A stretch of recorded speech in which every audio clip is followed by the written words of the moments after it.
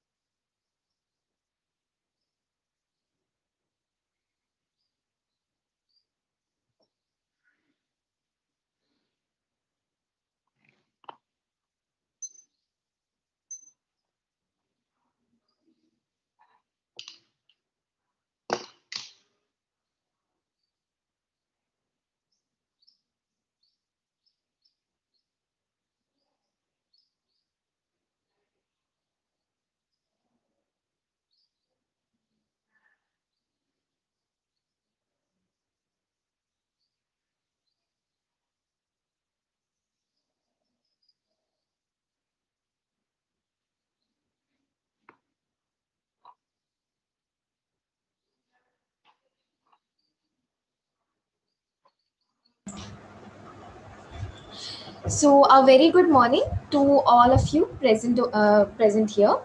We are really sorry for the delay caused. It was due to a technical glitch. So, I would like to welcome you all to our second day National Symposium on Integrated Bioprocess Technology, Advances and Future Prospects. So, I would like to invite our first speaker of the day, Dr. Samir Kumar Roy. Good morning, sir. Good morning. Dr. Samir Kumar Roy is currently working as a head R&D Nagarjuna Fertilizers Chemical Limited, Hyderabad. He was born on Jan 19, 1959. He received his diploma in biotechnology from Osaka University, Japan.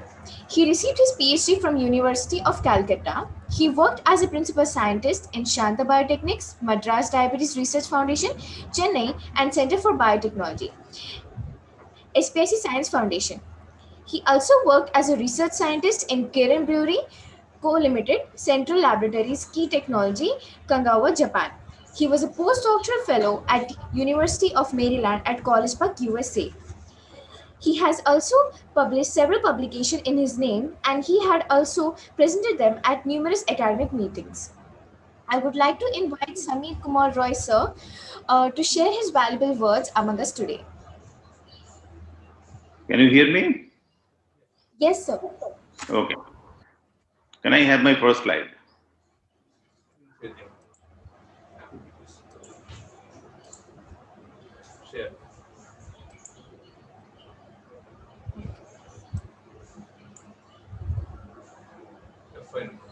This is not the first one. Can you please go to the first one?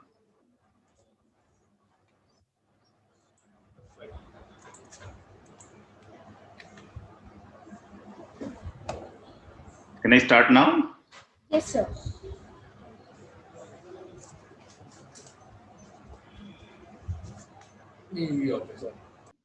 Hi, this is Samir Roy, and I am from Hyderabad.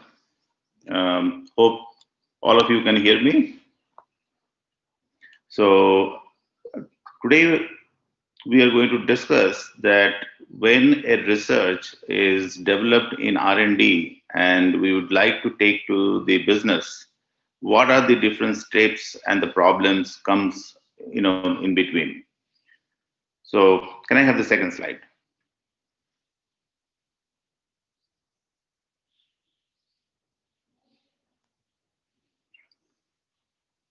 Just as an outline, if you look Yes, sir, you at can that, start, sir. sorry,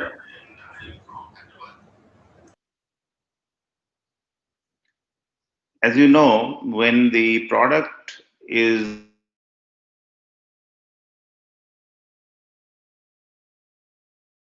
we are planning to develop a product, the technology platform on which we are going to develop the technology. Now, the technology can be available with the organization. It can be also outsourced, that you are outsourcing a technology from somewhere and try to absorb the technology and try to develop the technology in-house. So, thirdly, once the technology as is developed, then it need to be developed as a process, and then once a product is made, so that has to be commercialized, or it has to be marketed. Now when you look at a product per se, what is a product in industrial sense? A product is not something you produced in R&D or in a laboratory. Product is something that a final material which can be sold by an enterprise to its customer to make some kind of a profit. So unless it is sellable or it is commercializable, it cannot be called as a product. Second is, the product development is not a single activity. It is it is a bunch of activities which first you have to develop a product in your R&D, or you have to get the technology from the outsource from any other institution, organization, and then you need to develop a manufacturing process. Then you have to take care, because every product has to go some sort of a regulatory framework. Then you have to finalize the production methods with a cost, and then finally you commercialize it. So this is and this product can be new. It is that new product you are bringing into the market, or it is a generic means that is the some other organization or the companies is already making that product, and you are trying to make this product again. You know that India has a lot of generic medicine, so they are just making a copy of that particular medicine, that is called generic. So it is not a new, some other companies are already making their product, and you are just trying to make a replica of that. So that is the meaning of the generic product. Can I have the next slide?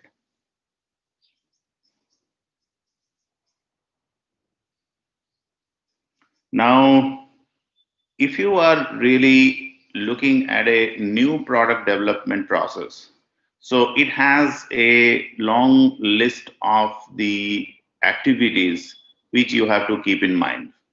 First of all, the product selection, which product you want to make. So that is the first and the most fundamental thing. Looking at your resources. When I say resources, it not only your the infrastructure, your finance capacity, your the talent in house, or which can be outsourced. Looking at the everything what you have in your kitty, you have to decide about the product what you have in mind. Second is you have to have an idea how to make that product. Only the product selection is not enough. First, you need to have an idea that how to make that product and what it takes, what is the timeline, um, marketability, commercialization capability, etc. Then it will come that if you have an idea how to make the product, concept of the technology development. You need to have a concept about the technology, that which technology you are going to use. Say, for example, now the recent time, you can see that we can take the example of COVID. Like when the COVID-19 came, everybody was looking for the vaccine, which you can mark as a new product because it never existed anywhere in the world. So every pharmaceutical biopharmaceutical company was looking for a vaccine. Also, not only vaccine, they were initially looking for the identification methods, which that people are using RT-PCR or antibody based detection method. So first is the identification, so that has some sort of a technology there. Second is development of vaccine. So there are few companies in the world, they're trying to make this vaccine for this COVID-19. And as a student of biotechnology, that all these different companies has a different platform technology, even though they are aiming at the same purpose. The purpose is to develop a vaccine against COVID-19, but Pfizer has a different, or Moderna has a different technology than whatever the AstraZeneca and these, the other companies like, the Bharat Biotech has a different technology.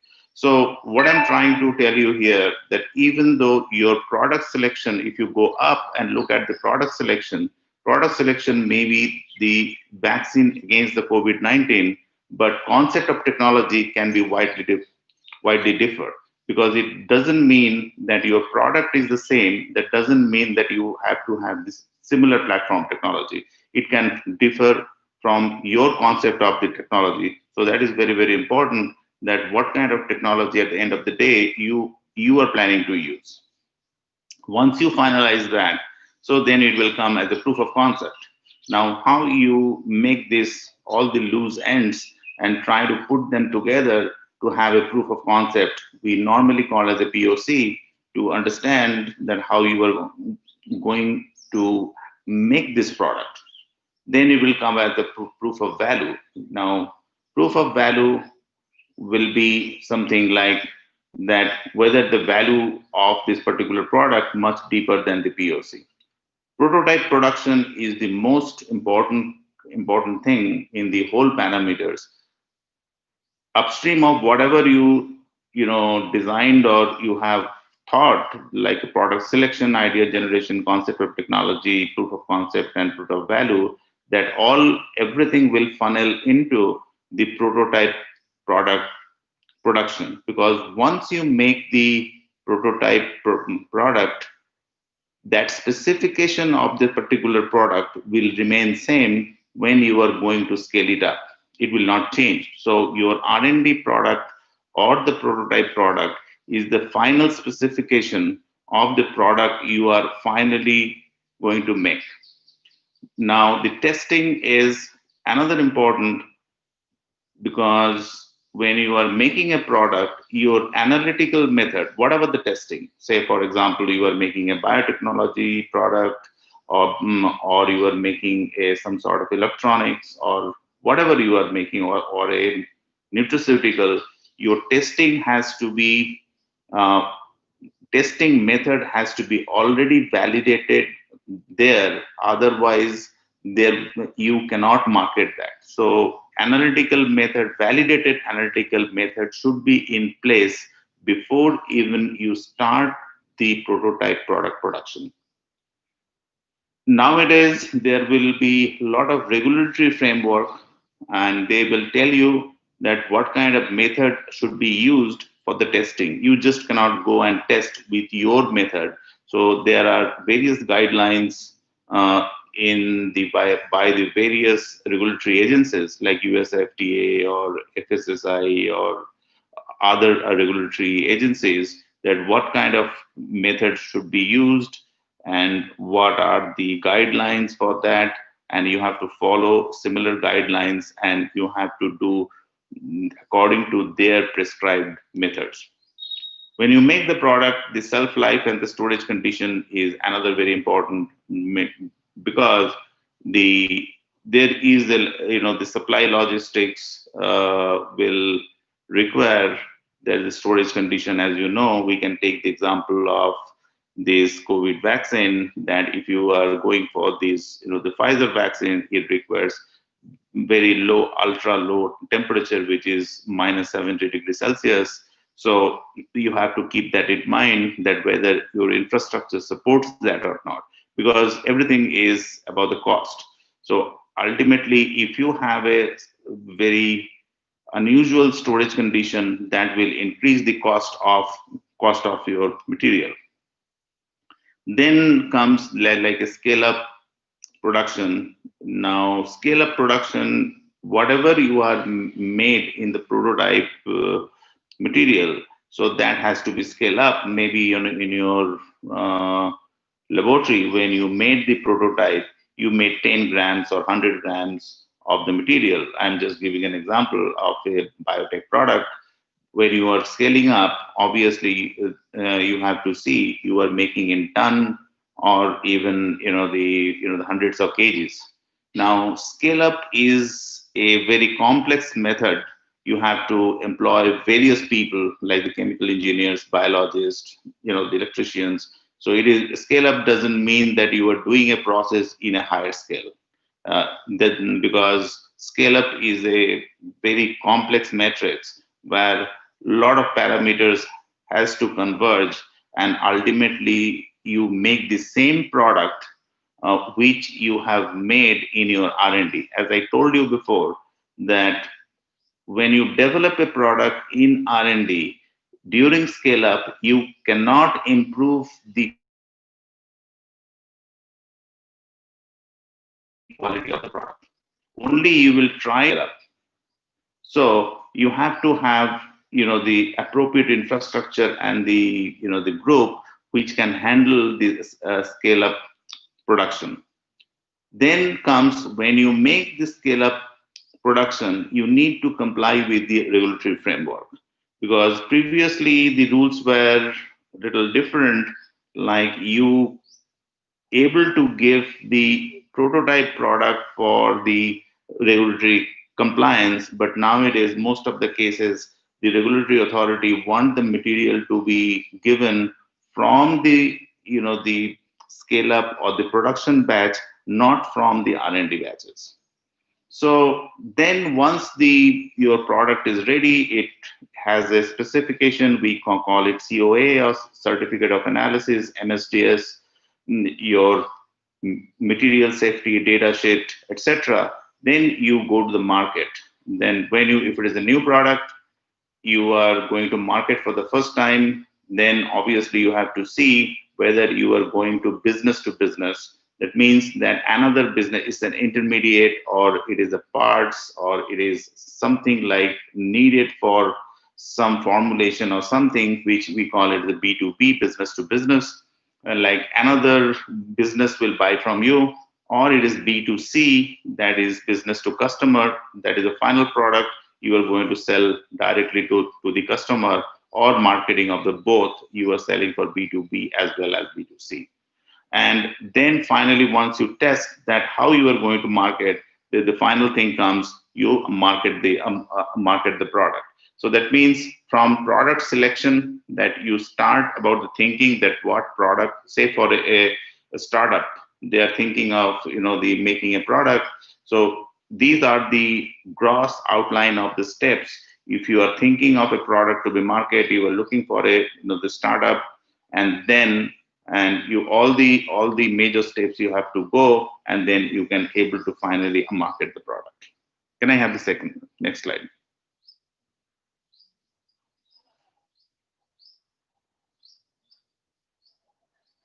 Now, product selection is one of the major criteria, because that actually directs that how your the product will perform in the market. What kind of product you are going to choose? It depends on what is your interest, where you want to start, what is the opportunity you have this place. it, there's a possibility that you are choosing an absolutely new product, that we gave the example before, like a vaccine for the COVID-19, which is a new product. Nobody knew about the disease, and nobody had any idea what is COVID-19. So if someone is trying to develop a vaccine or even a detection kit, so that can be regarded as an example, can be regarded as a new product to the market, because there is nothing available this in the market. So that can be this example for a new product. So that can be a new product for you if you are thinking something, so you want to bring something in the market. It never existed in the market. There may be a possibility there is an improved version of the existing product. It happens all the time.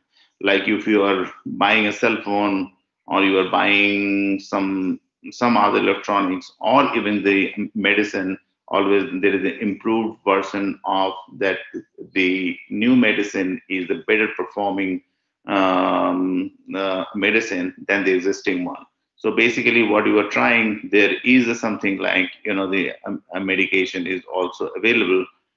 Say, for example, I can take the example of some vaccine, since we are talking about the vaccine.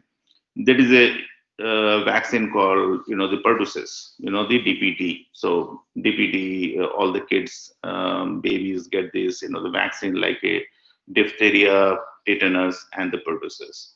Now, in India, so far, we give the, the wholesale pertussis vaccine. But abroad, because of the side reaction is very high, they don't prefer to give the wholesale pertussis vaccine. They give ACP, or the acellular pertussis. So what they do, they isolate or purify the surface antigens, and they formulate instead of giving the whole cell. So what happens is that you get the same immunogenicity, but you don't get that kind of a severe, side effect or the reaction in the babies. So that may be termed as an improved version of the existing product. So what happens is you are cutting down this, the cutting down that whatever the fever or the side effect, but you are providing the similar kind of protection. So that is, the maybe an example of the improved version of the existing product.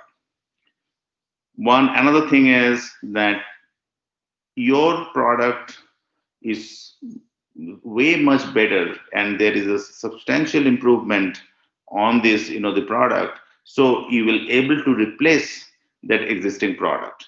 So if it is not something, just a little increase of, the quality, it is a substantial increase of the quality of the product. So that will allow you to replacement of the existing product. That can be another product. Or even you can think of repositioning a product, whatever already existing, with the added features, or even with the reduced price, or both of them. So this is about the product selection. When you are starting your whole idea about making a product in your R&D, then these things should come into your mind, so that you can select an appropriate product for your research, to develop a technology for developing a new product. Can I have the next slide?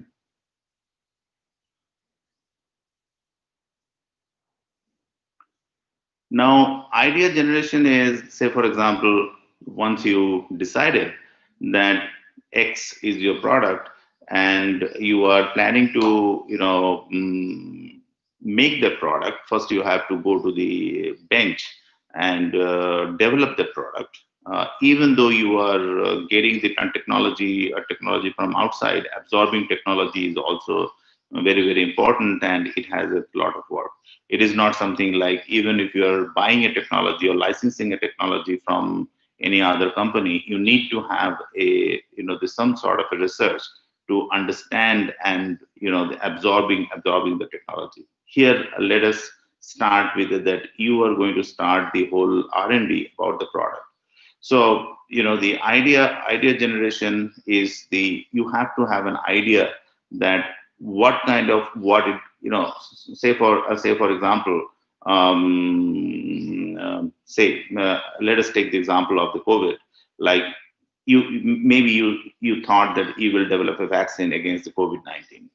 Now, if you thought that, what is your plan, what is your strategy? Well, the any in today's world, is this modern world, nothing happens by accident. So you plan first, you make a strategy for first, and then you work on your strategy to get the product out.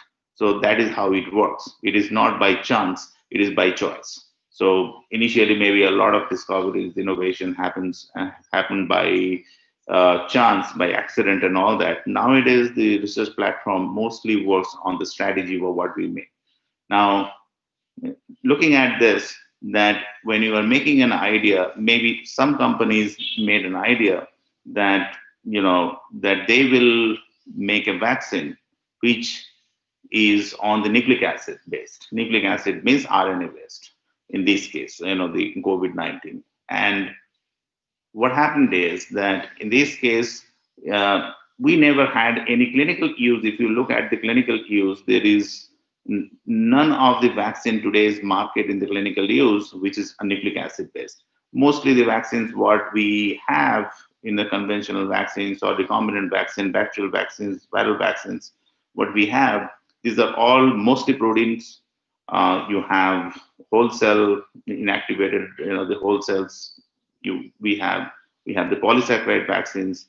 Also, we have a conjugated vaccines like the protein and polysaccharides. So these are the the platform, but none of the vaccines today is available. Which is based on the nucleic acid. This is the Pfizer and the Moderna is the first vaccine coming into the market for the clinical use is pure mRNA based. These are the first vaccines. Research research has been going on the DNA vaccine, RNA vaccine for a while. That is true, but at the same time, it never been in the market. So idea generation, that what is your strategy for making the product is very, very important, because that will finally direct your research program to develop the technology for the product. Can I have the next slide? Now, first, the thing is, when you are going to develop the technology, the concept of the technology for the product, the new technology which may be never used before, which I gave you the example about the COVID, about the mRNA or the nucleic acid vaccines. Now, existing, time it happens like existing technology with some modification. It happens all the time. Normally you have a little bit, technology available. Someone comes and try to tweak this with the modern tools or something, and try to make the better technology. Then the third one is, you have a conventional and the traditional technology and the new technology, or it is a combination. I can give you an example here, like we call it, like if you look at the vaccine, since we are talking about the vaccine, you can take like hepatitis B. Hepatitis B, we make it, or for the hepatitis B, we make a VLP, which is a recombinant protein. VLP means virus-like particle, which do not have the nucleic acid, the inside, which we make in a recombinant. We have the surface protein and we express in different expression system, mostly yeast, whether it is a Saccharomyces cerevisiae or P. pastoris, and we make this surface protein.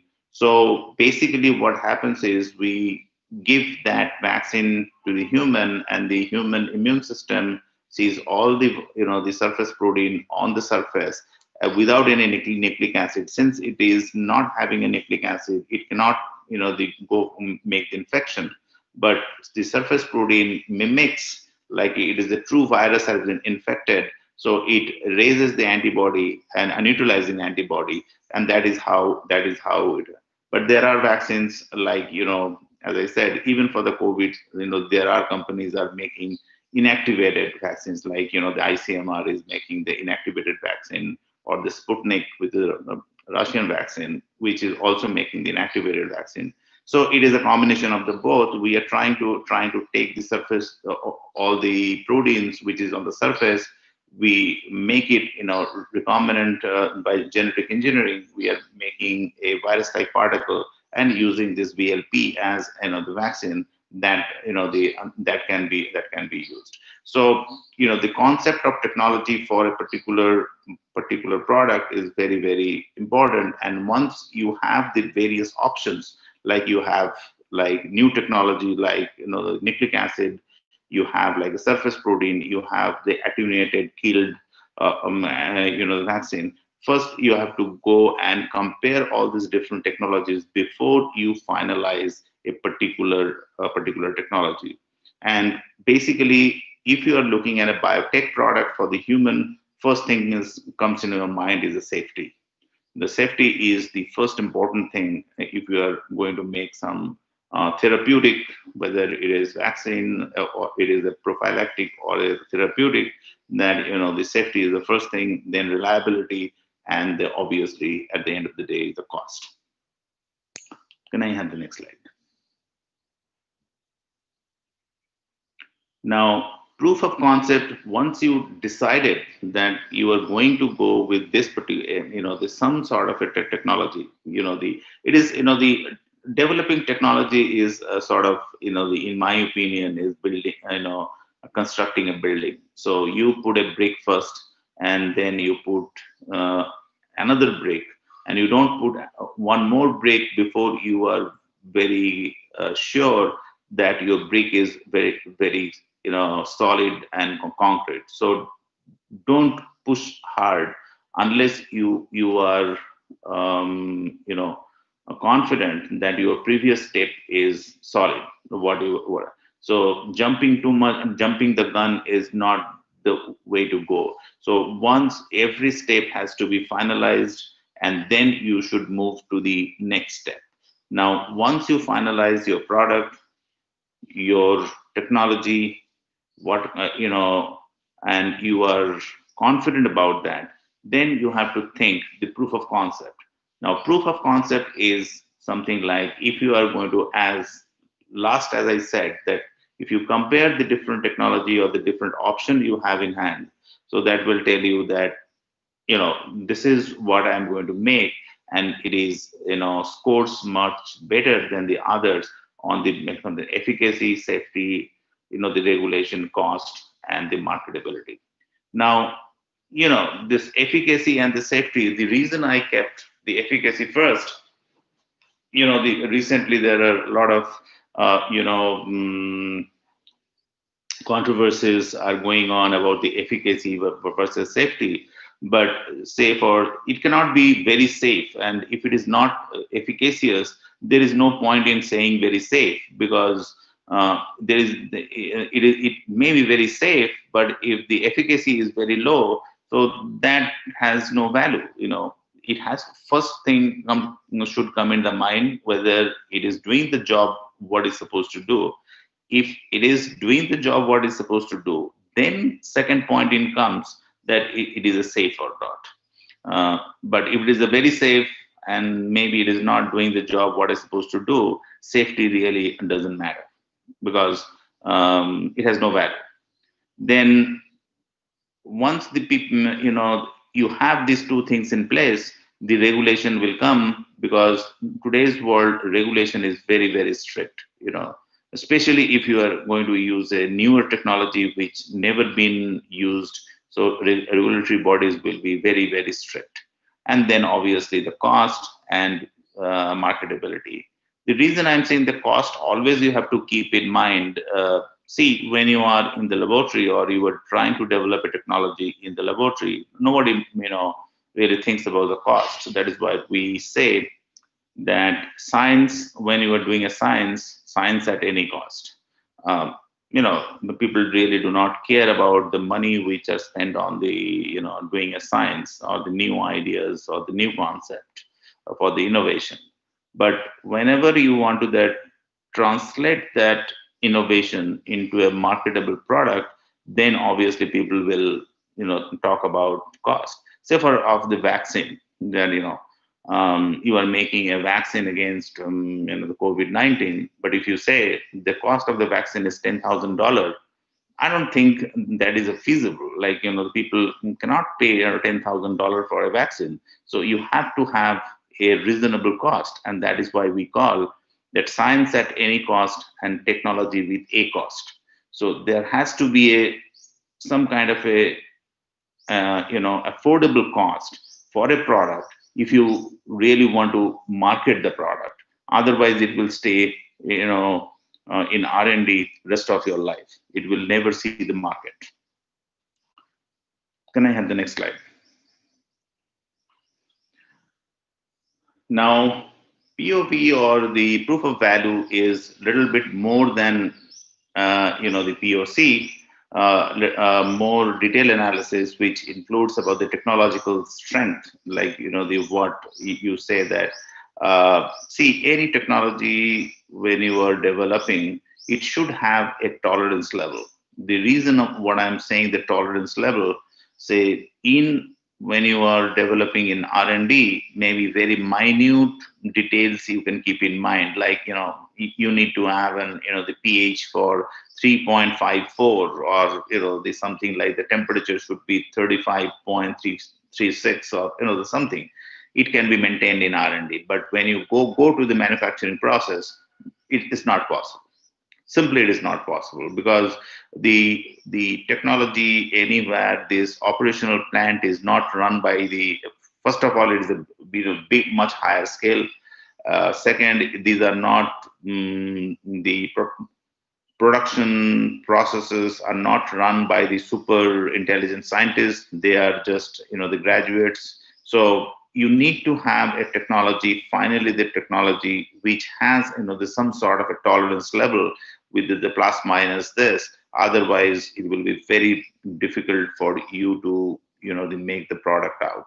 So these are the proof of value to make a the manufacturing process, and attenuate with the cost of the final product, and then see that whether it can be the marketability. So when I say the marketability, there are two things: whether you have an improved product uh, with the same price, or a improved the same product with a lower price, or a improved product with a lower price. That is where you can go to the market. If it is a new product, obviously you can ask for a premium, but that also has a limit. You cannot just go up, like so it should be within the range of affordability. So cost, finally, when you are hitting the market, cost is a very, very important. Obviously your production cost versus your market price, and etc., etc. So that is very important to keep in mind, that making a product is not enough.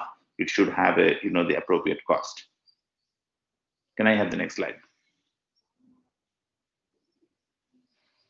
Now, prototype, as I described before, the prototype product development is very important. Once you have everything in place, and you have an R&D, the all the technologies in place, all the validation of your analytics is in place, and with your in-process controls. So analytics, whether I say the analytics is placed, because you need to have an standard operating procedures, standards, testing procedures, etc. Validate, verified, validated, etc. Your analytical instrument should be installed with the IQ, OQ, PQ. Everything, because your analytics should be in place before even if you start production. You understand? Because when you make something, you have to check what you are making, made, or what you are making. If you want to analyze them, so you need to have an analytics in place. The first thing, you should have analytics in place before even if you start a prototype product development. Now, once you make the prototype, which you are going to, planning to market, so you need to have a performance, or you have to have in a specification sheet. Say, for example, if I take a, vaccine, or you can take any example. I'm just trying to take a biotech, the product, say, for example, you have a vaccine, so you need to have all the components in. So what goes into a vaccine vial? You get an antigen, which is whether it is a polysaccharide, whether it is a protein, it is a whole attenuated whole cell, or it is a recombinant product, whatever you have, the some amount of protein or polysaccharide has to be there, or even it is a conjugate of the polysaccharide and protein. There are, the certain vaccines which is an, the combination of the polysaccharide and vaccines. Normally what happens, like the polysaccharide vaccines are not that immunogenic, so you need a protein partner to be conjugated with it, which is for hip vaccine there is a TT normally used, or a CRM197, which is a mutated version of diphtheria toxin. So there is it. So the basically, when you see the specification sheet, you should have an antigen amount, you should have an adjuvant. Normally, it's an aluminum gel, and there are some preservative, etc., etc. So that whatever the specification sheet, that has to be there, and it has to be analyzed with the approved method by the regulatory authorities. And look and appearance. When you prepare something like vaccine, you have to see that whether it's a particles are there, or something, there's some sort of a suspended material is there or not. And of course, you have to check whether is there any microbial contamination is there, like a fungus or bacterial, is growing there or not. And that also happens. Now, why I wrote a grant application requirement? Say, for example, a lot of time what happens is you're going to start a startup with having some product or products in the market, mind, and you are planning to get some grant. There are various grants are available by the government, like Department of Biotechnology, Technology Development Board, CSIR, ICMR, and they all, they fund, for these new ideas and the new project. But nowadays, this, the competition is very tough. What they like, if you go only with the idea, it may not be, the very exciting. It is, may not be very exciting. The reason is that they are not very sure that what it will translate in the future. But it is always better that if you have a prototype with all the specification, it will increase the chances of getting a fund. The very much. I would say that 80% chance, if you have you have identified a area and it makes sense, and it has the value, and you have a prototype in your hand, the chances of getting a grant will increase many fold. Okay, so for a grant application, say for example, you have there's some sort of seed money, and you are going to make, you say that you will first develop a prototype and then go for the grant application. So it is very much required that you have a prototype in your hand, and if you have that, chances of getting a fund from the the funding agencies, even for the venture capitalist, or someone wants to invest some money, it will be much easier for you to get some funding. Can I have the next slide?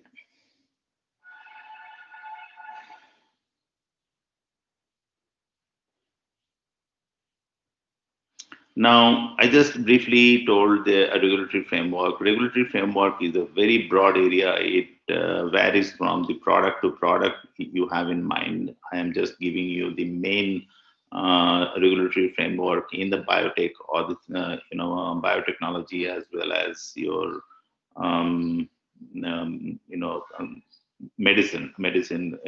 US FDA, which is, maybe all of you know, that US Food and Drug Administration, they control the all the food and the drug in the US. And also, if you want to export some drug to the US, or the US, whether it is a food or it is a drug, you have to have an US FDA approved, not only the product, you have to have a manufacturing plant also US FDA approved.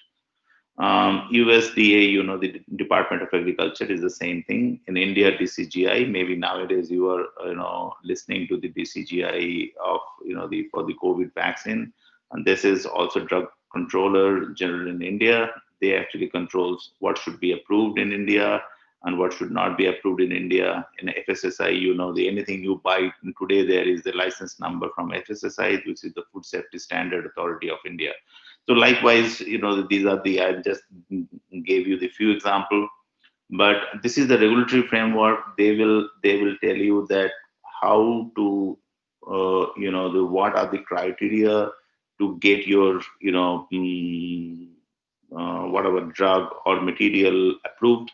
But it is a very lengthy method. You have, say for example, say example that some companies in US is making insulin, and some companies in India is making insulin, and then how do they they compare, because they are using their laboratory to calculate the units, and in here India also using their laboratory to the using their analytical methods to calculate the units. So how to do that? So there are ICH guidelines there, the International Conference of the Harmonization. So there are the set of rules and the regulations are there, so that they are very close in their analytical method. Otherwise, what will happen, that it will change, like you are calculating 40 units per ml, and India you are calculating 40 units per ml, but these two things may be quite different. So to reduce the these differences, there are various guidelines, and nowadays is very strict, and everything with the computer and the so you have the other guidelines of like CFR 21 Part 11, the Code of Federal Regulation, which is the electronic signature and all that. So these are very complex areas, and USDA, FDA stands above that. So these things you have to satisfy to get the approval from the US FDA.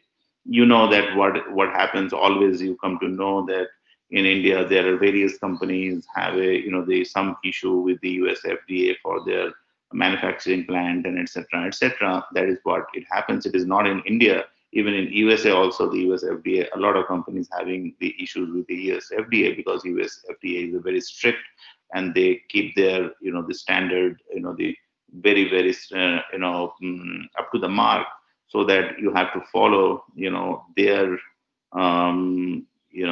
the prescribed method of analysis. So that should be kept in mind, that your analytical laboratories, methods, everything should be up to the mark. Otherwise, you will have problem marketing your product. Can I have the next slide?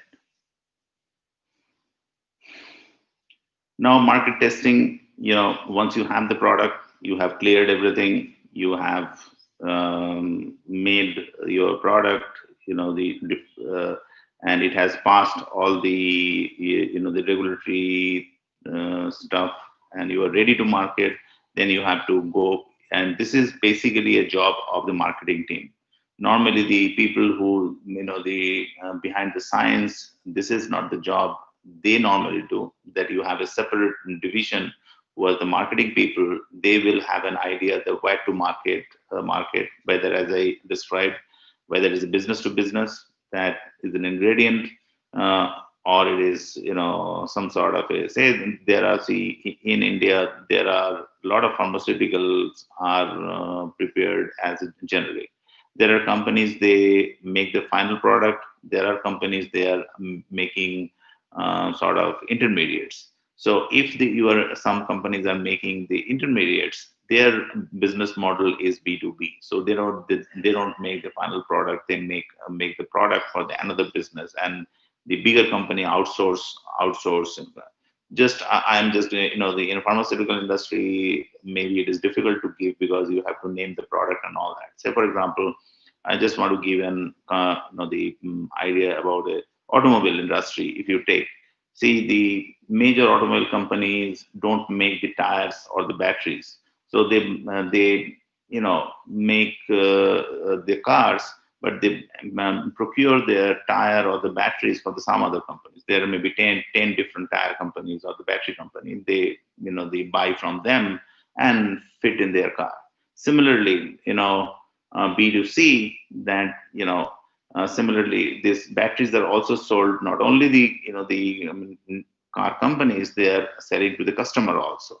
So both means B2B and B2C. Both the tires and the batteries can be both B2B and B2C, because if you say that X manufacturer's tire, you can buy from the market as a customer, or a company who is making the automobile industry, they are also buying. So their business model is B2B and as well as the B2C. So that is the marketing strategy, and then you can strategize your, say for example, what is the difference? Difference means when a car company is buying, they will buy maybe 10,000 tires in one go. But you and me, if we are going and buy tires, we will buy 4 or 5 tires. We will not buy 10,000 tires. So something like a scale pricing, all these things changes depending on the volume and etc. So you need to have a very solid marketing strategy to end of the day to sustain and survive in the market. Can I have the next slide? So this the final is, as I said, that you need to have a price. So you have to see the competition. You cannot just wait. If it is new in the market, as I said, maybe you can direct some amount of the flexibility. But if it is already it is a generic product, it is an improved product, something. So price should be very close to your competitors. You have a pack size. Normally, we know that the pack size, if you buy a bigger, cheaper it is. So you have to see that what kind of pack size you are going to offer. Domestic and international is very important, because if you want to go for international, I think that there are certain rules you have to satisfy. So you have to check with the country you are planning to send, what are the international rule for this, the importing, so that stuff, whether it is allowed, not allowed, what are the regulatory constraint, what are the tax you have, etc. Domestic, as you know, that first you have to see that what is the demand, who is going to buy, and basically you have to start overlapping with the marketing team. Once your prototype product is ready, you are planning to scale up. At the same time, you have to start working on that. So that's all, I guess. Can I have the next slide? So that's it. This is the very brief outline. If you are starting from research and you are planning to to come to the market, so this should be the major outline you should keep in mind. Thank you.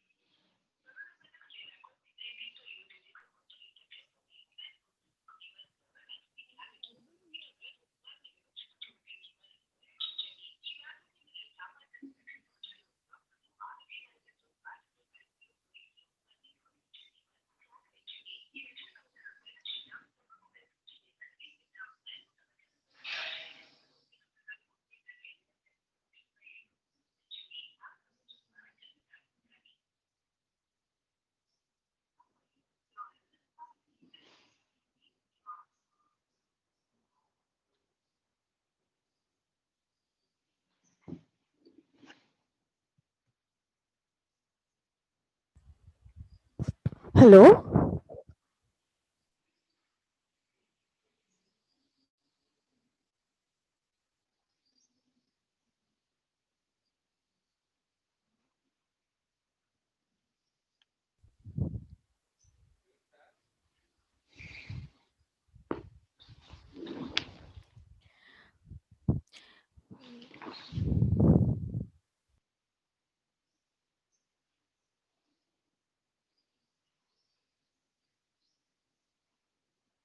Sorry for the technical issue. So I would like to ask if any of the participants have any queries to please post them in the chat box.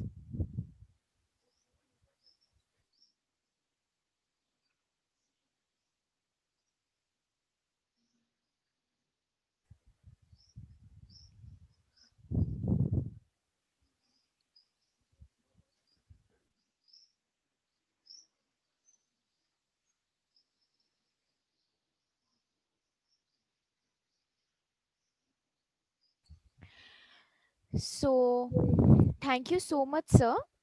Now let's move on to the second speaker of the day. So our second speaker of the day is Dr. Charles David. Dr. Charles David has did his BTech in biotechnology from Anna University, Chennai, and MTech Industrial Biotechnology from Annamalai University, Chidambaram. He received his doctorate degree in July 2016 from National Institute of Technology, Tiruchirappalli, Tamil Nadu, India. His research interests are environmental biotechnology, renewable energy, nanocomposites for photocatalysis, plant-based bioprecursors for nanoparticle synthesis, and biopolymers for wastewater treatment applications. He has also expertise in implementing statistical tools for process optimization, design of experiments, and artificial neural networks. He has published several research articles as a first author in international peer-reviewed journals and has 5 international conference proceedings. During his research at NIIT Tiruchirappalli, he has awarded TEQIP fellowship funded by World Bank. He has 4 years of research and 2 years of teaching experience. Dr. Charles David is working as an assistant professor in the Department of Biotechnology, Vignan's Foundation for Science, Technology and Research, Vadlamudi, Guntur District, Andhra Pradesh. He serves as the in-charge faculty for the facility Biogas Plant for Biomethanation of Food Waste funded by VFSTR.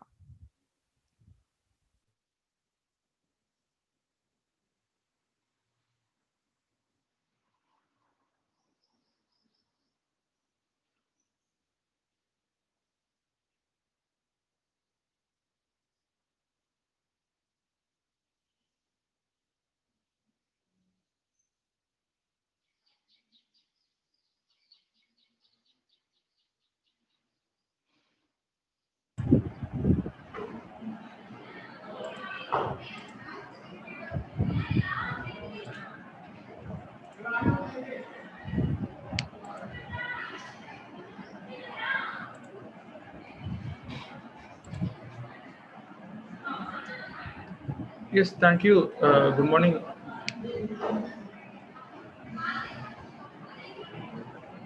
So Uh, you can share your PPT, sir. yes, yes.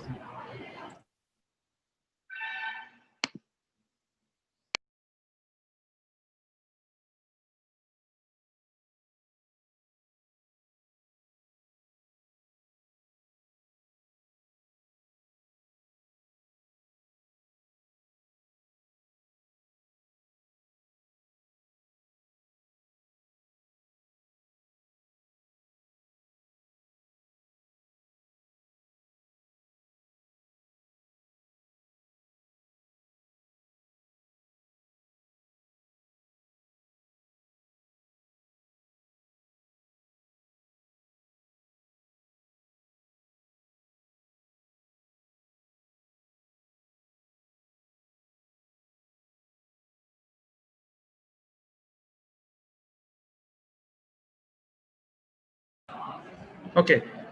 Okay, thank you. Yeah. Thank you. So, yeah, good evening, good morning, all participants. It's a pleasure to meet you all through this uh, uh, webinar. So, I'm Dr. Charles David, and I will be talking on the topic latest trends in bioenergy systems towards attaining energy self-sufficiency. So I'm the in charge faculty for biogas facility under Center of Excellence for Bioresource Utilization, Department of Biotechnology, Vignan's Foundation for Science, Technology and Research.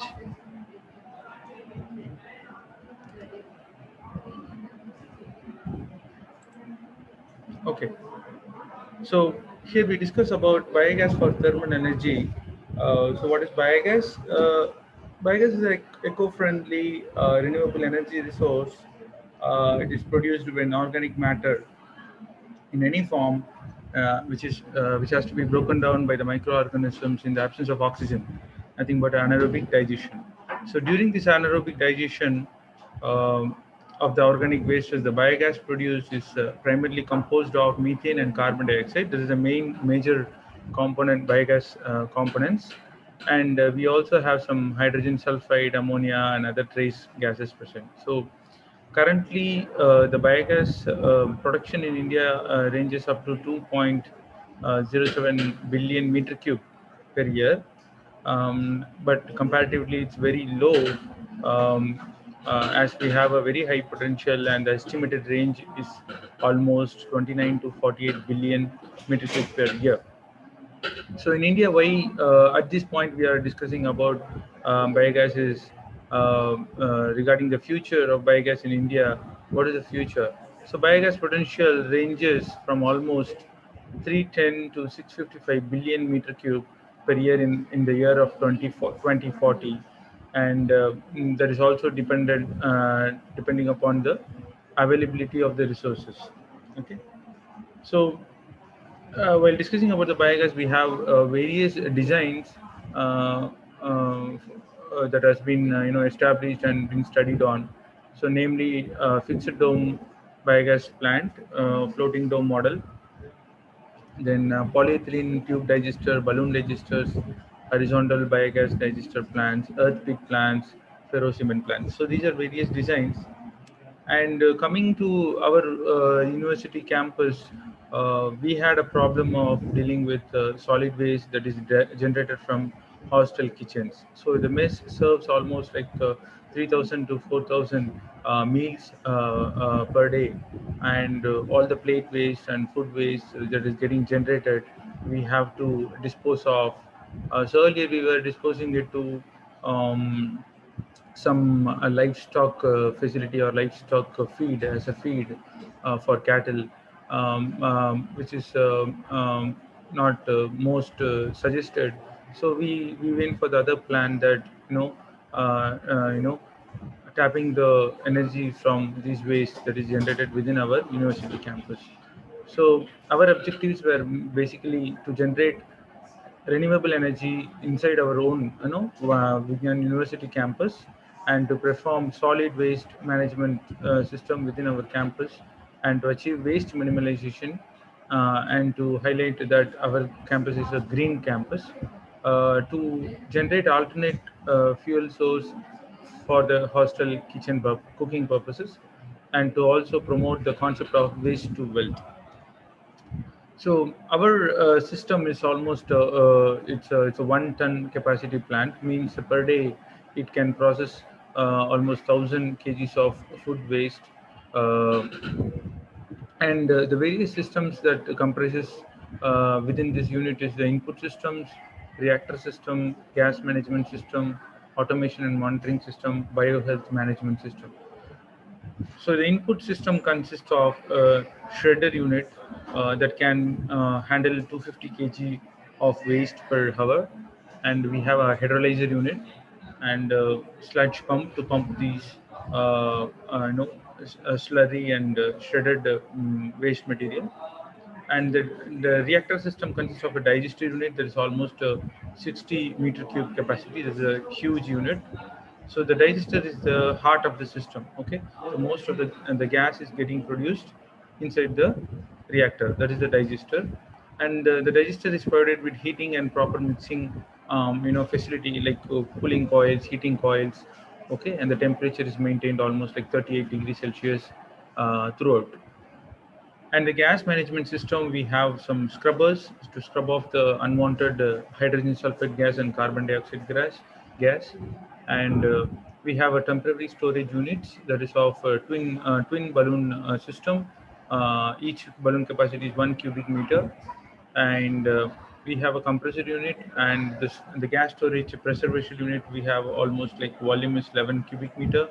And we have an automated flaring system unit, so in case the production is more and the storage is not able to be possible, and the utilization also is less, excess gases can be flared off. And the biogas gas supply pipeline, we made it in stainless steel, and that is there. And automation, it is like RMS controlled, and 24 bar 7 we can monitor the system. And the health of the biogas plant can be maintained, and it can be tracked using a auto titrator, and the trace elements in case of any necessary can be added. So this is the overall flow sheet. So we take the biodegradable waste in terms of our concern, that is the food waste. We have a shredder mixer unit here. Here the food waste will be shredded and mixed, and we have a hydrolyzer unit. So after the food waste is getting shredded and mixed, it is pumped into the hydrolyzer, and it is all a two-way system. And then it will be forwarded to the digester unit. So as I said earlier, the digester is the heart of the system, and here the gas is getting produced. And once the gas is produced, it goes to the scrub through the scrubber, and unwanted or unnecessary gases have been can be scrubbed off. And then it enters the twin balloon system, and the compressor will be compressing the gases and be stored in the storage unit. And whenever the usage is there, need is there, we can use it in the kitchen for cooking purposes. So the alternate method is to produce electricity using a generator, but it is considered to be less efficient than the purpose that we are using for production, thermal energy or for cooking purpose. So sometimes excess gas can be flared through this flaring system. So this is the overall flow diagram. As we discussed earlier, what are the processes going on in the input system, reactor system, are explained over here in this slide. Um, so, for example, one of the other important thing is the remote monitoring system.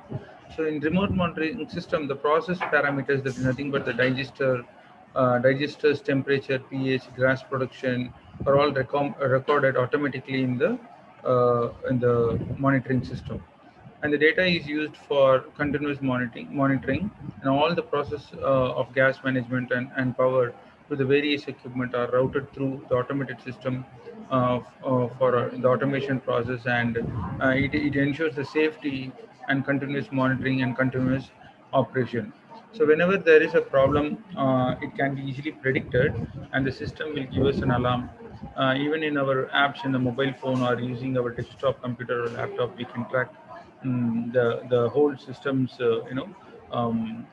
facility or current condition, the work, what is working, what is not working, what is the fault that is getting created. And in another next we can even predict tomorrow's gas production, day after tomorrow's gas production as well. So it's a very robust and versatile unit that we are having at our university level. And this is the as I explained, the health monitoring system. How it is going to be happening is, so every day we check the pH of the digester, and the pH values will be put in an equation, and that equation prompts us how much feed that we have to had that particular day. So based on the alkalinity and the pH, uh, that particular day load can be determined easily, and that particular day load of food waste can be loaded to the digester. So this is a very versatile unit, and this is the dashboard. This example here is a snapshot of the dashboard. In this dashboard, it gives all the telltales about the whole system. Okay, and we can also monitor in the mobile phone or in the laptop. So the digestion management, this design is based on a biphasic two-stage digestion. In stage one, hydrolysis and acidogenesis will happen. and in stage 2 acetogenesis and methanogenesis will happen. So basically in the old model, in a conventional model, it is a single stage method. Means you take the, for example, for production of gobar gas, we take the cow dung and we dump it into a closed pit, and we say that gas is getting produced. So that is a single stage. And in the case of single stage, it is kind of an uncontrollable system. So sometimes the gas production will be more, and sometimes even the reactor will burst or something like that. It goes uncontrollable. So here, what is the advantage we have is the two stage, that is biphasic two stage dilution. So stage one, stage two, the processes have been subdivided, and at the first stage we deal with hydrolysis and acidogenesis, and the second stage we deal with acetogenesis and methanogenesis. So this gives us a control over the system, and this gives a control over the microorganisms for us to maintain them well, and so they also will be maintained properly with their good health.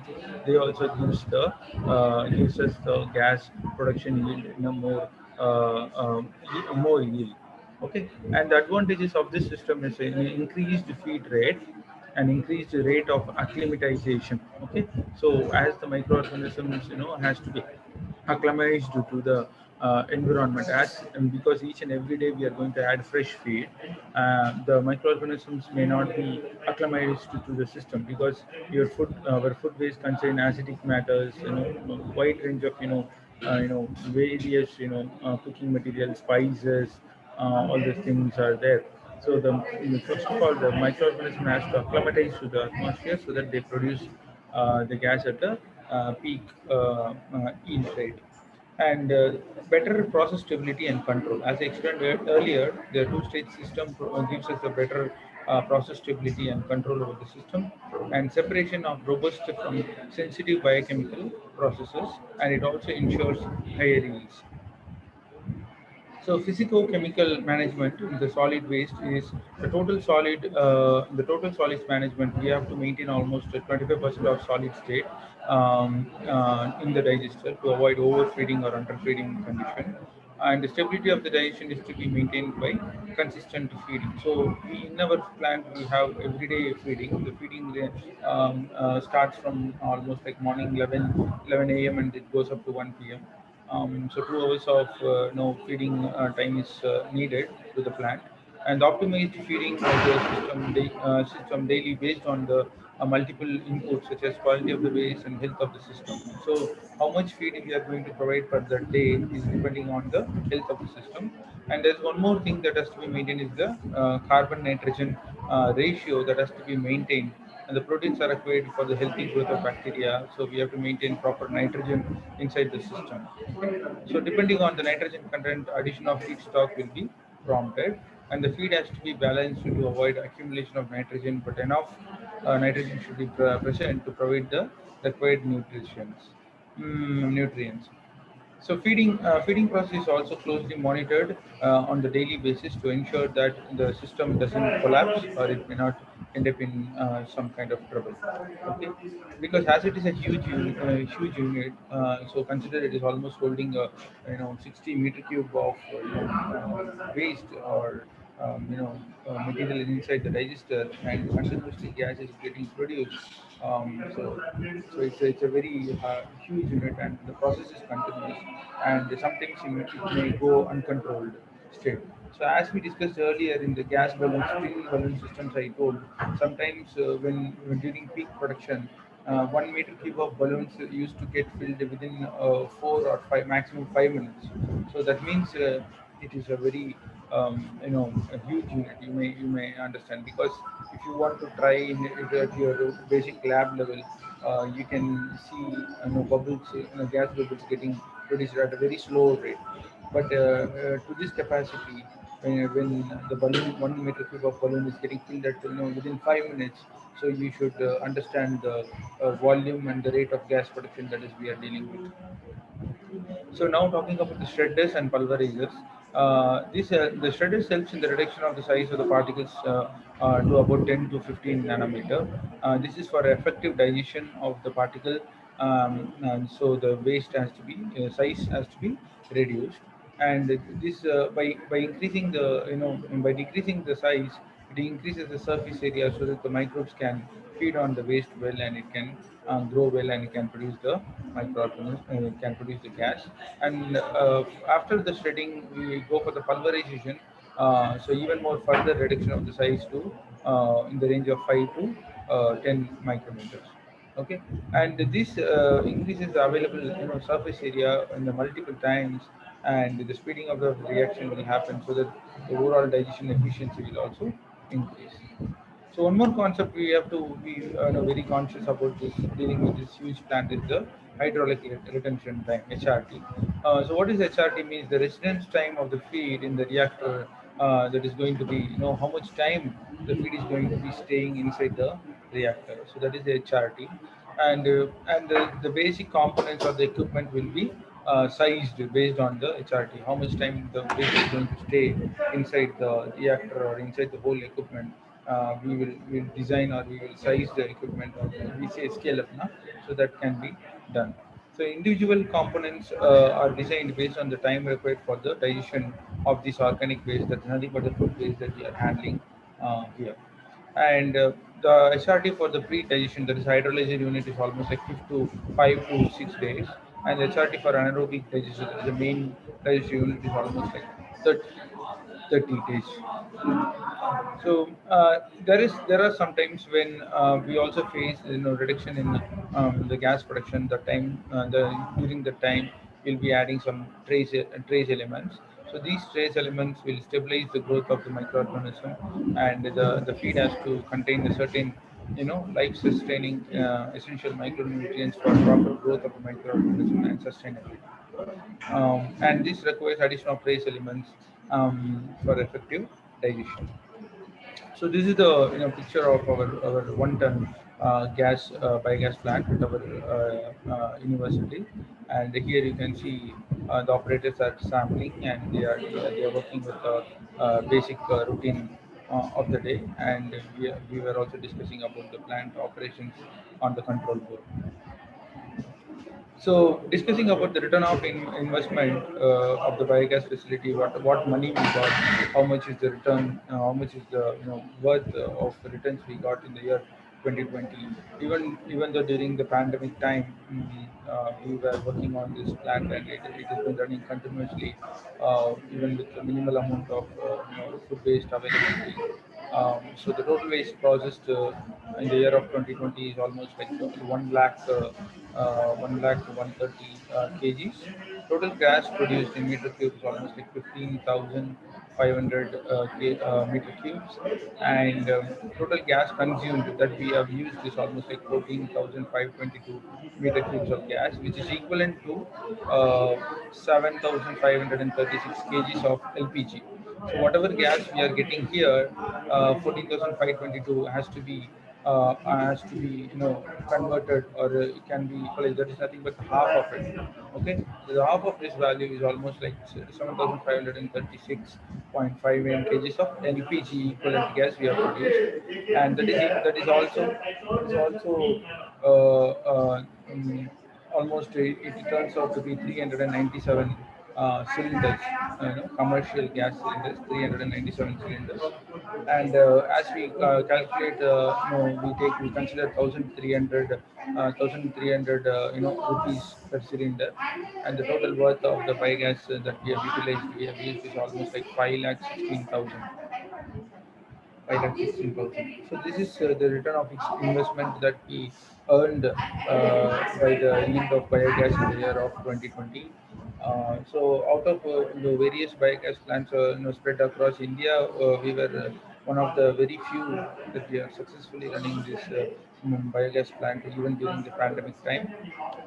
So, so I would like to conclude my presentation by acknowledging Vigyan's Foundation for Science and Technology, the administration, for providing us the infrastructural facility of biogas production unit in our campus. I would like to heartily thank our Honorable Chairman Sir for his support, and I would like to thank the Honorable Chancellor Sir for his mentorship and guideship, and I would like to thank our Professor Dr. Kripanidhi sir, Head Department of Biotechnology, for his support and guidance throughout this execution of this project. And I would like to thank our faculty, fellow faculty, participants and students for their help and support throughout this uh, uh, during this tenure of working with this biogas. So it is a great opportunity for me to work with this plant, biogas plant, and it is, I have learned a lot of things by working on this. Um, so, and I would like to thank the organizers of this webinar series, Professor Venkateshwar Lugaru, for inviting me for the talk. And I would like to thank each and every participant who joined us today. And surely we'll meet in the future sessions as well. Thank you. If you have any, if the participants have any doubt, you can ask. I'll be ready to answer your doubts.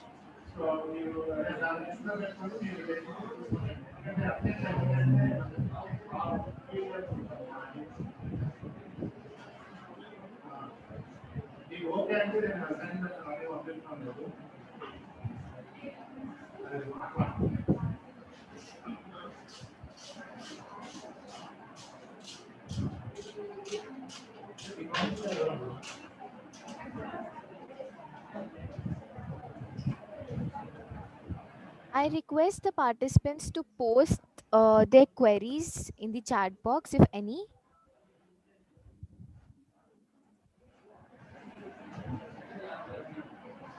Okay, any doubts you can ask. Otherwise, I assume that you all understood well and we can end the session.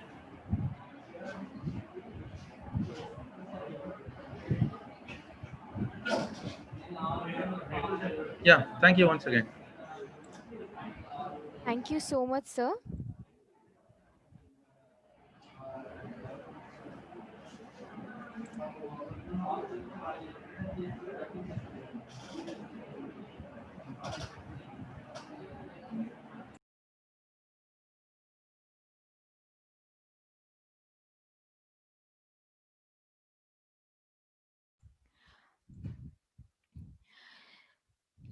So,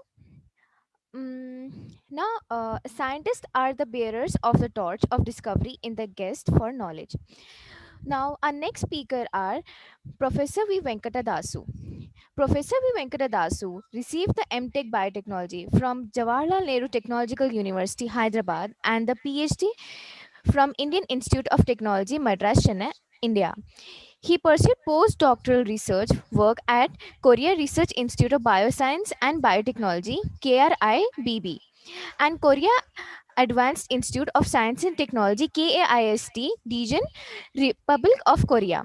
He received Japan Society for Promotion of Science JSPS Fellowship to pursue his postdoctoral research work at National Food Research Institute NFRI, Tsukuba, Japan. He have designed and taught bioprocess biochemical engineering courses at IIT Guwahati.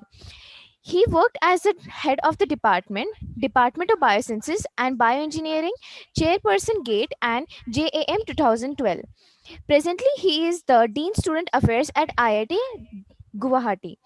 He rendered his service as the director at Rajiv Gandhi University of Knowledge Technologies, AP, Triple ITAP, Andhra Pradesh, India, on deputation from February 2016 to February 2019. His research interests include bioprocess engineering, upstream to downstream, metabolic engineering, system biology, and bioenergy. A total of 13 students received the PhD degrees under his supervision.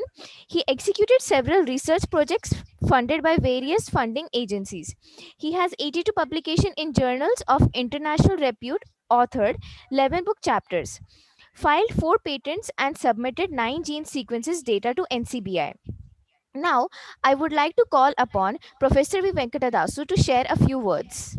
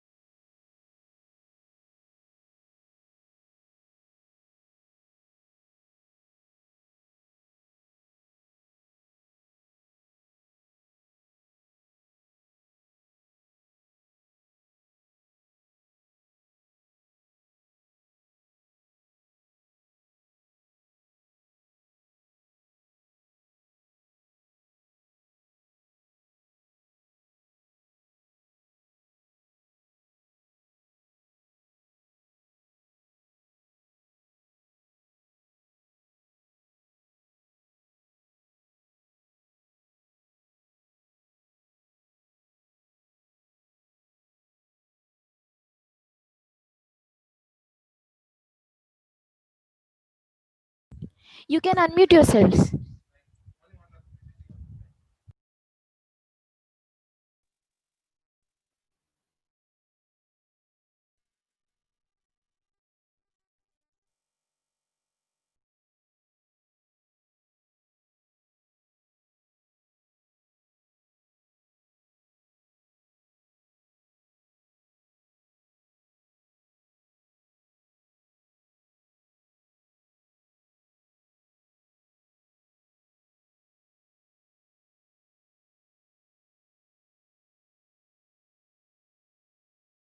I did now. Audible? Can you hear me? Yeah, fine. Yes, sir, you're audible, sir. Okay, good.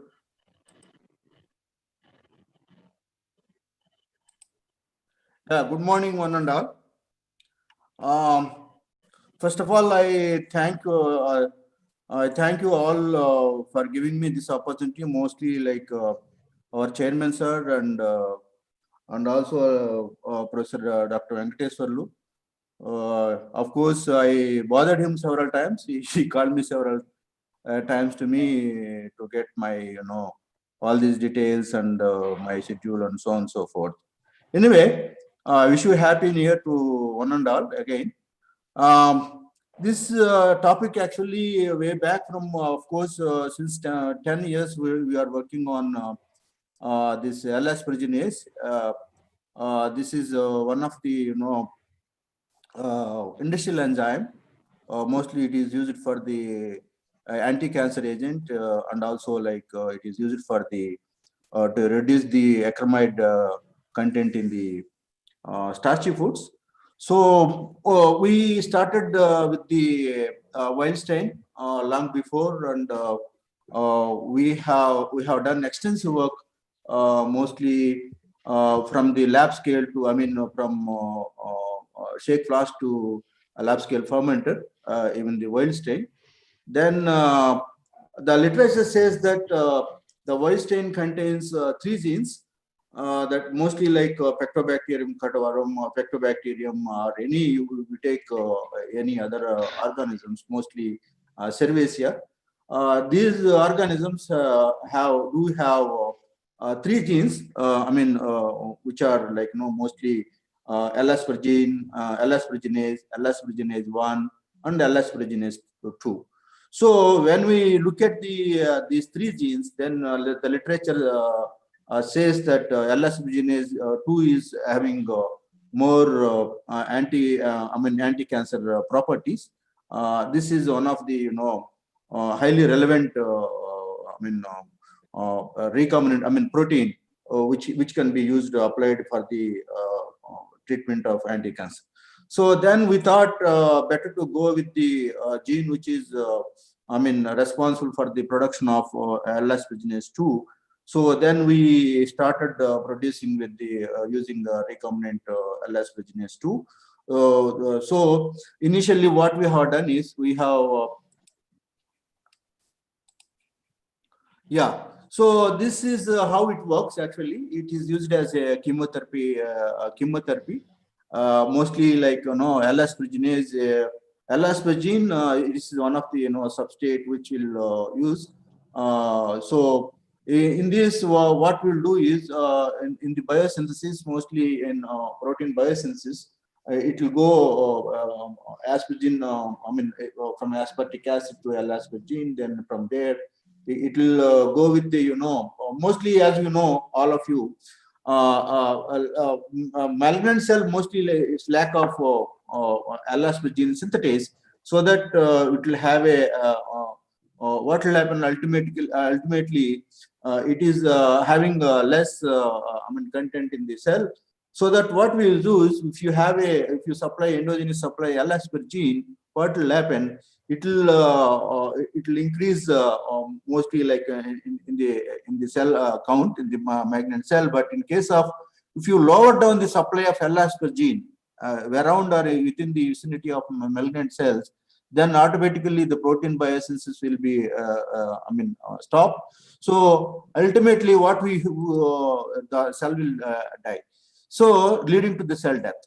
So what we are ultimately the mechanism is that whatever the pool, the LS reginase pool around the malignant cells will be reduced by using LS reginase, so that it will be converted into L-aspartic acid, so that you can L-aspartate, then ultimately you can stop the growth. So the other one of the important application, you see it here, acrylamide free food, where we have a raw material like bread, biscuit, chips, and French fries, and so on. Then what is, we have a heat processed food. What will happen? Acrylamide will, one of the acrylamide will produce. So this is one of the carcinogenic in the material mostly we eat.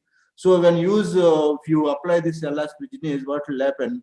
L-aspargine precursor, it will reduce the acrylamide content in the starchy foods, mostly like bread, biscuits, and so on. So keeping these all these industrial importance, we started with the to develop the process, bioprocess for L-asparginase 2. Then we have what you have done, the cloning expression of gene encoding L-asparginase of Pectobacterium cataverum, MTCC1428. So in this what we have done is, we have taken the genes, as I said earlier, the genes encoding the L-asparginase 1 and L-asparginase 2. We have amplified using PCR, and then we done the cloning, and in the PET system, PET22B plus, then expressed in the E. coli BL21 DA3 system. So then after expressing this, so we optimize the optimization of temperature for expression of recombinant L-asparginase. Of course, you see in the panel, A is the recombinant L-asparginase of Pectobacterium cataverum with histidine tag, and also the B is without his tag. So we have taken the two variants for each gene. One is for histidine tag, which is we have for mostly like for the protein purification, we have done it. And the other one is what we have done. We have taken the second one without his tag. Mostly like we want to see any antibody related protein purification and so on. So, and moreover, we would like to check the which is giving more expression level. Based on that, possibly we can go whether, of course, we have to look at the downstream processing as well if you want to develop a economically feasible process. So that way we started with, and here the panel one, the A panel will give the figure will give the with this tag most L-asparginase, and one or two B will give the will have a without one. And the different temperatures, we checked the activity, specific activity, that is units for mg of protein. So then at various temperatures like 25, 30, and 37 respectively, we checked it. You see the expression levels. So without this tag have more expression compared to the with this tag. So similarly, this is one is this is L-asparginase 1. Mostly, here also you can see L-asparginase have a more expression as the L-asparginase, and similarly here this is L-asparginase 2, which is our interest. So this is maximum expression of recombinant L-asparginase with an tag of both strains observed at 30 degrees centigrade. At 30, the expression levels are more for both the systems. However, we see here more or less same, but however, the expression of L-asparginase 2 without this tag mostly more or less same, but we have taken for the with this tag one. So this is SDS phase of this recombinant protein, recombinant L-asparginase, L-asparginase 1 and 2. So now what we did, we want to develop a medium to maximize the production of course, we start, as I said, we have taken the L-asparginase 2 for further study to develop a the bioprocess in the reactor level. So this in this system, what we have done is, for medium development. Of course, we have to get the global optimization to enhance the production at the shake flask level. So initially, what we have taken the various media, different media, and we can see here. So and checked with the expression levels so that we can start with the medium which is giving more production. So LB medium have more production. It has given more production as compared to other media. So the specific activity is close to the 37 units per mg for this medium with under unoptimized conditions. So what we have taken the three medium components like tryptone, yeast extract, and NCl, sodium chloride. And then we have optimized these three chemical parameters using central composite design. And as you know, as I said earlier, we would like to have a global optimization to maximize the production. So with this, we have a this is the design matrix at various levels of tryptone, yeast extract, and NCl. And then you see in terms of activity, and also we also measured, of course, we also taken on more parameter activity in terms of units per ml. We would like to see not only in terms of the specific protein, of course, how we'll see the activity like in specific in terms of units per mg. That is a total protein actually. So, however, what we'll get in terms of the ml, only we'll see the how much in terms of the volume. If you want to scale up, you see the in terms of the volume how many units you are getting through. So that's what these two parameters like specific activity and also like the activity in terms of units per ml also have considered for the output or the yield. So this is the this gives the model coefficient estimated by multiple layer linear regressions, and also here we have done the analysis of variance. These figures will give the three-dimensional surface plots and counterplots for the LS-2. Mostly you see the in terms of the effect of sodium chloride versus tryptone, and also yeast extract versus tryptone, and also you see yeast extract versus NCl, sodium chloride. So in terms of specific activity, how they will be accommodating in the three-dimensional space. And here this is the optimal levels what we concluded after the optimization of the chemical parameters, that is medium components. So here these are the optimal levels of tryptone and yeast extract, and also sodium chloride. And under these optimal conditions, if you run the experiment, so here we have we can use the specific activity. Before optimization, we have a 36.15. After optimization, 61.38. And also enhanced fold in terms of the 1.7.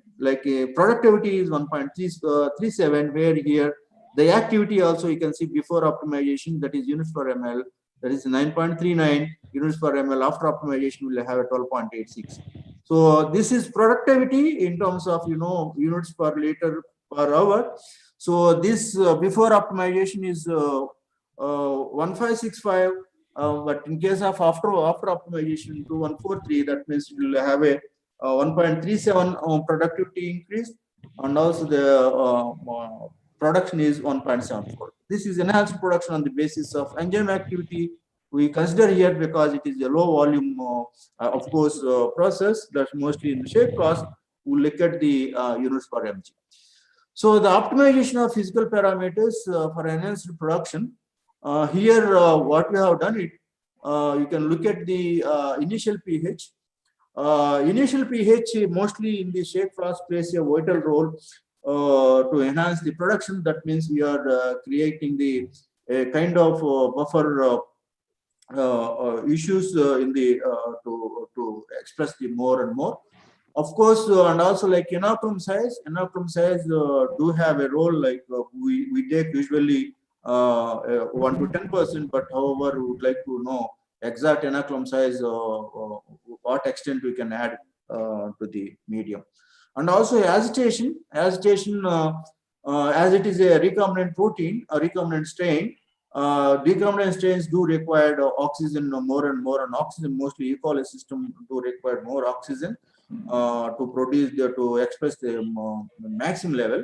So we need to know like what are the like various levels of oxygen requirement. Of course, in terms of agitation means we are also looking at the oxygen requirement. Indirectly, we are looking at the oxygen requirement. So this is again we have done full factorial single composite design for to get the optimization at various levels, done the experiment, and then similarly this is the observed specific activity. This is predicted by the model, and also this is the units for units for ml. And as I said, these two parameters, so checked it. Then these are the like counter plots, three-dimensional response surface plots, and for the recombinant to recombinant LS2 production. And here the interactive effect also we can see here, the agitation in terms of agitation and pH, and also like inoculum size versus pH, and also inoculum size versus agitation. So how the effect is there in the three-dimensional space, you can see it. So this, based on this, what we have looked at the effect of the glucose initial, I mean, of course, effect of initial concentration of glucose or glycerol on the production. So here we see here we use the glucose or glycerol concentration. Then when we look at this one, we observed that at 1.1% of glucose in the medium has given higher production. So we look at that is 1.1 grams per liter. So we started with the glucose for the production in the batch bioreactor. So for that only we screened out whether it is a glycerol or the glucose is suitable for that. So then batch reactor, what we have done here initially, we have taken the glucose and also like and checked with the under uncontrolled pH condition and also under controlled pH condition. So under controlled pH condition, I mean, you can see the trend, like how the glucose assimilation and increase in the cell weight in terms of gram dry cell weight per liter, and also the activity units per ml. This is this panel A will give the uncontrolled pH condition, that controlled is not pH is not controlled. But you see the glucose depletion here. The glucose, this is the cultivation time. This is the glucose and dry cell weight component in y-axis. So this glucose is depleted with, of course, started depleting after third hour. So this result essentially required for the running any batch fed batch reactor, because essentially if you want to enhance the production, if you go for any fed batch system, we should know the batch resumed batch data. And also see, look at here the increase in the dry cell weight, in terms of the dry cell weight increasing with time, and also like the pH, of course, this is pH, uncontrolled pH, but however it is more or less it is going, of course, initially there is a drop, then later on it will again increase. So here if you look at the with increase, I mean with the control pH, if you look at the units per ml, I mean in terms of the activity, here we have it is touched upon close to 12 units per ml and gradually dropped after 9th hour. But in case of here, what we can see here at the controlled pH, the activity is more as compared to the uncontrolled pH. So it is close to the 18 units per ml. So what we have thought, what we thought of, like, of course we have to go with the control pH under other levels under the control conditions. So the optimization of glucose, then what we proceeded with the optimization of glucose, pH, and DO levels in the batch reactor using Taguchi method for the improved production. As you know, like Taguchi method is one of the widely used for the optimization techniques. This is one of the robust method where we can achieve the optimization. It will, of course, though it is considered as the one of the robust method, and also it will reduce the SNB S by N ratio. It reduce the noise ratio as compared to the other models, mostly in the bioreactor. So in this, you can see the glucose levels and pH what we have taken under DO in terms of the dissolved oxygen. So at different combinations of levels of these parameters, that glucose and pH and DO, we have you can see here the activity, the maximum activity in terms of units per ml. We could observe at the a glucose concentration 1.0 grams per liter glucose, and also see pH 7 neutral pH, and also at the DO level of percent of 40%. So from this, what we can take here, that that means we need to have a minimum of 40% DO level in the reactor, and also we can also operate the reactor at neutral pH, and also like we can have a glucose concentration of 1. We can get the maximum expression. So, and also you see here the specific activity also more here here in the for this run 5, and SNP ratio also calculated here.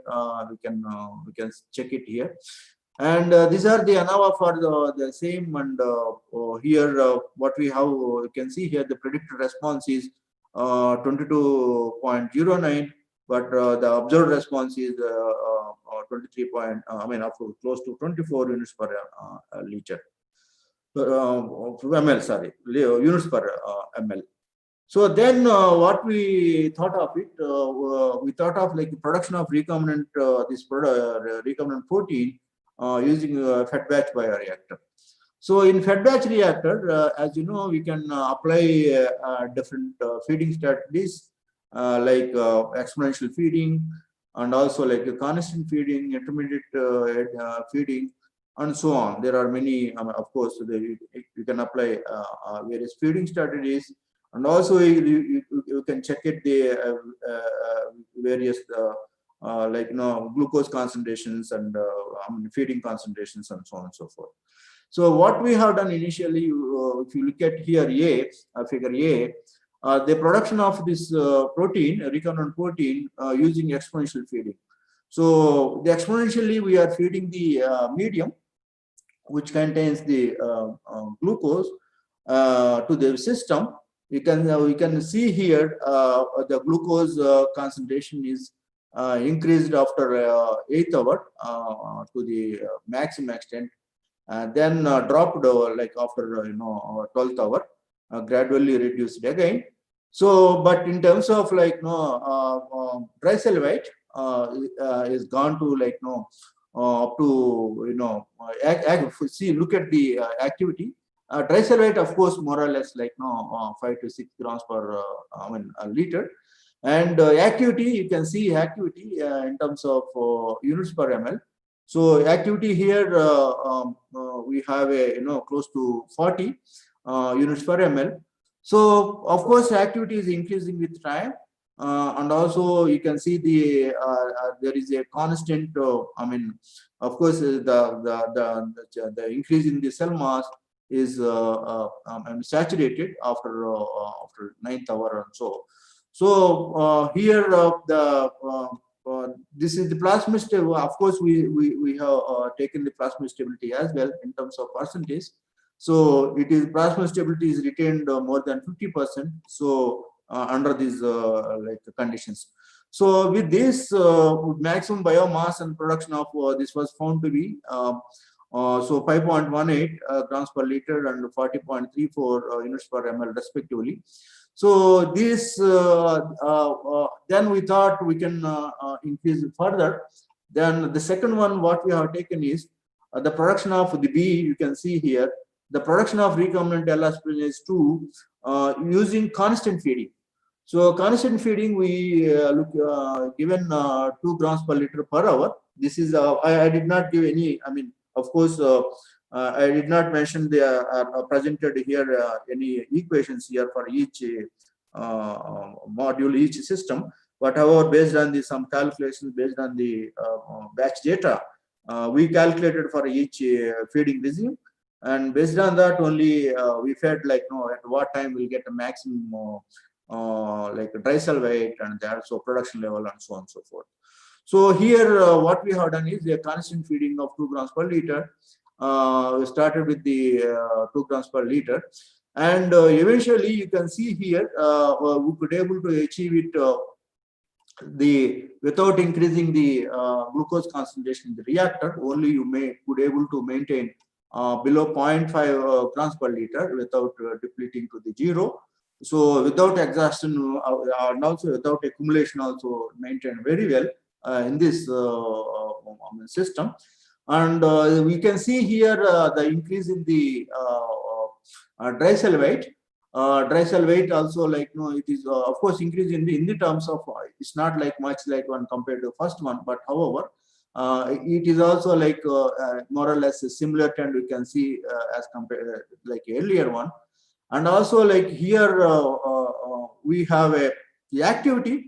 Activity is in terms of units per ml is reduced because of in terms of the glucose depletion and also like stability. Of course, the plasma stability also maintain more or less same, but of course little lesser than the compared to the earlier one.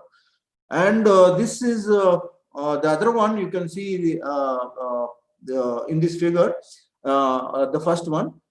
This is what we have done is we have an intermittent pulse feeding with a specific glucose supply rate of 0.5 grams of glucose per gram of like dry cell weight per hour. This is the specific glucose supply. We have taken, that means 0.5 grams of glucose per gram of dry cell weight per hour. So in this using with this feeding strategy, we can also hear the glucose concentration is below 2 grams per liter throughout the fermentation. And this is like again we can see dry cell weight close to 6 grams per liter, and the maximum of maximum expression level in terms of activity 48.54 units per ml. And of course the plasma stability as well, it is retained like earlier cases. And here what we have done is we thought of change the feeding strategy. Here the second one is the same, the intermittent pulse feeding with the specific glucose supply of rate of 0.5 grams per liter per gram of dry cell weight per hour, and also 0.5. Here what will happen, we change the little pattern. Like in the growth phase, we have given a little more glucose, that is 0.5 grams per gram of glucose per gram of dry cell weight and also per hour. But in the case of production phase, we reduce the addition of glucose rate, that is 0.5 gram of glucose per gram of dry cell weight per hour. So you can see here, this is also like maintain the I mean minimum level of 2 grams per liter.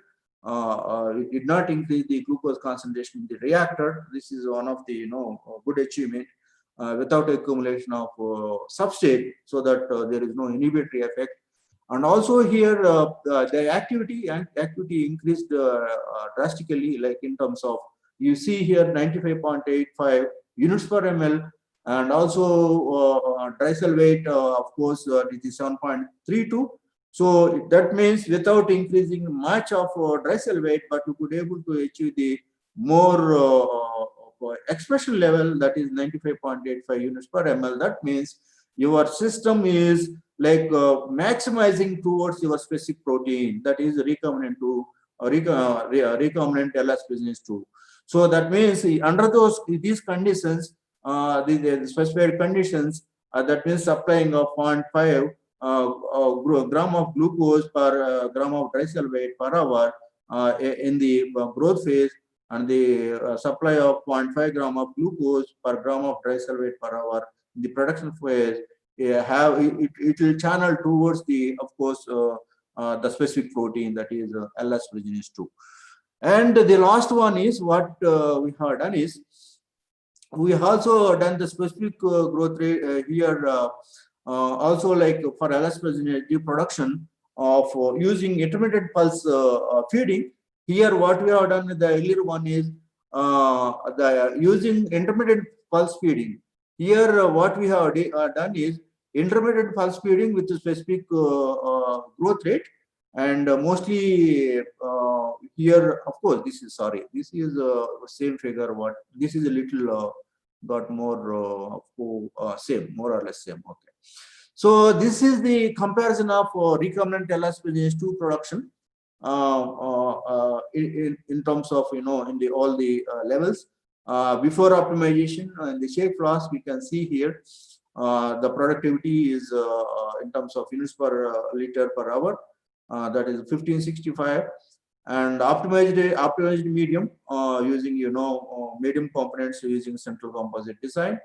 Then enhanced production in terms of enhanced the production 1.37 fold, on productivity also the same fold, and the process optimized the process parameters like inoculum size and shaker speed and pH. That is also like increase the enzyme activity and also specific activity.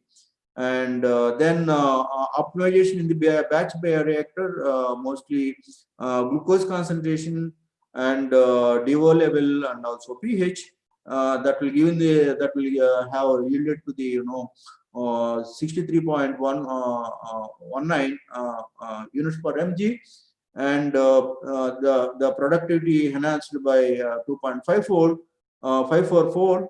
And then when you take the batch bioreactor, then the enzyme activity enhanced by 10.2 fold. So the enhanced production is, of course, as I said earlier, this is a comparison based on the units per ml. So we could able to maximize the production tenfold from the shake flask to the batch bioreactor. I'm sorry, fed batch bioreactor. So then what we have done, then purification characterization of recombinant elastomenases was performed. So here what we have taken, we have a crude extract using nickel column.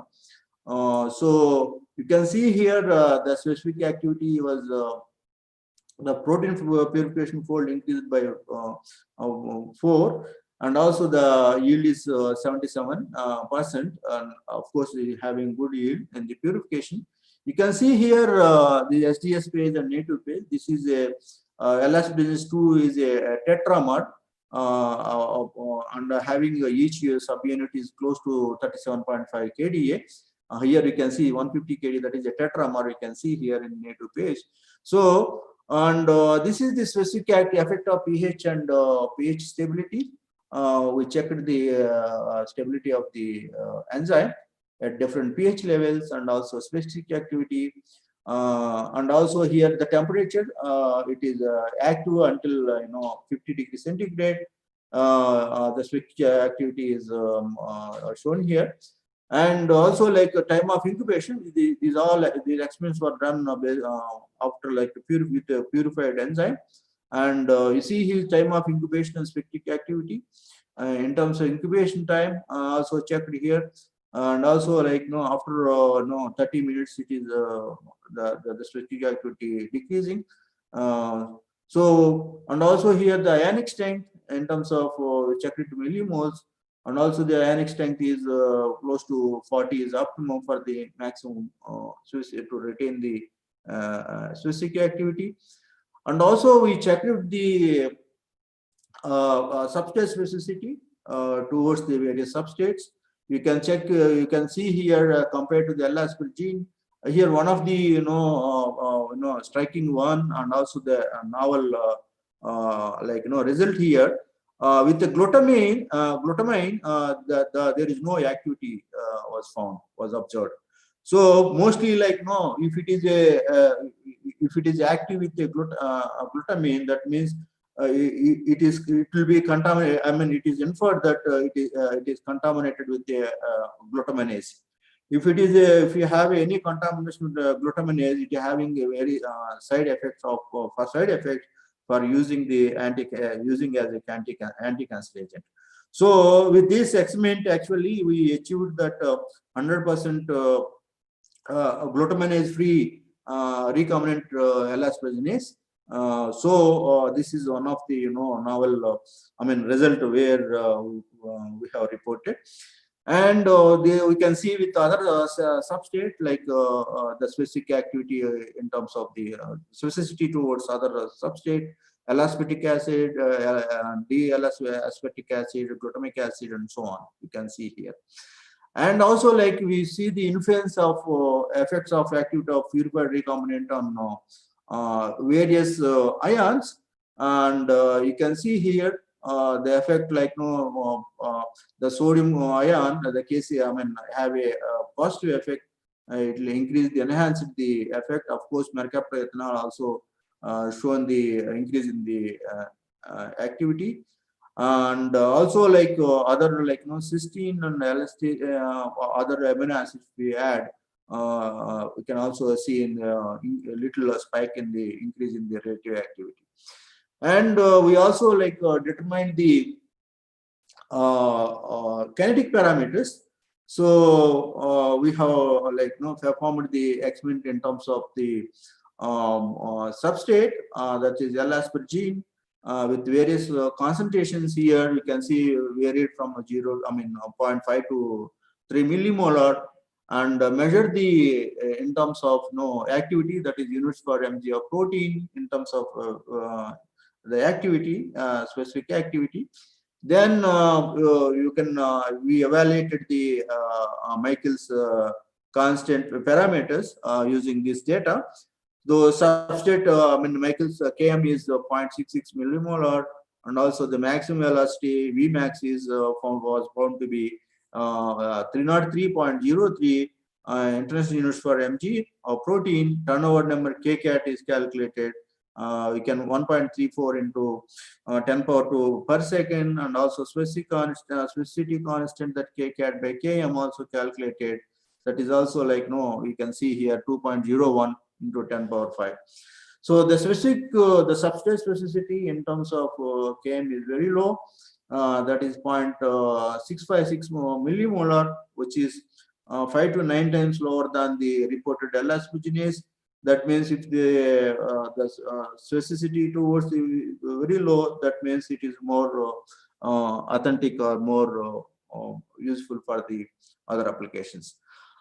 This also we have done the deactivation studies, at what temperature and pH is more active, and also we calculated the energy levels, and also in terms of KD, deactivation constant, and delta G, and so on. We calculated to know the thermodynamic parameters of the enzyme for the other applications, mostly industrial applications. So thank you one and all. Once again, if you have any questions, I'd be happy to answer.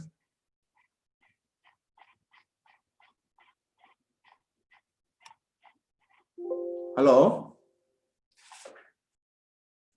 Hello? Hello? Hello? Thank you for your presentation, sir. Yeah.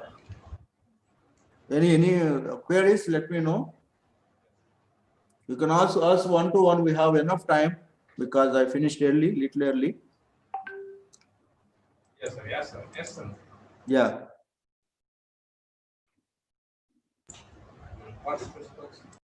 Yeah. Audience, any audience?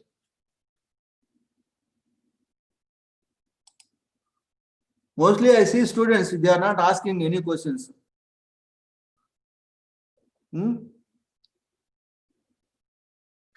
Students. Any queries, please post your questions in the chat box. Okay.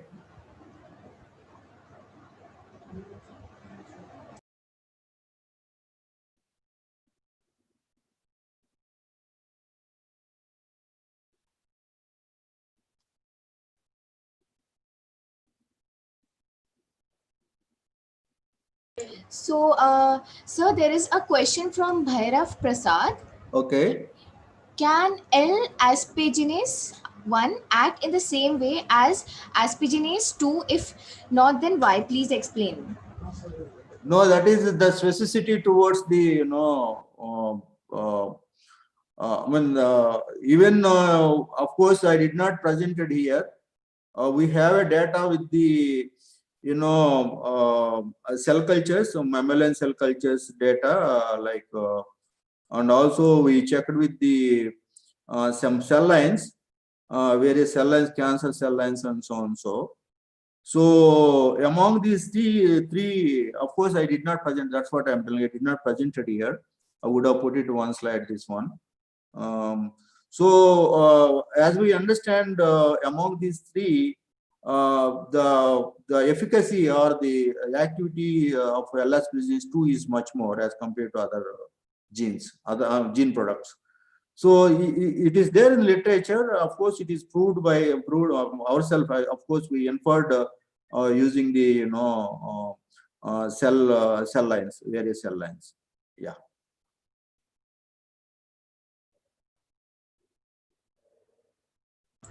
Sir, there is an other question from Bhairav Prasad itself. The question is, who are the target population for L-asparaginase 2?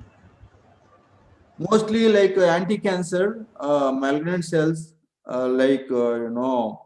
the target is, as I said earlier,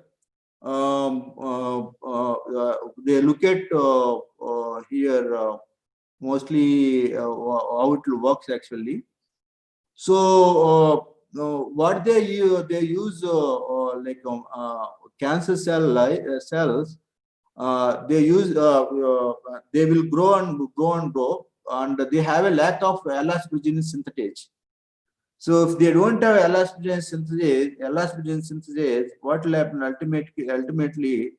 So external supply of, if you have you need to have there is no elastogenase there to reduce the elastrogen pool in and around the cells.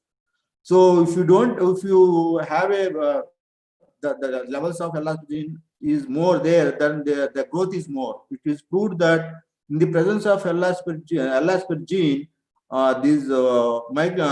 the cancer cells will grow more and more. So ultimately, they do require elaspergine. It's one of the important amino acid for their growth. So what we are trying to do is we are taking away the elaspergine pool around the cells, and also by applying the external supply of elasperginase. So ultimately, what will happen? Whatever we have elaspergine there, it will be taken away. That means it will be converted into elaspertic acid. Of course, they will ultimately will get. This is, you can see here. The elaspergine will apply elasperginase, then we'll get elaspartate. So with the release of ammonia. So with this, what will happen? Mostly they do lack of supply of elaspergine. Ultimately, there is no protein biosynthesis leading to the death of cancer cells. That's the mechanism it will apply.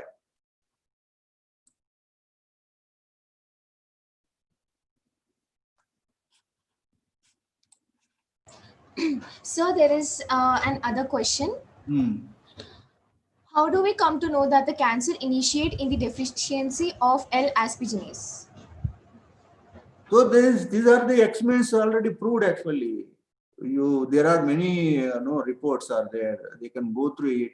There are here I have given many references here. That is sources like you see here Muller and Boss and the critical review of oncology, hematology, food chemistry, and also there are many reference. Let them go through it. They will come to know.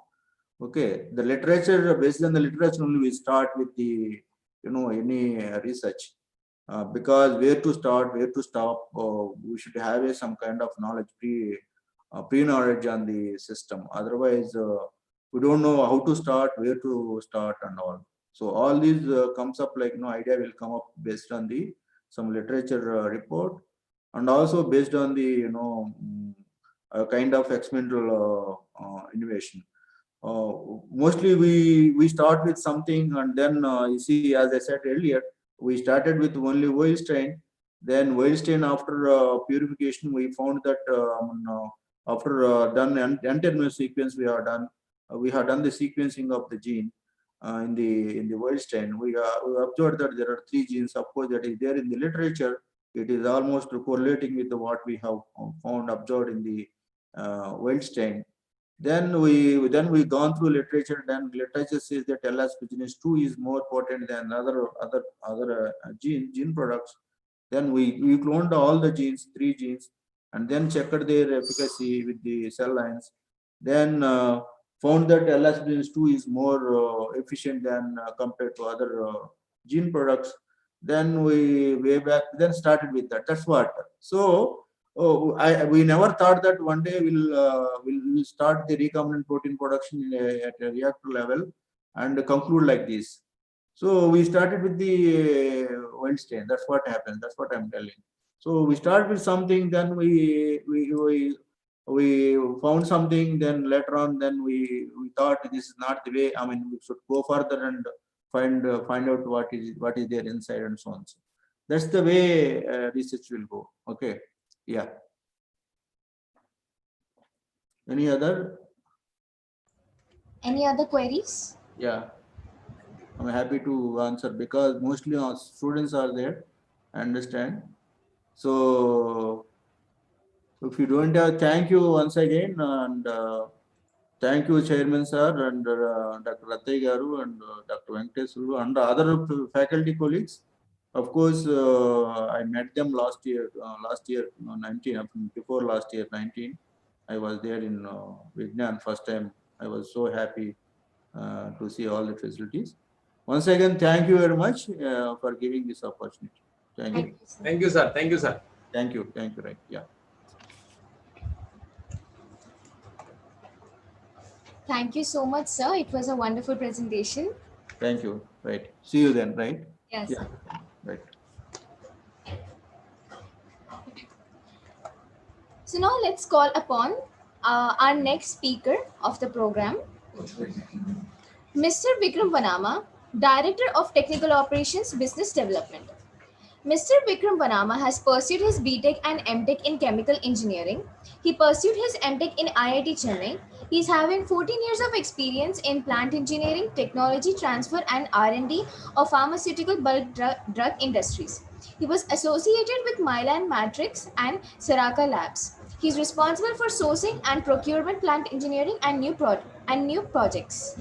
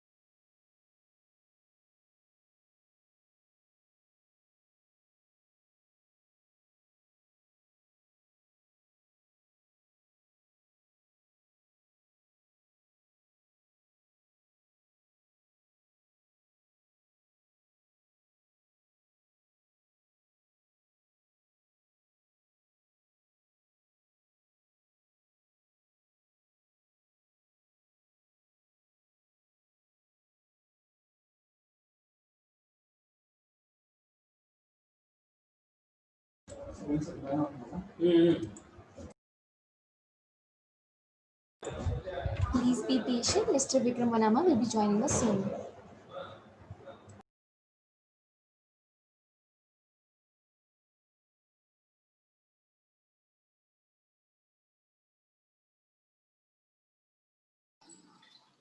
Hello.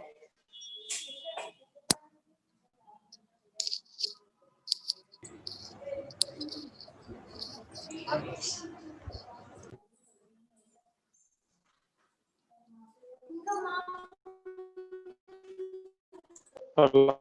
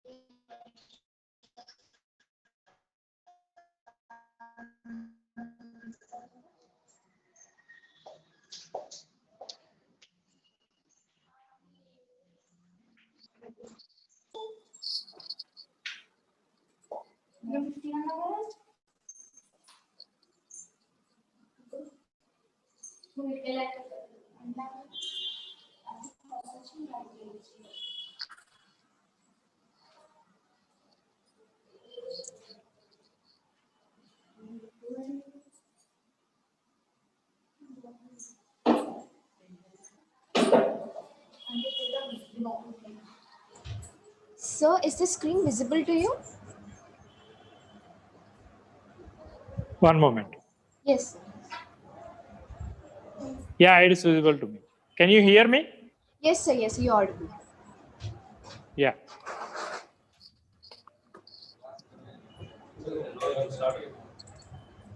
Can I start? Yes, sir, you can. Okay. Good afternoon, everyone. My name is Vikram.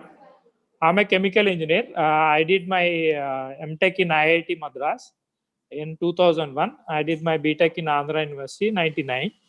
After my engineering, after my MTech, I have joined in Saraka Laboratories as a process engineer. I worked there for 2 years as a process engineer. And after that, I have joined in Milan Matrix Laboratories as a senior process engineer.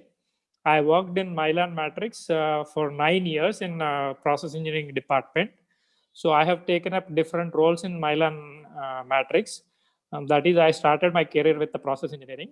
Before leaving the Milan laboratories, I was in charge for pilot plant for 3 years. And current position, I am one of the director, founder for Trimax Bioscience. It is a bulk drug manufacturing company that is established in Raichur. So we have taken land in 2010. We are 4 partners, so who worked in Milan at various positions, and it is a bulk drug industry. We manufacture bulk drugs and supply to formulators, and our facility in Raichur is operational from 2014 April, and we have reached a stage that our facility is approved by many of the Indian pharma companies, and even our facility now it is audited by US FDA, and they have given a clearance that we can manufacture intermediates to supply the finished product to USA. So the current topic that I'm discussing with you guys is role of process engineer in a manufacturing industry. So what is a process engineer does? What is his role? And what is our expectation of a process engineer in the manufacturing plant? So main role of a process engineer is, he is a bridge between R&D and manufacturing. See, R&D is done by most of the R&D of the pharma products or any other product that is now established in the world is developed by a scientist who has done organic chemistry or analytical chemistry, different polymer chemistry or peptide chemistry. These are the fields that the scientists develop their products from a synthesis point of view, and they develop a product in a laboratory, and the process will be finalized in the laboratory to go for a commercial scale. So the R&D manufactured product will be scaled up into 10 kgs level or 100 kg level or 1000 kg level in a manufacturing plant. So R&D scientists who will not be aware of the commercial equipment. So on manufacturing department, people are not aware of the criticalities of the R&D process. So there should be a bridge between the R&D scientist and a manufacturing person. So process engineer plays a role in building the bridge between R&D and manufacturing. Can you go to the next slide?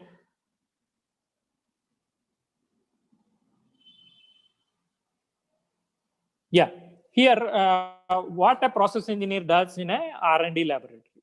First, he will have to observe the laboratory process developed by the R&D scientist. And he will collect the data, that is, what are the chemicals that he uses in the process, and what is the physical properties, and what are the chemical properties of the reagents that are used in the process, and what is the pH of the reaction mixer. So he may use a different type of chemicals like acids and bases and organic compounds, inorganic salts, gases and all. But during the process, how the pH of the reaction mass varies. And R&D scientist does all his experiments in a glass equipment, that is a borosilicate glass. But in manufacturing, there are different types of equipment. That is a stainless steel equipment and glass lined reactors, and different types of MOC of the equipment will be available in manufacturing. But whereas in a laboratory, the scientist works on a borosilicate glass equipment. So a process engineer has to collect the pH data and should have a compatibility data of the reaction mass, which is going to be used in a plant. Means he has to identify equipment which is suitable for the pH of the reaction mass. So process engineer has to collect the pH data of the laboratory process that is demonstrated to him, because the scientist is not aware of these requirements. The next thing that the process engineer has to do is, what is the reaction heat of reaction, whether it is an exothermic reaction or whether it is an endothermic reaction. He has to collect the stepwise data for each process, what is the heat of reaction. And after that, he has to identify the individual raw materials or individual chemicals, what is the thermal stability of those individual raw materials, or a intermediate product or a final product. Then another thing is process parameters. So he has to see whether the process needs a heating requirement or any cooling requirements.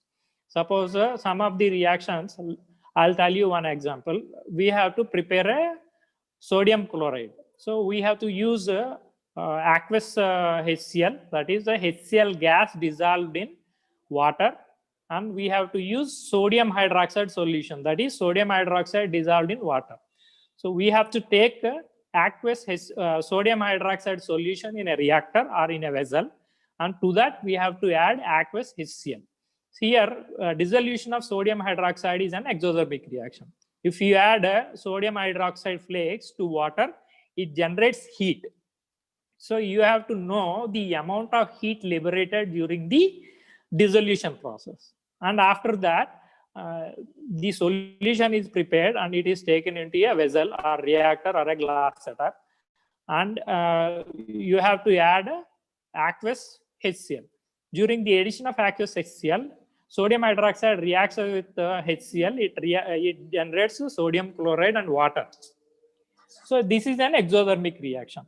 So chemical engineer has to calculate the amount of exothermicity that formed during the reaction and what are the byproducts that are involved in that. So based on this pH data and exothermicity data, he will identify the equipment required for the commercial scale or a pilot scale. The next data that he has to identify is a MSDS data, that is material safety data sheet. So for every chemical, there is a material safety data sheet. It is a 16-point data. So where you will have a physical properties, chemical properties, and the method of handling, storage conditions, and first aid measures. So there are different data available in MSDS. For every chemical, you have to identify the MSDS, and you have to have a proper handling procedure for the chemicals. The next thing is a risk assessment, hazardous operation identification. So every step, we have to identify what are the risks involved during the reaction. Suppose the example that I have explained you, preparation of sodium chloride. So you are adding HCl to the sodium hydroxide. Suppose what will happen if you dump total HCl to the reactor? So what will happen is suddenly it will go to the higher temperature, and every material in the vessel will come out because of the high exothermicity, and water will boil because of the exothermicity. If you are adding total HCl into the sodium hydroxide solution, the reaction solvent is water here. So water boiling point is 100. So total mass will be evaporated and it will come out of the vessel. So different possibilities you have to identify. What will happen if a sodium hydroxide is dumped into the water? So water will boil and spill on people who add it. So it sodium hydroxide is a highly corrosive. It may spill on your face or your body. So it will corrode you. So there are number of hazardous operations that will be there in the laboratory process or a scale-up process or a commercial process. You need to identify what are the possible risks and what is the method of handling to avoid that risk. The next thing is equation balance and possible byproducts identification. I told you the current example of sodium chloride preparation. The equation balance means what is the number of moles required for complete conversion of sodium hydroxide into sodium chloride. So you need to do the equation balance for the particular reaction.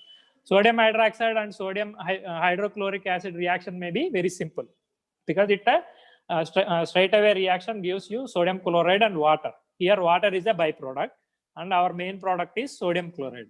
But in actual in actual manufacturing of any product, that is any organic compound or any fermentation product or any product, it is not that simple.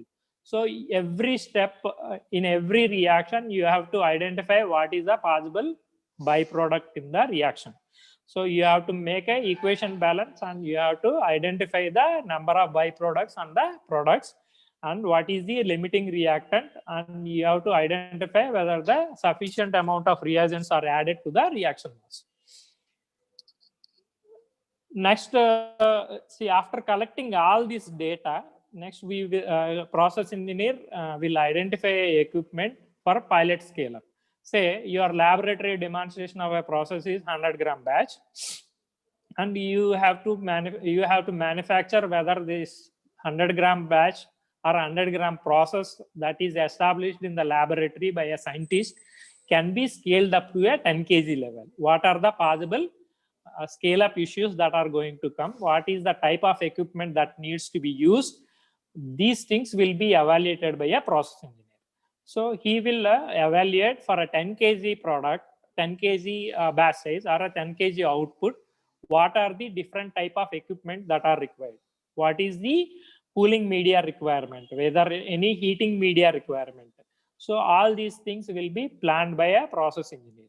And if the product needs to be filtered, what type of filter he has to use? And if the product that is to be manufactured to be dried, say in our particular case of preparation of sodium chloride.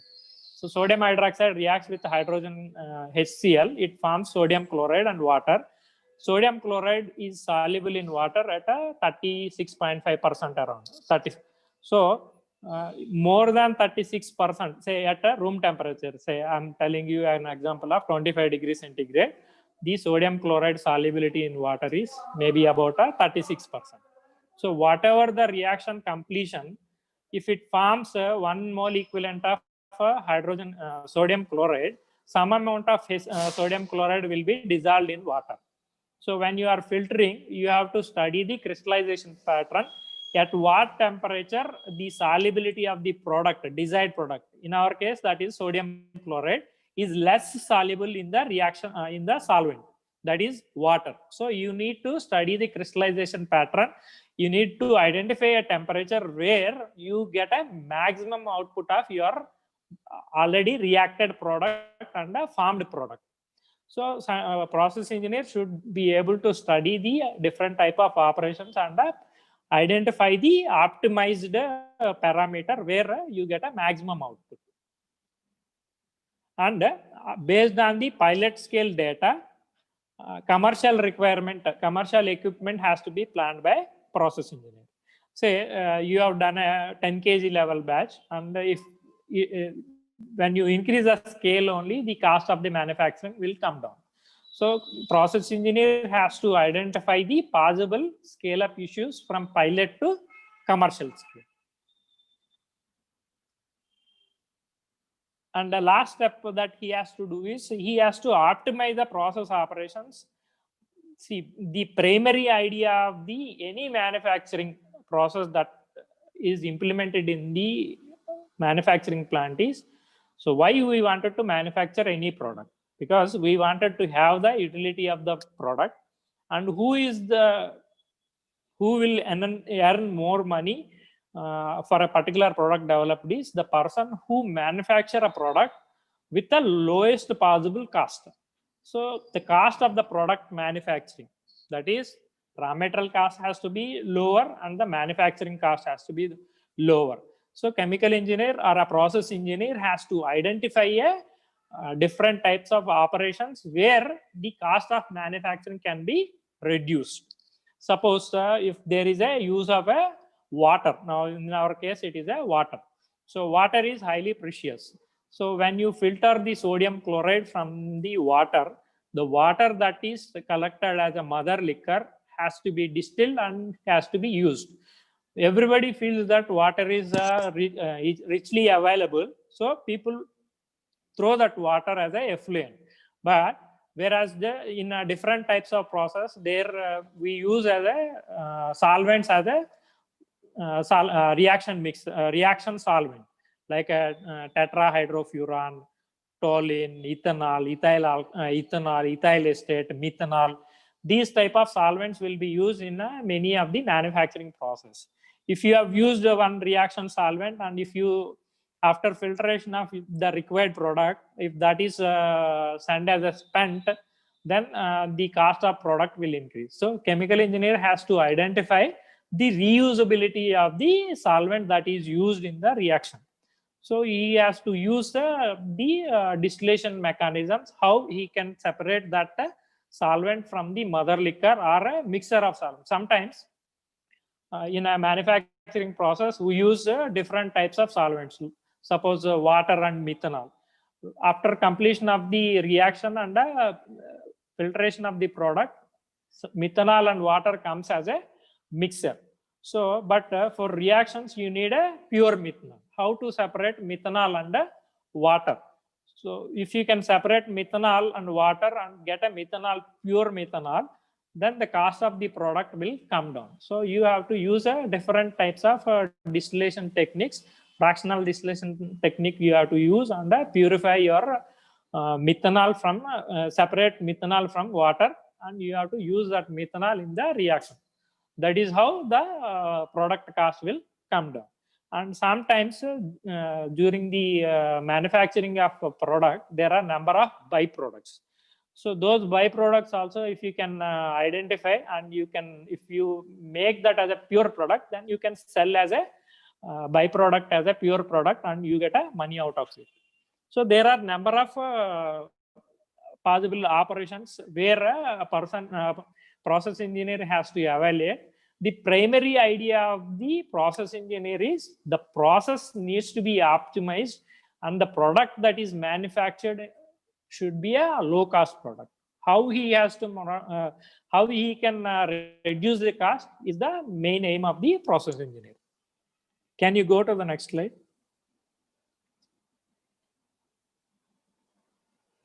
Yeah, see, I'm chemical engineering is a field where you identify the different types of raw materials and make a useful product that is used in your daily life.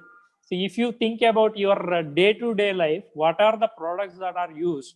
Even the bike fuel, paints that you use, many of the products, the paste that you use, most of the products manufactured in a manufacturing industry, and it is optimized by a chemical engineer.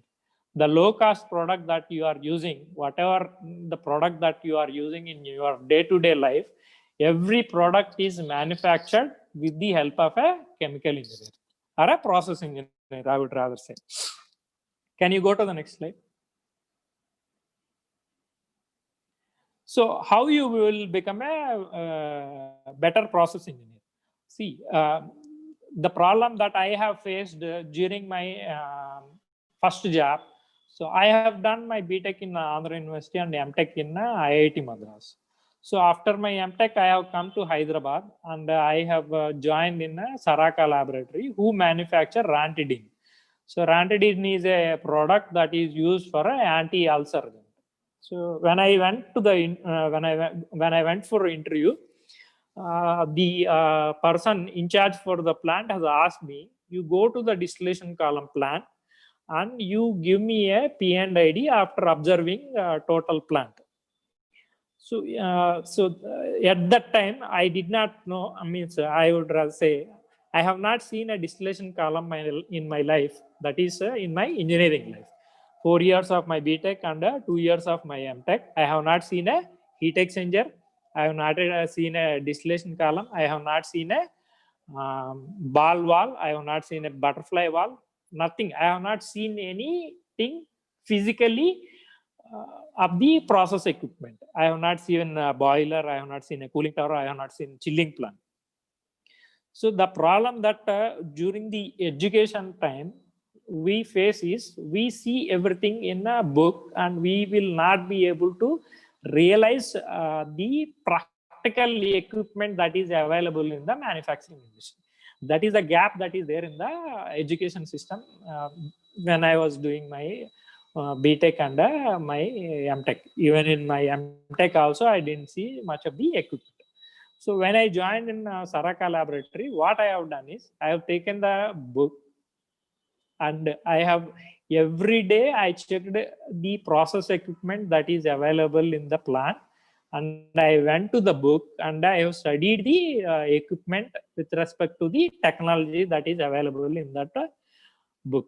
McCabe and Smith, and the book that has given me a lot of value is a Trebal, that is a distillation separations. I have become an expert in solvent recovery separations, and mixture of solvents, how to purify that using a fractional distillation setup. This everything that I have achieved in my engineering career so far. I've been working from 2002 to till date. So that is because of the book knowledge and the practical knowledge. See, every day I used to sit with the maintenance department. I used to see I used to ask them to open the centrifugal pump, open the ball valve, open the NRV, open the butterfly valve, and I used to see the components of I understand that you are all doing your graduation in the college. You must be having the geometrical drawing. You must have handled, you must have drawn mechanical seal, most of the mechanical equipment. But physically, you must have not seen it. So my sincere suggestion is every day you go to a book and read it. Now the advantage for you guys is now in YouTube, if you type any of the equipment, so they will show you the video that was not available when I was doing my BTech and MTech. So if you wanted to see how a distillation column functions, if you go on to YouTube, and you type fractional distillation, it will explain you with a video how solvent is separated. If you wanted to see a centrifugal pump, you go on to YouTube and type it centrifugal pump. You will get the physical, even without going to actual equipment, you can see a blow up of centrifugal pump. Every component will be explained. That facility is not available when I was doing my BTech and MTech. So now you are more fortunate that there is a lot of data available in the internet. There is a lot of data available in the books.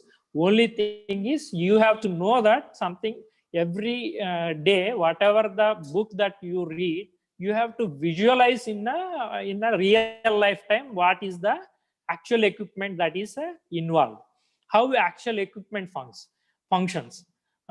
You go out to YouTube and type heat exchanger or shell and tube heat exchanger. There are different types of heat exchangers: fin tube heat exchanger, shell and tube heat exchanger, box type heat exchanger, spiral type heat exchanger, and a plate type heat exchanger.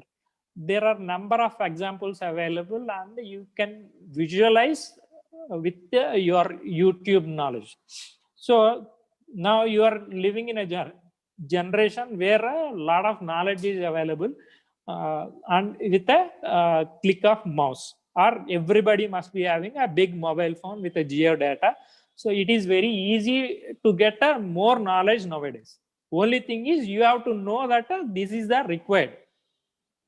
And I suggest the education means your professors or your college administration, you during your course of work, you need to interact with the manufacturing company, so that whatever you study in the book, you have to have a physical observation of the equipment, and the concepts needs to be understood by you.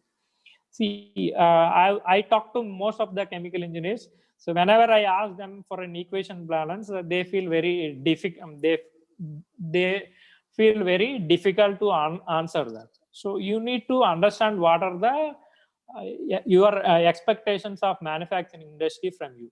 Sometimes I ask during the recruitment.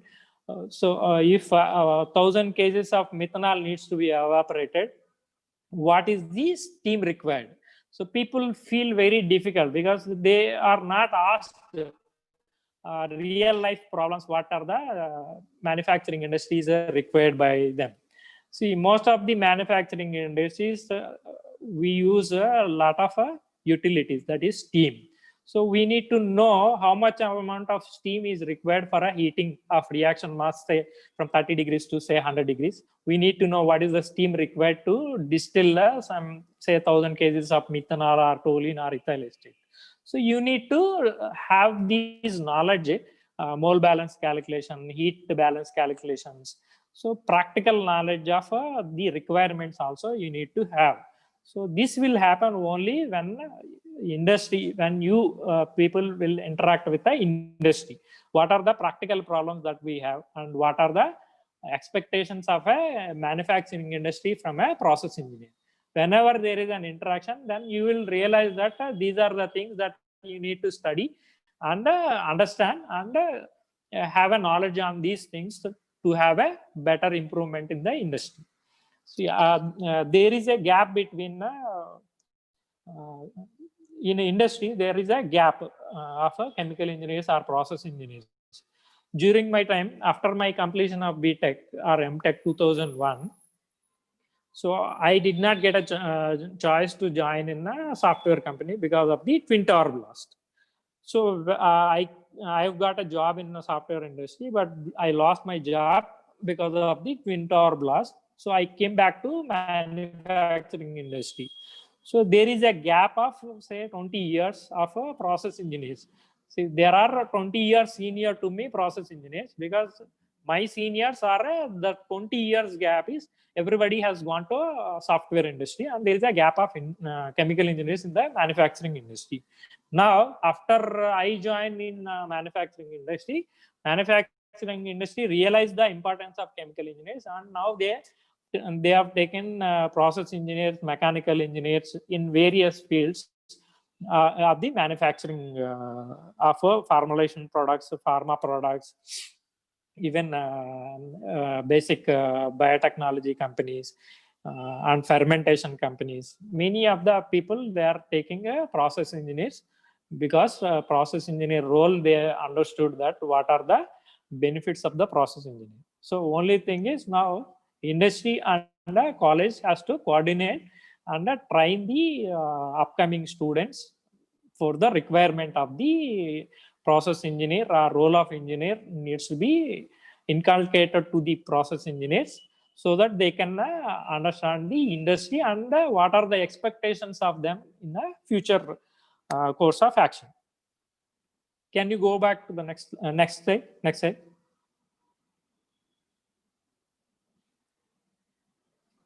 Excuse me. Yeah. See, here, so I've talked about what are the things that are required. Now, what are the life skills that you need to have? See, I have joined in the pharmaceutical industry after I lost my job in the software industry. I have joined in the first company at rupees 4,500. You will worry, because I have done my MTech in IIT Madras. Why I have joined at 4,500 rupees? See, that time I did not know anyone in the industry. One of my friend's brother used to work in Hyderabad. So I went to him for a visit. I'm staying with my brother. So he told me that why you are just waiting, why can't you come to my industry and see if you get any chance. When I went there, I did not know anything about the actual practical. So I thought, okay, let us have a chance. Money doesn't matter. Then I've joined as a process engineer. Then I've been given one of the solvent recovery process to be implemented in the plant. So there I have realized the actual requirement of process engineer. I have sit with one of the senior 20 years experience person who has designed a distillation column, and I have collected and I have done all the heat exchanger, pipeline design and everything. And I have implemented that installation, commissioning and everything of the distillation process. So with that, I started my journey. And after working 2 years in Saraka Laboratories, I have joined as a process engineer in Milan Matrix. In no time, the knowledge that I have learned in Saraka Laboratories, I have implemented in Milan Laboratory. In no time, I have become assistant manager. And I used to get a salary equivalent to my friends who are working in the software industry. Now, after say in 2012, I joined Trimac Bioscience Raichur as one of the founder director. So we are about 4 partners and we have started this own organization. So entire facility is designed by me, and entire pipeline, entire utility, entire the process equipment, total layout is planned by me. So whenever you work for a betterment, you will get this type of opportunity. So in my life, I get this opportunity because I have worked very hard. Every day I used to go to the plant. I used to stay for 3 to 4 days if I wanted to understand something. So this shows that every day, whatever you wanted to learn, if you spend time on that particular object, you will achieve very well in that. Only thing that you need is a focus. See, when I joined in Milan Matrix, that time my English was not that good. My boss, he is a Dr. Debashis Datta, and I was feared to talk to people in a group meetings or in a presentation. Now I was able to present to you guys when I was doing my process engineering work in Milan Matrix Laboratories. That is, after 3 years of my work in the industry, I was not able to speak to a group of people. I used to have a stage fear. So my boss understood, Debashis Datta has understood my problem, and he used to force me to speak to group of people every meeting. So he used to force me to present to all members the presentation of the R&D products developed. So in a month or 2 months, I have reached a stage that I have started giving presentations to even CEO of the company. Earlier, I used to tremble to speak to a group of people, even if they are very reporting people to me also, maybe 4 or 5 people also, I used to have a stage fear. So my boss has worked me out and I was able to come out of that. So you need to identify teachers, or you need to identify people who identifies the improvement areas of you, and you need to focus on your shortcomings. And the third thing that I want to tell you is you should always be debt free. That means never ever take any loan for anything that you wanted to purchase in life. So I've seen people who have spoiled their life depending on the loans. Means I have friends who take loan for house. Even I have taken loan for house and car, TV, fridge, mobile phone, everything. So when you are that much dependent on loan, so the job that you do is a compulsory for you. In a life, when you reach 35 to 45 years, you should be debt free and there should not be any loan for you. So the problem that everybody gets is now in a life, everybody wanted to have a better life so that he will enjoy the current life that he is living. But the problem is, whenever you have any problem with a job, then you will face a lot of difficulties. So my suggestion to the young guys is always spend money that which you generate. Whatever the equipment you want, say if you want a mobile phone, you start saving the money, then only you purchase that particular equipment, whatever, either bike, mobile, or anything. That gives you a edge in the life. So people who depend on loan and many of the things for the life on loan and debt, so they will be fixed to a particular job, and they will, their life is controlled by the particular job. Okay, so my sincere suggestion is always stay debt free. And the third thing that I wanted to tell you is, whatever the work you do, you have to do it without any delay. So there is a saying, get it fast, get it right, get it out, get it over. So if you find any problem in you, that is, say if you are not able to speak English properly, so you identify that in early life, so that when you come for when you are out of your graduation, you should be expert in communicating. Without that, people will not take you into their organization. So communication skills are the very much important. Even the way you write, that is also very much important.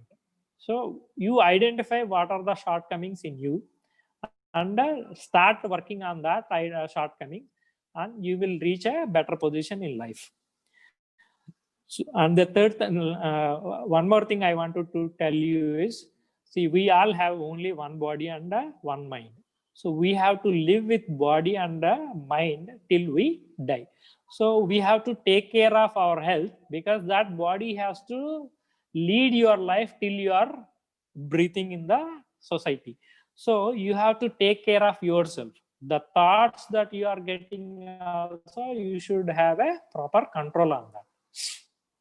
And the habits that whatever the habits that you are going to have, it is very easy to form, and when you got that habit, so it is very difficult to break. So I always tell people, have a role models in your life.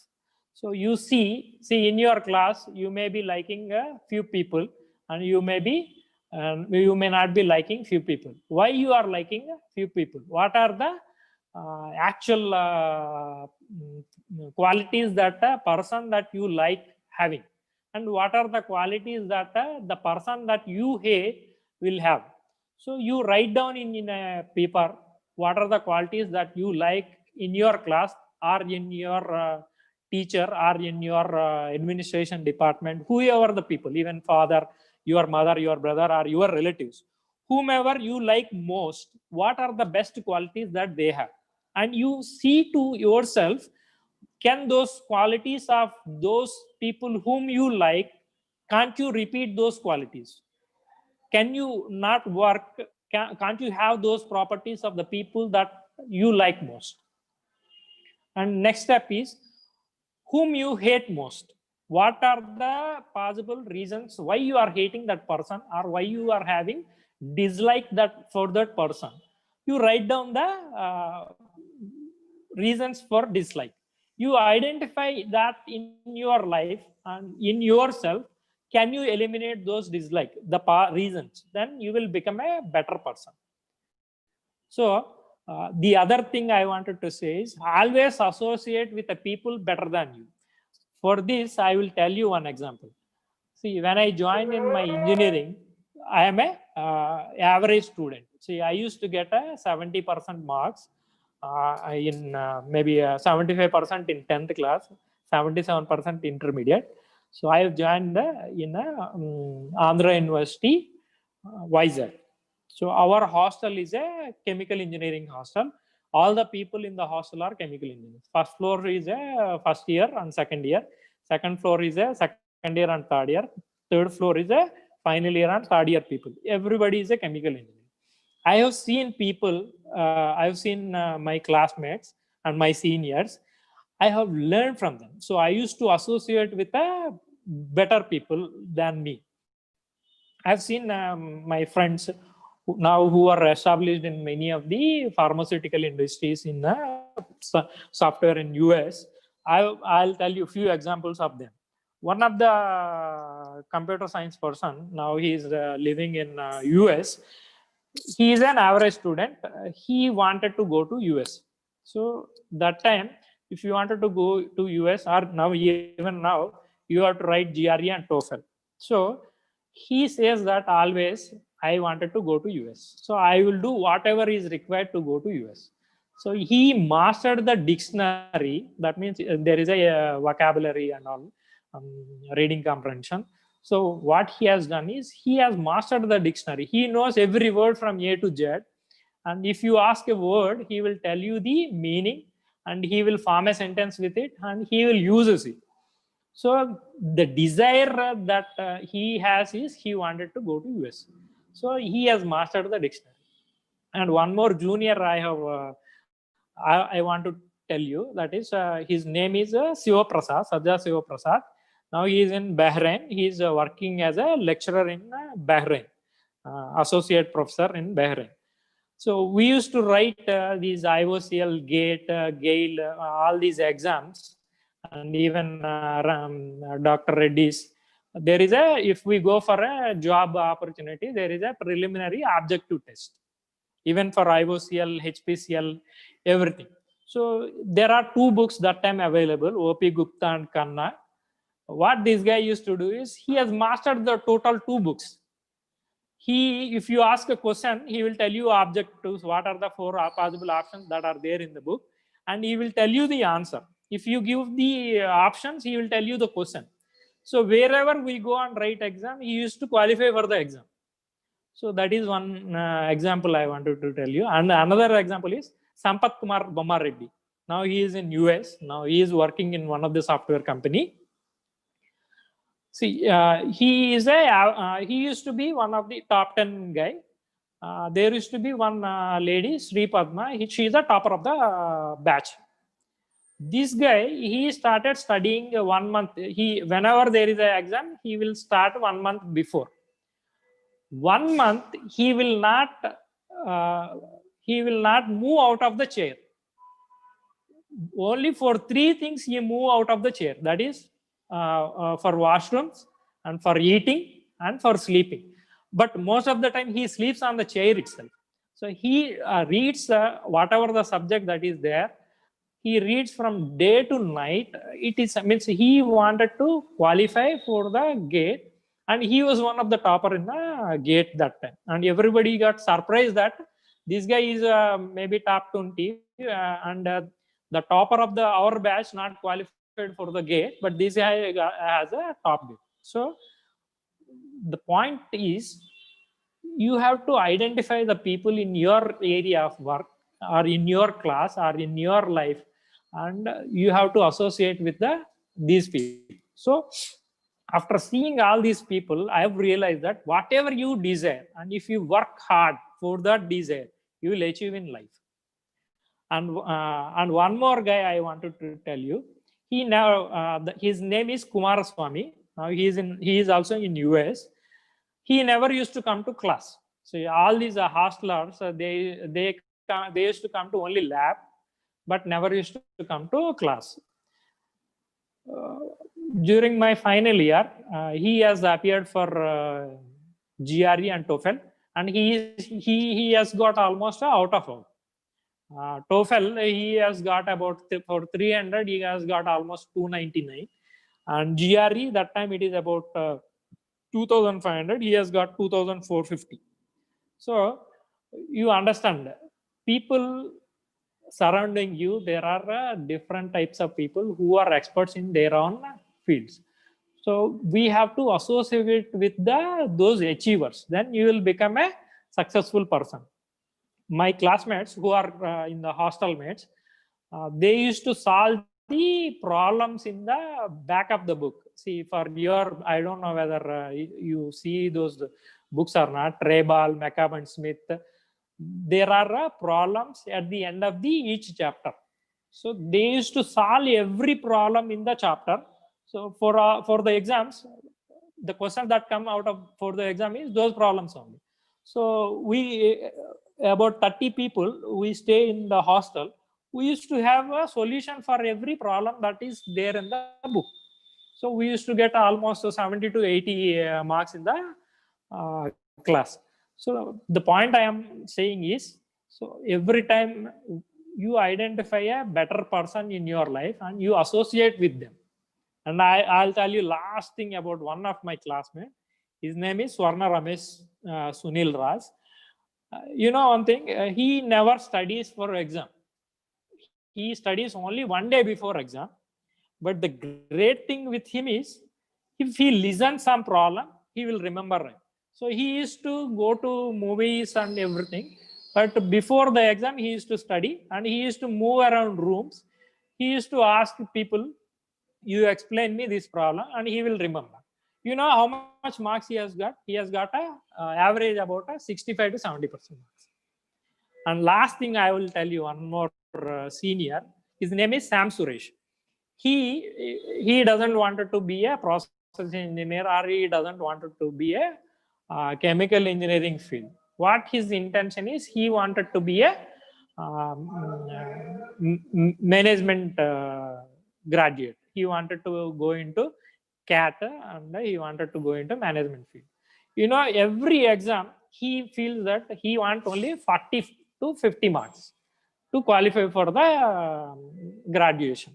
So every class, first year, second year, third year, final year, every class he used to get all subjects 45 to 50, but English he used to get 100 out of it. So he realizes what are the requirements of his future. Based on that, he has qualified for the graduation, and now he is working in one of the DuPont company, one of the famous chemical manufacturing company, as a HR manager. So the point I wanted you to understand is, whatever you desire in life, you desire in such a way that you eat, sleep or drink, whatever you do, you have to identify your desire and you have to be fixed with that desire. Every day you have to work on that desire. Then you will succeed in life like anything. With this, I wanted to actually end my presentation. If you have any doubts, you can ask me. Now, I've already explained you, I'm one of the promoter director in one of the manufacturing company that we have started. That is a bulk drug industry. We manufacture ritonavir product, that is HIV drug. We manufacture bulk drug. We don't do any formulation. We supply to formulators. So if you have any doubts and what, you can ask anything.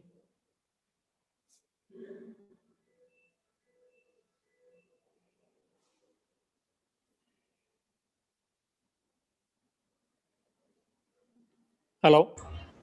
If Participants have any doubts, please place their queries in the chat box.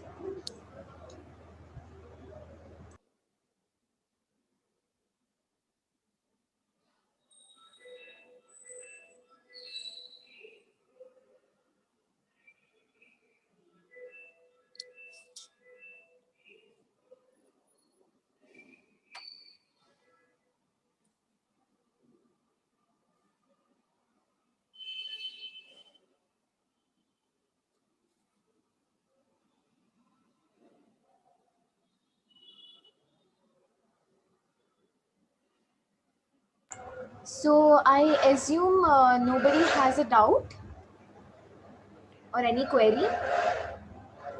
You one more thing I want to tell you is you can contact me anytime. I will leave my numbers with your coordinator and my mail ID.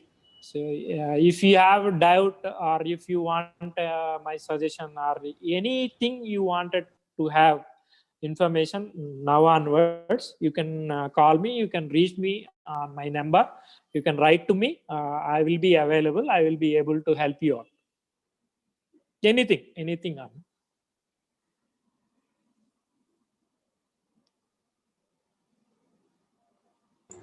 Thank you so much, sir. That was an impressive presentation and talk.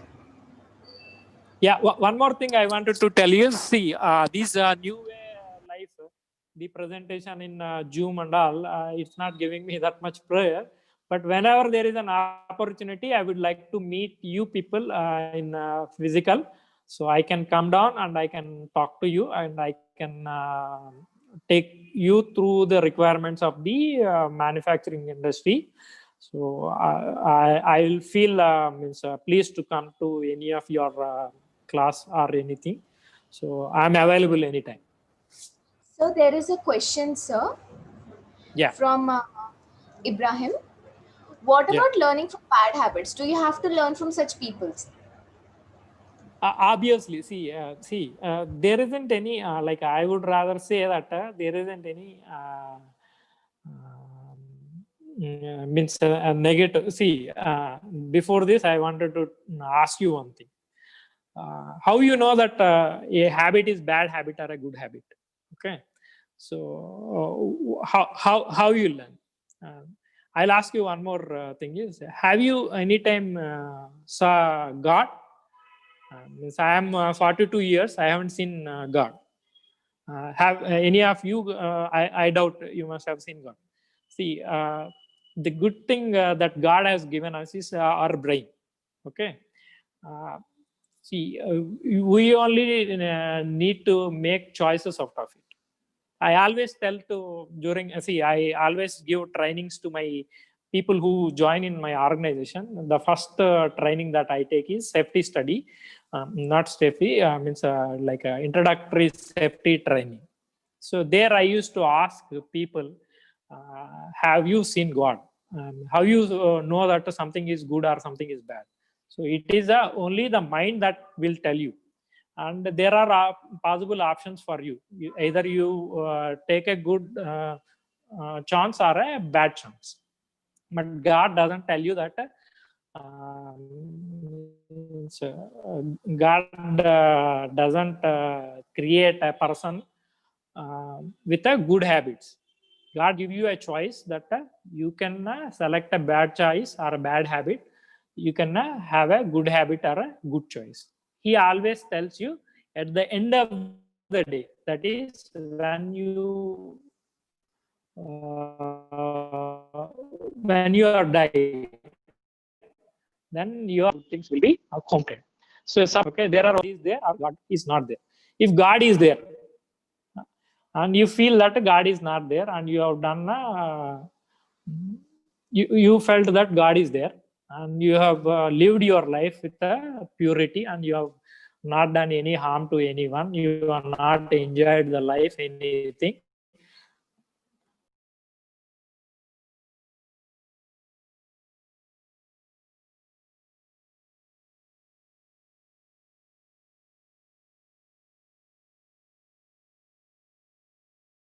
tell you that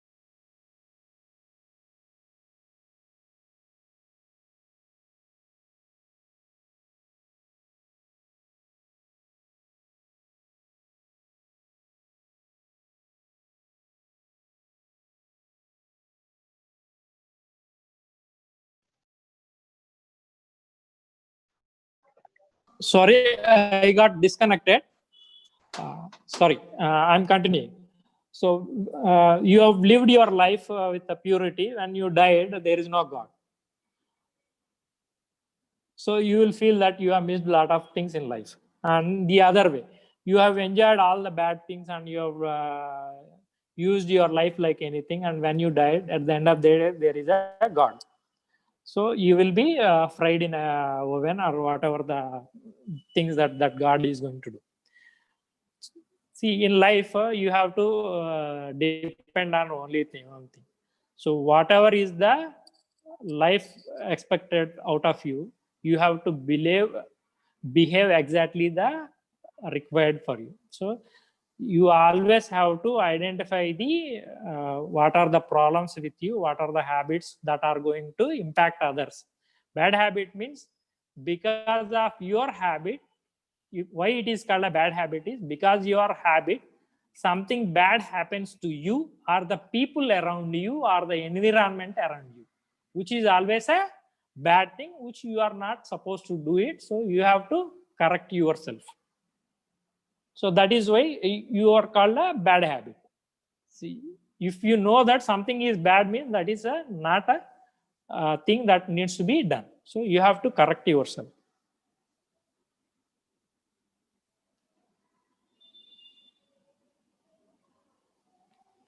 Madam?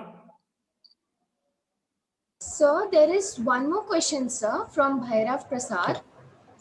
Okay. So his question is, so what about those who have knowledge skills but did not get right place, opportunities, and working in negotiating Okay. No, see, I'll tell you one thing. See, whatever the job that you select in your life, you have to like the job. Means you have to come in the knowledge that you have, the job that you have taken, it should be commensurate with respect to your knowledge. And you should not go to a job which you don't like. So I always tell to people, you identify a company where you get a lot of opportunities. There are number of industries. Say every day it is a changing life. So you need to identify a company which gives you an opportunity, and you have to work with the people whom you admire. So never ever do a job hating yourself or hating your manager. Okay, so every day you can hone your skills. See, the life that now you have is because of your mind. I'll always tell to people, see, the most beautiful girl that time means when I was in my bachelor's, Aishwarya Rai is the world number one. I mean, so she is the most beautiful girl at that time. So whom she has married? She has married Abhishek Bachchan. She has had a relationship with Salman Khan and Vivek Oberoi, but they could not hold out of. So whatever the thing that is available in your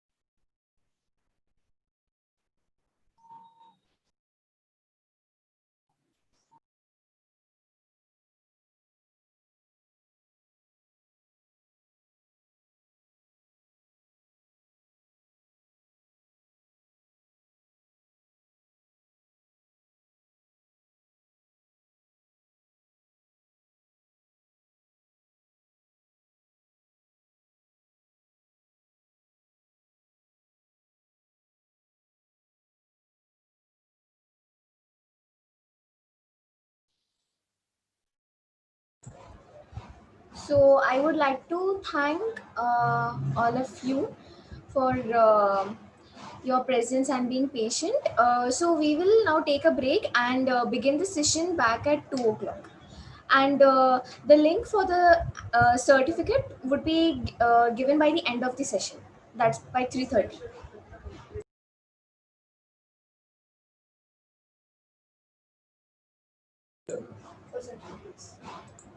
Make sure you fill the feedback link for the certificates.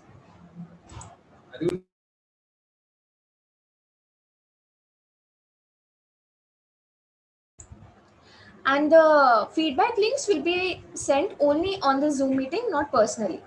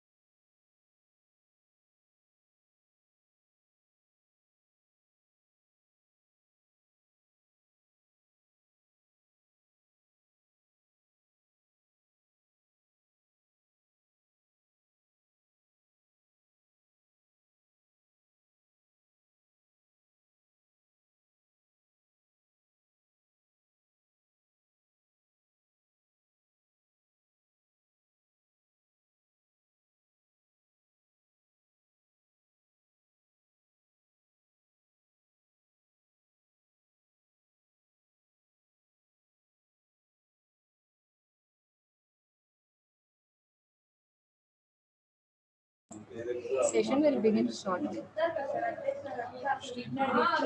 All of you stay tuned.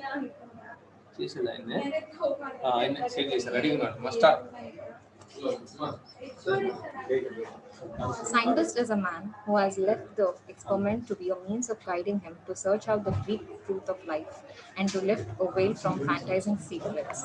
Mr. Jagadish is a working as a senior principal scientist in the process development lab for Chemwell Biopharma, Bangalore. Prior to Chemwell, Jagadish served in various organizations like Xenotech Laboratories and Shanta Biotechs. Jagadish has over 15 years experience in process development in biopharmaceuticals covering early development through clinical campaigns. As a senior principal scientist, he is the instrumental in establishing the organization-wide platform process approach for microtonal antibiotics, and he is also ensuring that the development process is successfully scaled up and transferred in manufacturing facility, hence aiding the progression of several biopharmaceuticals at various stages of product life cycle. Jagadish has a master's degree in biochemistry from Acharya Nagarjuna University, pursuing PhD from Vigyan University. Now, I would like to call upon Mr. Jagadish to say a few words. Hi, good afternoon, everyone. So this is the session after nice lunch. I think I hope I will keep you all.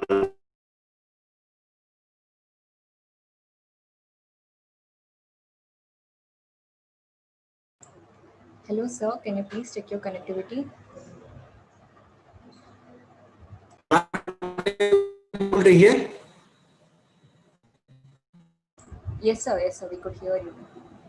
Hello? Yes, sir. Now it's clear. You may carry on.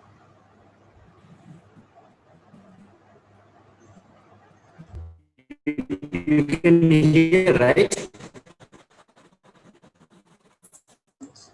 Yes, sir. Yes, sir. Yeah. So my today's session in biopharmaceuticals.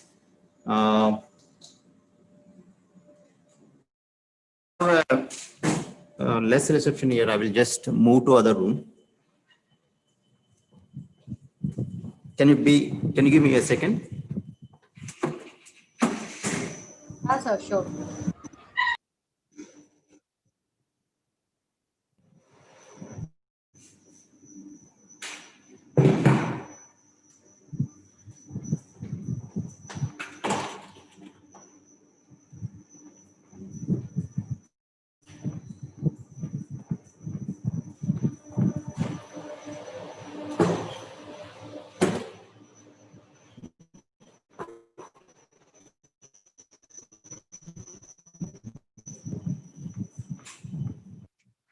Yeah, I'm audible now. Am I clear now? Yes, sir. You're audible. Please carry on, sir. So I'll yeah. So I'll go to the next slide. Yeah.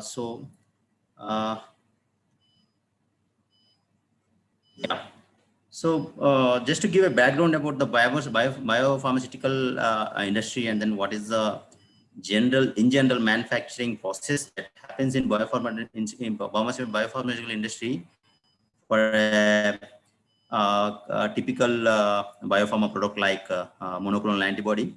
So the biopharma industry is very rapidly growing. Everyone aware of that, and the current market cap is around $250 billion per year. Product sales is around that much, and as everyone aware that because the biopharma industry manufactures large molecules mostly, the manufacturing process is very complex, but it is very profitable compared to any other business. Okay, and currently, whatever the commercial manufacturing happening in biopharma industry, it is more or less like a batch manufacturing process. We can call it as you can generalize it as batch manufacturing process.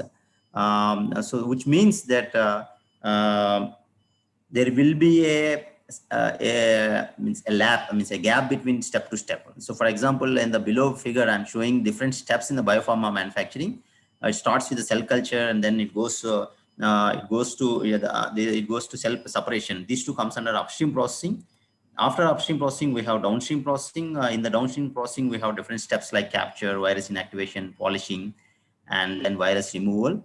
Then after downstream processing, it goes for the formulation and filling, where we prepare the drug substance and DP. So these are the three major departments or manufacturing units work to manufacture a biopharma drug. So upstream, downstream, and formulation. In a typical manufacturing process, in all these unit operations, each unit operation happens only after completing the previous unit operation. For example, downstream will happen only after completing upstream. There will be a gap between downstream and upstream. Formulation happens only after downstream processing. So this is it's a sequential process. Now there is no continuity in this. Okay, so there is no link between the previous process and then next process. So that's why it's called batch processing. Okay. Going to the next slide. So there are some challenges with the batch processing. So I put down here some important challenges. The first one is the cost, obviously. So the cost is very much high for the batch mode processing in biopharma industry, because we need to invest a lot on capex. For example, if you have to establish a 2,000 liter bioreactor facility for a MAB manufacturing, the cost grows to some few hundreds of crores. The cost is very high. Especially with the stainless steel facility, even if it is single use, there is a huge cost involved. And then the next challenge is the flexibility. So the flexibility is with respect to the manufacturing process. If a manufacturing site is set up for a particular product, the flexibility is very less, that the facility can be used for a different product. For example, if the facility is built for MAB, it is very difficult to use that facility for single peptide biopharma products like TPA or like TPA and molecules. Okay, so that's why the flexibility of the usage of the biopharma site for different molecules, different types of molecules, is a little bit difficult. That's one. Second complexity for batch manufacturing. And then the third complexity is a similar process, means comparable process. So now in the biopharma industry, till recent times, everyone knows that biopharma industry means monoclonal antibodies. But now new molecules are evolving, like fusion proteins, bispecific proteins. So the biopharma industry currently, the facility built up is for suitable for MAB process, but it is not standardized for the bispecific or fusion proteins. So that's why in batch mode manufacturing, this is also one of the challenges. Then the fourth challenge is the speed and scalability. The scalability is a big issue, whether it is continuous process or batch manufacturing, but it is one of the major issue, because the development happens at small scale, and then manufacturing will be at a large scale. So for example, development generally happens at 5 liter, but manufacturing happens at 2,000 liter. So scaling up the process from 5 liter to 2,000 liter is a big challenge, and you will have a lot of issues to face during this scale up. So that scalability is a general challenge, but it is more in case of batch manufacturing. Then stability of the product is the last challenge that I would like to highlight. In batch manufacturing, the product residence time during the batch processing is very high. So for example, if we start a fed batch process, which will be typically around 10 to 14 days. So the product residence time is around 14 days in bioreactor. That product residence time in bioreactor makes the product sensitive to different aspects like degradation, charge variants, profile change, glycosylation change. So because of this high residence time during batch manufacturing, product quality will have a lot of effect. So these are the basically few highlighted challenges in batch manufacturing. This is because batch manufacturing happens after completing the previous step. It is not linked. Hello? Can I continue? Yes, sir. You may continue. Yeah. So, yeah, so the previous two slides, I was just summarizing what is batch manufacturing and what are the challenges, because this is linked to our topic, integrated continuous manufacturing. So let us understand what is continuous manufacturing. It's a general term. It's not specific for a particular manufacturing unit or a particular division. It is a general term. Continuous manufacturing means it's an integration of different unit operations in a particular manufacturing process without any hold time between unit operations. That means if you have 4 unit operations, 1, 2, 3, 4, 1, 2, 3, 4 happens continuously. 1 is linked directly to the 2, 2 is linked to 3, 3 is linked to 4. There is no stoppage in between. So that type of manufacturing process is called continuous manufacturing. So by definition, it is called integration of unit operations with zero or minimal hold volume in between unit operations. Okay. So this is a very generic definition. It is applicable to any industry. You take automobile, you take petroleum, aviation, pharmaceutical, biopharmaceutical. Okay. So this definition is applicable. It is already implemented in many industries just because this continuous manufacturing is highly profitable with respect to the utilization of the capex, and then with respect to the space required for this type of continuous processing, and with respect to the product quality that we get with the continuous processing. Already this is a standard practice in the industries like automobile industry, petroleum industry, and then pharmaceutical food industries. So it is not something new. Okay, but what we want to discuss, what we are going to discuss in the coming slides is how this is beneficial in the biopharmaceuticals. Okay, so by definition, that is what continuous. So the below figure shows, see, the previously we have seen all this unit operation one after the other, but see now all are linked together. Okay, so cell culture is linked to the cell separation, then it goes to the capture. So the flow is continuous. There is no break. That's why it is called continuous manufacturing. So what is the advantage? These are all general advantages. It's not specific to industry again.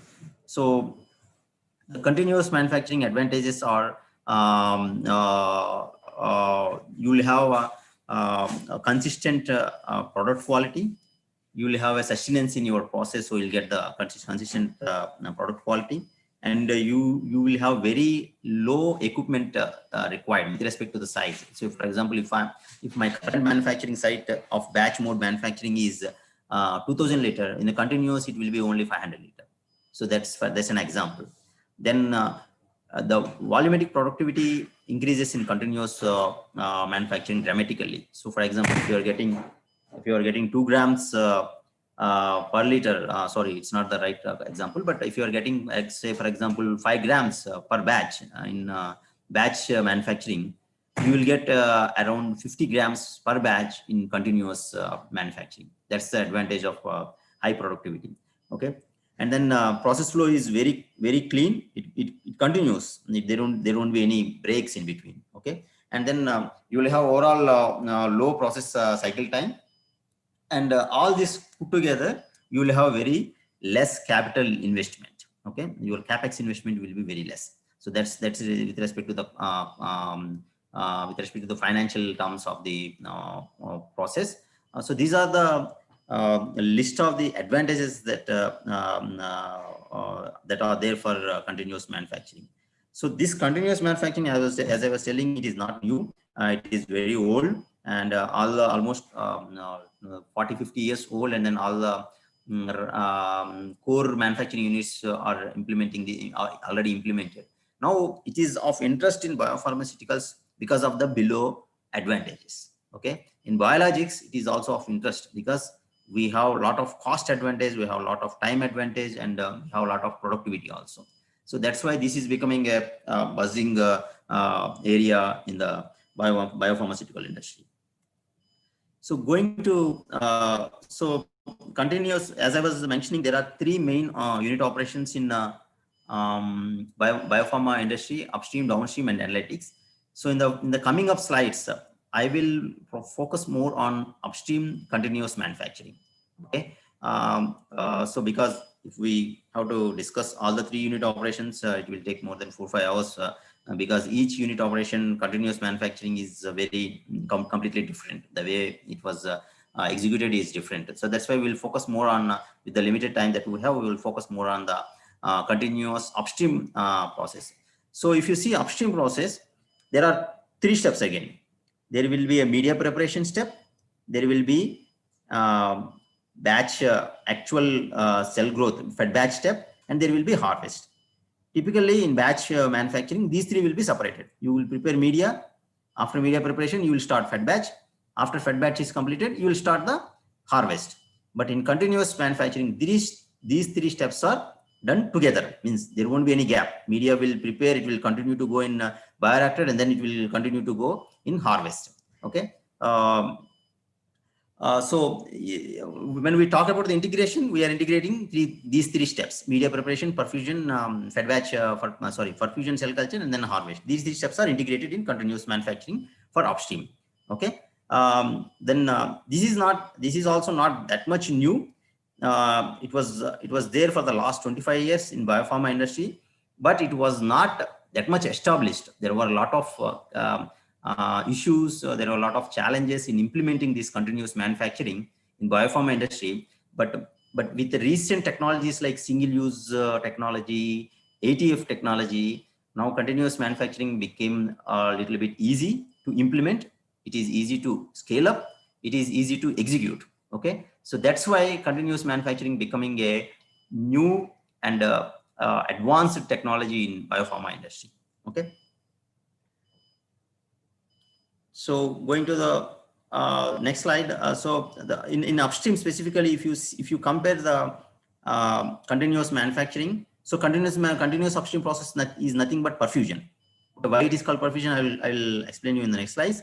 But in continuous upstream process, nothing but perfusion. Batch mode is fed batch mode is batch manufacturing, and you need to do in the fed batch mode. So this is the list of advantages, overview, and what % of advantage we have. I will just go through few things like cell instability problems. You will not have cell instability problem in continuous manufacturing. I mean perfusion, upstream perfusion process, but you will have in around okay, you will not have advantage. You will not have that cell instability problems in perfusion, but you will have more in fed batch process. Okay, and if you see cell density problems, you will have very high cell densities in perfusion compared to the batch mode. Okay, so if you see any of these parameters, in any way, continuous manufacturing in upstream is better. Means perfusion technology is better. Okay.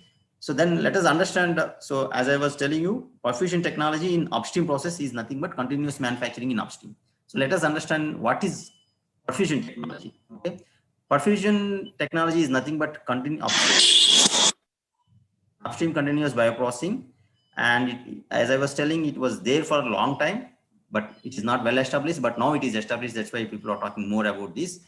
This is mainly to minimize the cost, to have the flexible process, and to have consistent operative process. Okay. So what happens in the perfusion is, basically in fed batch mode, what we do is we will inoculate the cells in fermenter, and then we'll grow them for around 14 days. Once you have enough product, we'll discard the cells. But in perfusion technology, we will not discard the cells. We will retain the cells. We will use some technology like ATF. We will use some devices, and then we will retain the cells, and we'll send the cells back to bioreactor. We'll take only media, because all these biopharma products are secretory products. The product is secreted by cells into the media. So your product is there in media. Your product is not there in the cells. So you can keep the cells and you take the media and grow the cells again in media. Again, they will produce. So in perfusion, what you will do is you will not discard the cells. You will just retain, you will just change the media. You take old media where you have product, and then you add fresh media. Again, you wait for some time. Again, you remove media and add media. So that is what this, it happens continuously. There is no stoppage of the fed batch, stoppage of the production of the required product. Okay. So basically, this cells removal or cells retaining in the bioreactor is done by cell retention devices. I will go through what is those devices, and then we will use a fresh media every time when you remove the cells. You will replace the spent. It is called spent media. The media which is with the product is called spent media in upstream. You will remove the spent media. You will add the fresh media, and to retain the cells, we use filters. Those filters are called hollow fiber membrane based filters. Okay, these are the very fine, minute pore sized filters in the form of fibers. Okay, these are called hollow fibers. So what happens when the cell culture is passed through that, cells will be retained. Media will be filtered through the hollow fiber. Okay, so that is the way we retain the cells. Okay. So this is the depiction of the continuous process. If you see, bioreactor is the vessel where we keep the cells and media. Okay, and on the left hand side you have the media which is pumping in continuously. On the, I'll just take my marker. I see. This is the bioreactor. On the left hand side, your media is pumped in continuously. On the right hand side, you will remove the media. Here you will have a cell retention device. What it does is it will take only media and it will go to the harvest bag.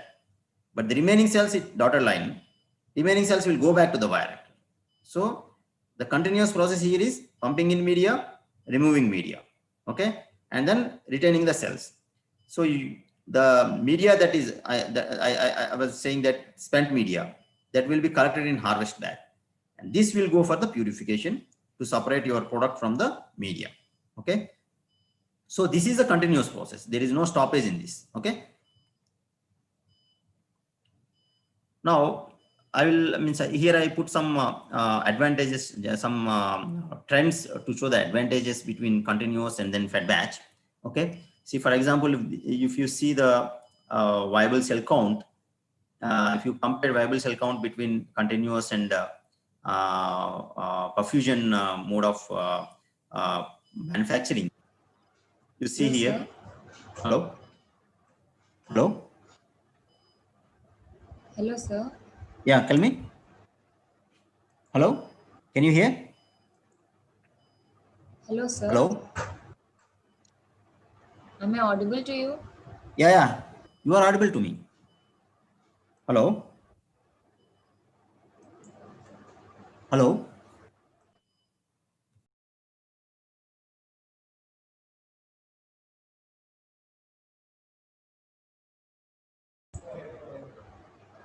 Yeah.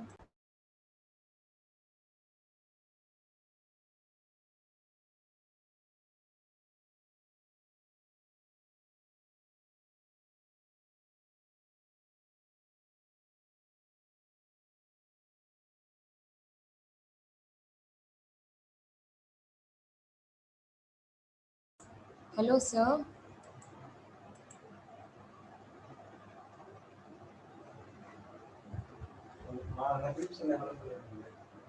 Sir, can you please check your connectivity?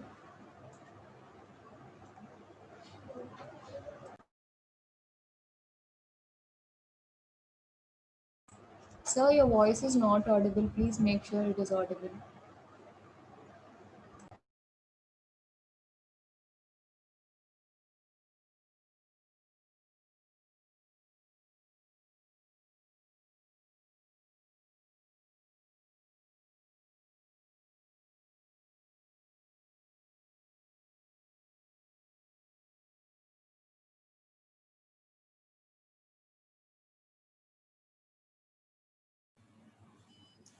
Yeah. Can you hear me now?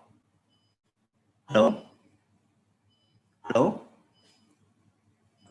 Sir, Yeah, can you are hear you me? audible, sir? Yeah, I can hear you. Can you hear me?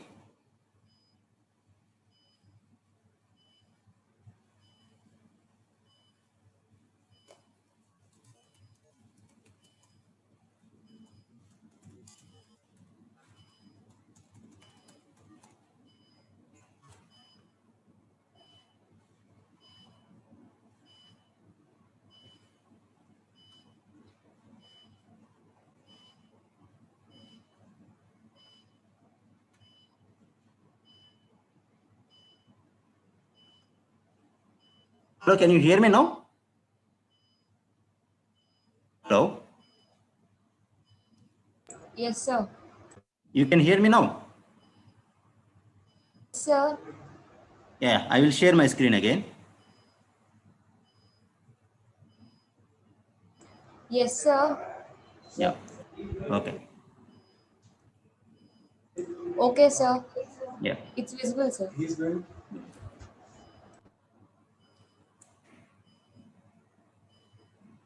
Yeah, I think there's some connectivity issue. Sorry for that inconvenience. Okay, so this is a slide which shows the major differences between perfusion and PET batch process for upstream. See, for example, uh, if you see here, the VCC with in case of the fed batch, it reached means if you can read the scale properly, it is around 10 million maximum it reached in case of fed batch, the blue color trace. Whereas the perfusion here I put two batches data just to show the consistency. So VCC reached around 40 million maximum, okay, and continuous process went up to 20 days. Okay, but whereas fed batch process went up to only 16 to 70 days. Okay, with this amount of cells with the 20 days, the productivity is almost 10 times to the fed batch. Okay, and if you see the viability also, the viability drop is it is very bad compared to the perfusion in case of batch mode. It is started dropping from day 10 and it is almost less than 80% on at a harvest. Whereas continuous manufacturing, the perfusion technology, the viability is maintained above 80 all through the batch. Even if it is 20 days, viability is around above 80%. Okay. When you see, likewise, when you see the productivity, you see the continuous manufacturing productivity is between around 3 grams, we can say, with the scale, but you got 30 grams per liter in case of perfusion. Okay, so this is the advantage. Okay, you have very high VCC, the number of cells are very high, almost 10 times. That's why your productivity is also almost 10 times. This is also linked to the viability because you have better viability. Okay, so with a better perfusion manufacturing process, you may reach up to 100 million also. Okay, so you can reach up to 100 million. So this is an example for a simple process, but with a well optimized process, you can go up to 100 million, and then your process can go up to 30 days also. Okay, so it means if with the 20 days process, if you get 30 grams from one batch, you can imagine for 1 month batch, it will be around 80 to 100 grams with 100 million cells. Okay, these are the two trends that will show major differences between fed batch and continuous. This is one more slide that shows the major differences between fed batch and perfusion technology. So process duration, as I was telling, it is just 1 to 3 weeks. That means it will be maximum 20 days in case of fed batch, but it can go up to 12 weeks in case of perfusion. Okay. Cell concentration, as I was mentioning in previous slide, you will get around 150 million maximum in perfusion, but whereas it is only 30 million in fed batch. Okay, viability, we have seen in a previous trend, it is always above 80 in case of perfusion, but it may go down as much as 65% in case of fed batch. Okay, reactors in fed batch, each fed batch you need to have a separate, means you need to have a new reactor to be prepared. In case of continuous, for all 12 weeks, you can use same reactor. There is no need to change the reactor because you are pumping in and reaming out. There is no change in the vessel in that. Okay. And waste and toxic molecules accumulation is more in fed batch because cells are spending more time in the spent media. Okay. In case of perfusion, we are removing and adding fresh media every time, because every time you are removing media, you are removing some toxins along with the media. Okay, so that's why your cells are good and healthy in case of perfusion, and your product also safe in perfusion.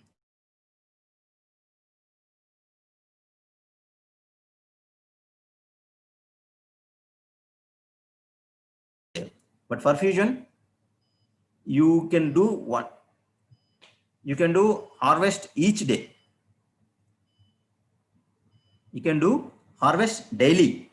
Okay, so in case of perfusion, because you are removing media daily, spent media, that means if you are removing spent media, that means it is a harvest.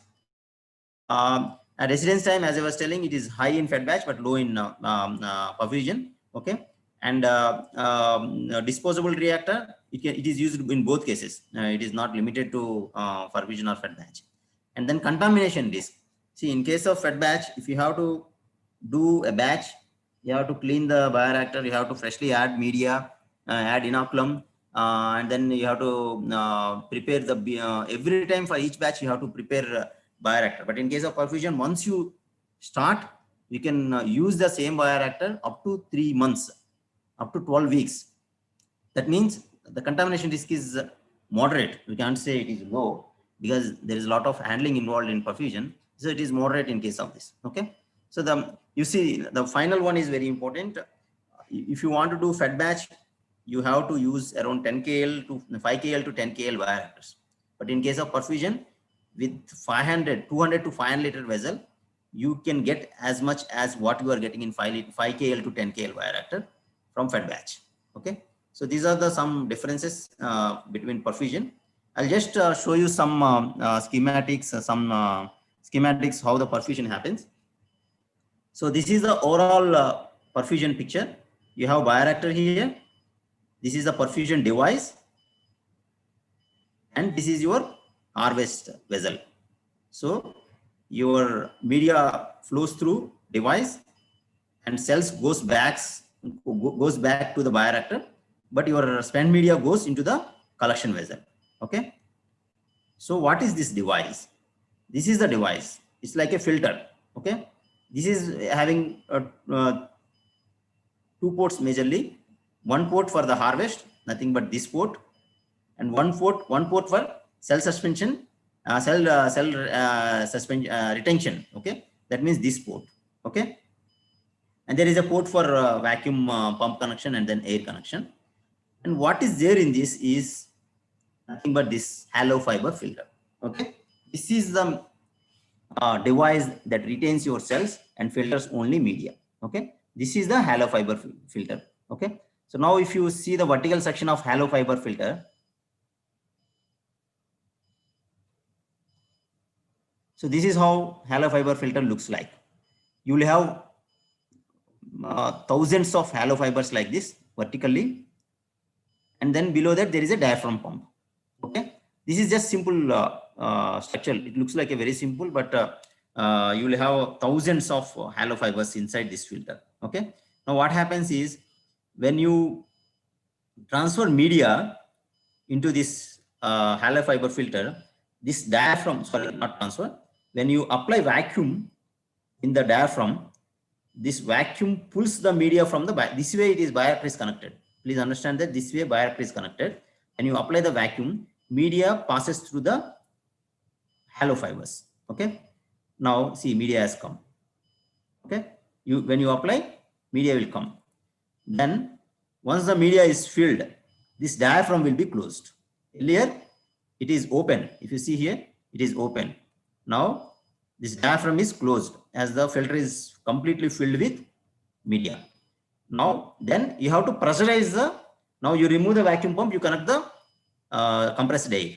So now you pressurize from this side. So what happens when you pressurize this side, again diaphragm opens, but your media, when diaphragm is open, your media goes back into the, sorry, your cells goes back into the bioreactor, but media will come out of this port. You see, when you apply pressure, media is, cell suspension is going back to the bioreactor, and almost 90% of media will be collected into the media collection tank. Okay. So this is how the perfusion technology, the ATF, alternative tangential flow filtration happens. Okay. The main component of this technology is this hollow fiber filter. Okay. So now till now we have seen different advantages, how it is used in the upstream, the continuous processing. But let us see some challenges, or we can say disadvantages also. So perfusion technology or the continuous manufacturing in upstream is not a simple process.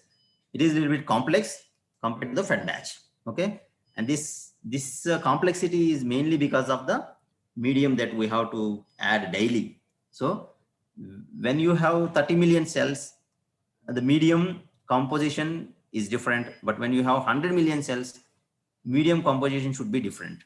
Okay, you should have a highly enriched media to grow 100 million cells. Okay, remember this is 30 million cells per ml, 100 million cells per ml I am saying. Okay, per ml. Okay, so when your per ml cell count is increasing 3 times, around 3.5 times, you should not use same media for fed batch and then continuous process. You need to have a highly enriched media. So finalizing that media composition, or finalizing the enriched media is very, very difficult. Okay, designing that media is not that easy. That is one of the major challenge in the continuous process. Okay. So, and then the media requirement. So for one fed batch, for a fed batch, if you use 500 liter fed batch, for example, if you use 500 liter media, then for the same 500 liter continuous process, you have to use 5,000 liters media. So you need to have proper equipment to handle that much volume media. Okay. So you cannot use same equipment, media preparation equipment and handling and holding equipment for both fed batch and continuous process, because the requirement is almost 10 times. Okay. So there are some, all these challenges are very common in any continuous process, but if we work out around 4 points, one is determination of media composition, how to formulate the media. Second thing, how to optimize the seed requirement, means how to increase the inoculum volume for the continuous process. The third thing is how to optimize the perfusion process. That means how much volume to remove daily, and then how much media to add. This also has to be optimized. And then if you are continuously producing the spent media, that has to be purified. You can't hold the spent media. Okay. So you need to have continuous downstream processing also. That is also a challenge here. Okay. But if you well optimize these 4 parameters, I think this challenge can be overcome. Okay. So these are the few challenges or disadvantages. It's not always advantageous, but you need to work hard to overcome these challenges by optimizing these 4 parameters. Okay. So that's about the continuous process. So this is our manufacturing site. This is our R&D QC site.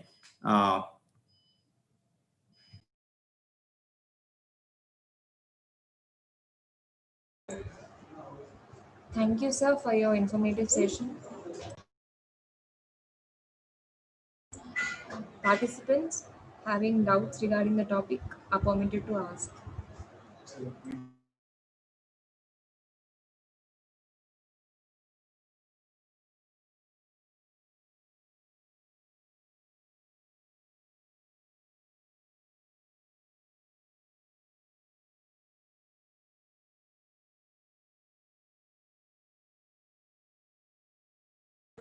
Thank you, sir.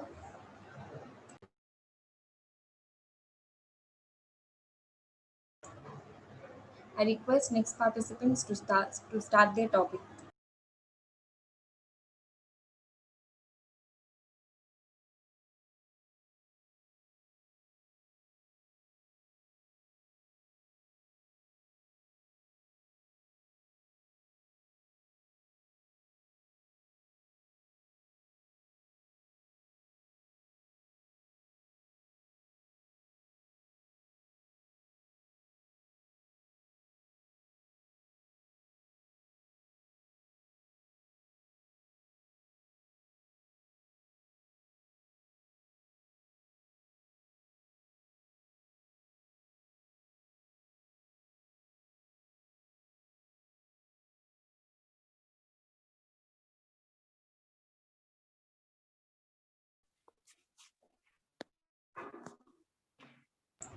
Hello, sir. Hello, sir. We request you to complete the topic as soon as possible. We have only 10 to 15 minutes of time left.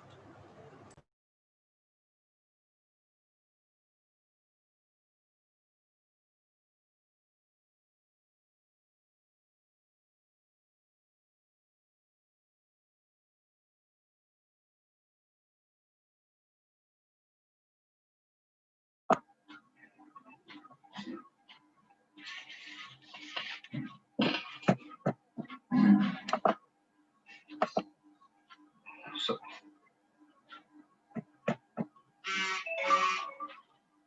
ma'am, can I start the presentation? Yes, sir. You can start the presentation. So, the Sir, topic we is, request you to complete your topic within 10 to 15 minutes as we okay, ma'am. have Okay, little ma'am. time. So, Thank you, topic sir. for today is metagenomic as a useful tool for environmental monitoring.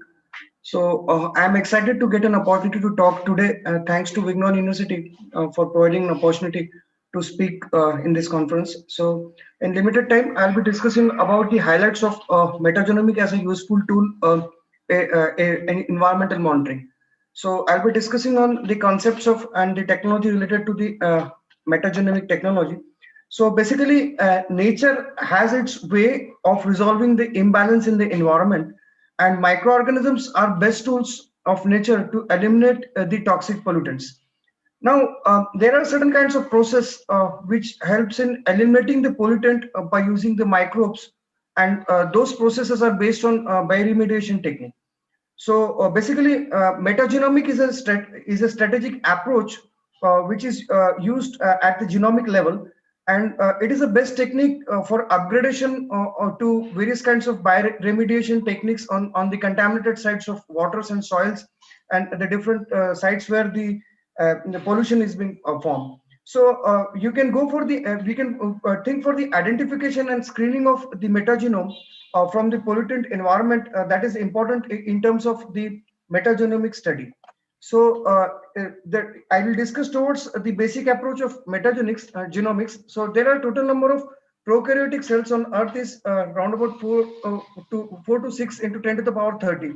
So less than 0.1% are actually curable, and yet to discover the culture condition for culturing, that rest is based on 99%. So metagenomic offers a way to accessible unculturable microbes because of it is the culture which is dependent on the study.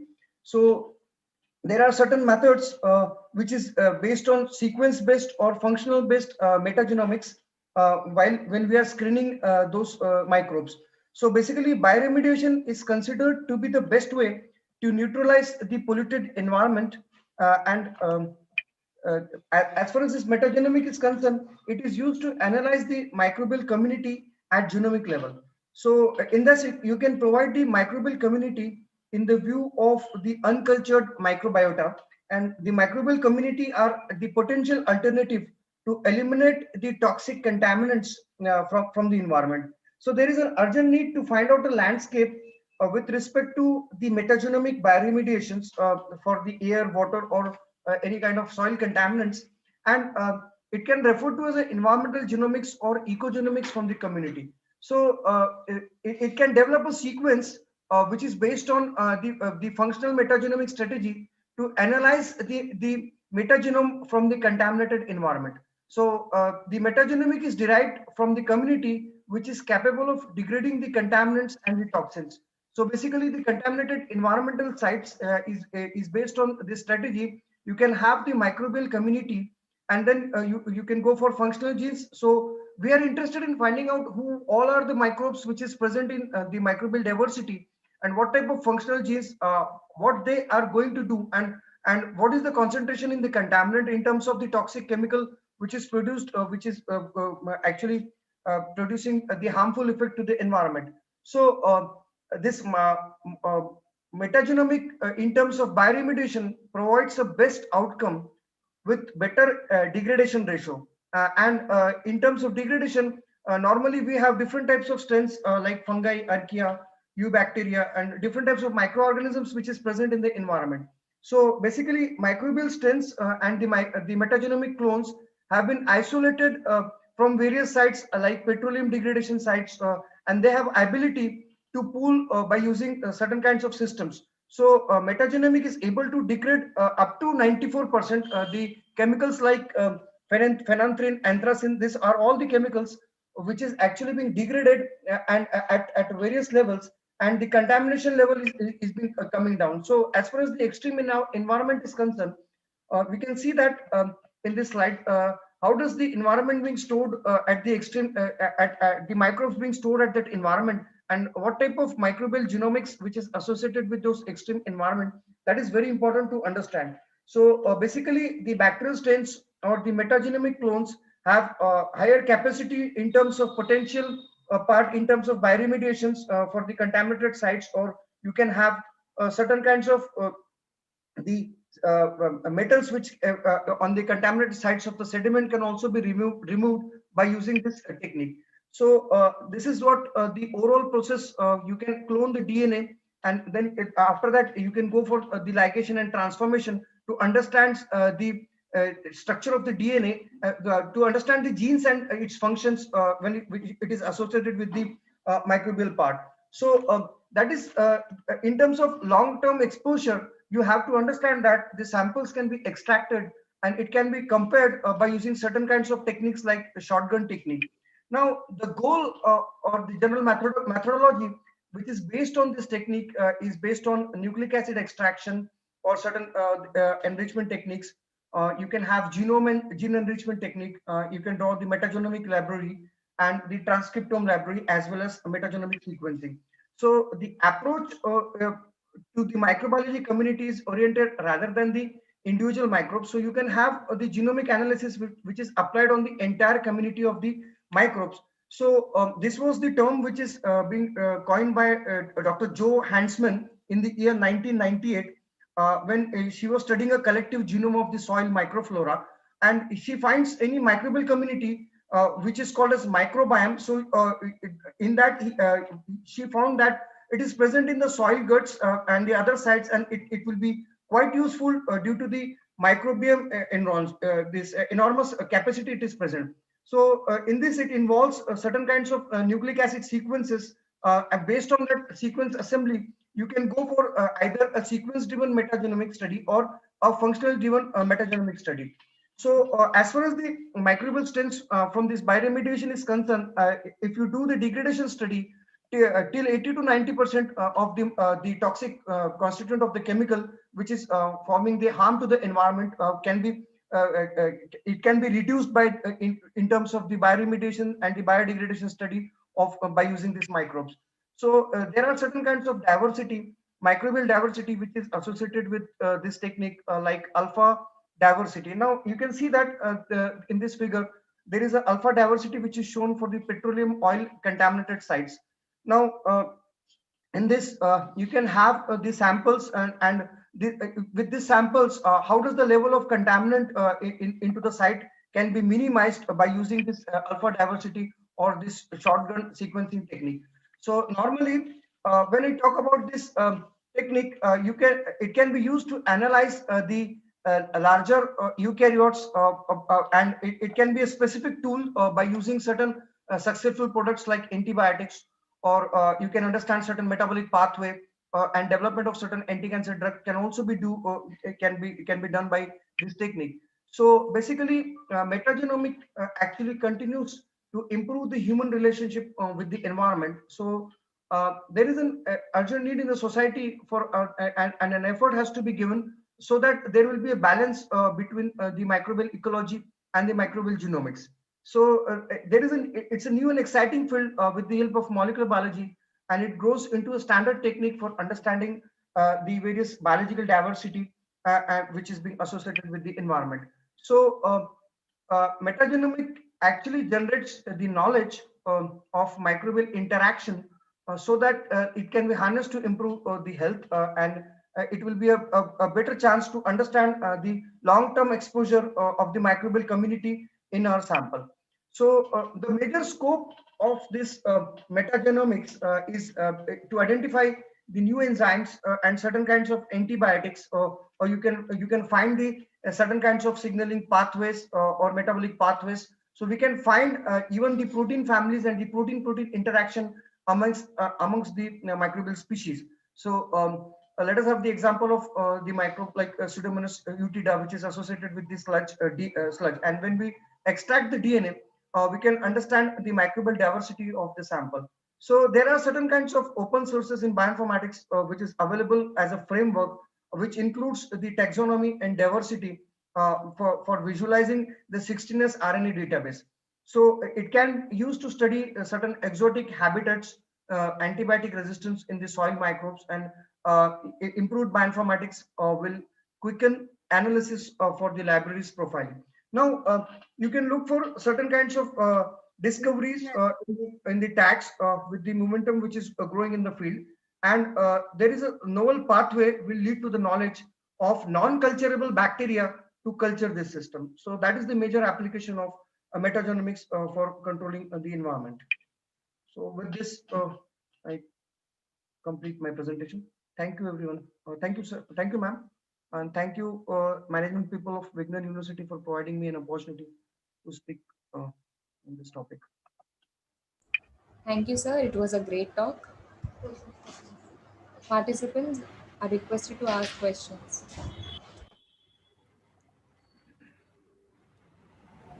Thank you. And share the screen.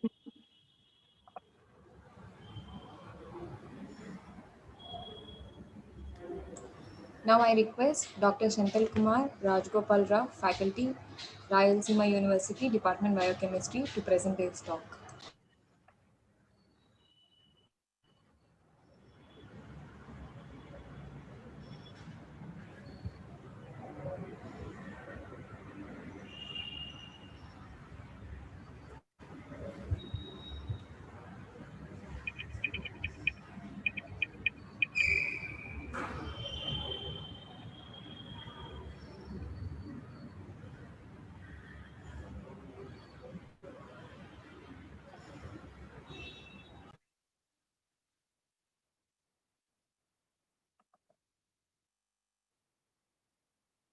Dr. Senthil Kumar, are you there?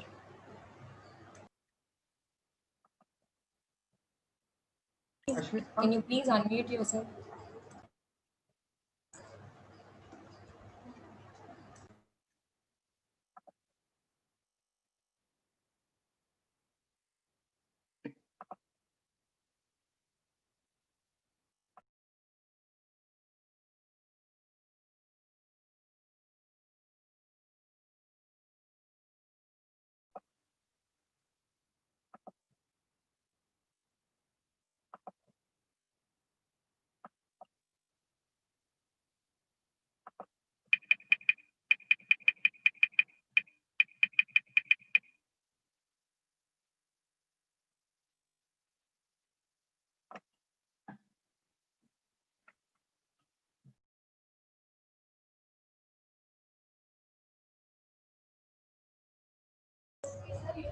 I request all the participants to mute themselves.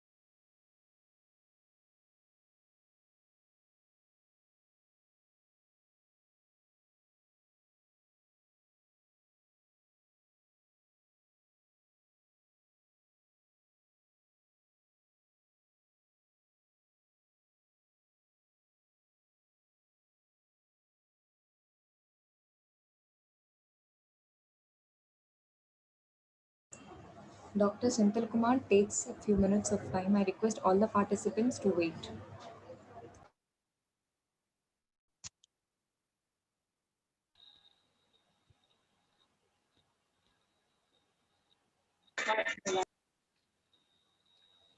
Hello.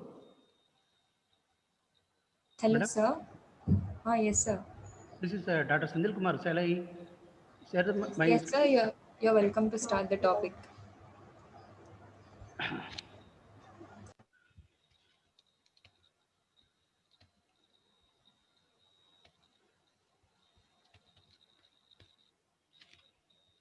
Am I audible, madam? Yes, Hello. sir. You are audible. I request you to please amplify your voice a bit more. Bit more, huh? Yes, sir. Just Yes, one sir. minute. Now it's audible. It's clear. Let me, I'll do it. So now it's okay? Madam? Hello. Yes, sir. Okay. Shall I start then? Yes. Yes, sir. You can start. Okay. So thank you so much for inviting me to give a presentation. It's a highly privilege to me to give a presentation. So I am Dr. Sandil Kumar, working in Department of Biochemistry, Ralsima University, Kurnool. So today I am going to talk about sorry, biologically induced G protein coupled receptor TGRY that can regulate the smooth muscle relaxation via both EBAC and PK mediated inhibition of ROA and prokinase pathway. Actually, these TGRY expressed in two different places. One is in the plasma membrane, otherwise in the nuclear membrane. So in the plasma membrane can induce the signaling in more the way, but in the nuclear membrane, TGR5 can regulate very slow motion. So we'll see how that TGR5 enhances the smooth muscle relaxation. We have both EPAC and PK mediated inhibition of ROA and prokinase pathway. So the bile acids are component of bile. They are synthesized in capsicide and stored in gallbladder, so as of everybody knows. And they are released into the proximal intestine as primary bile acids in response to a meal. So the bile acid can act as a signaling molecule to exert genomic and non-genomic effects in the two different ways. So the genomic effects are mediated through the nuclear receptor FXR, but at the same time, the non-genomic effects are mediated through the plasma membrane G protein coupled receptor TGR5.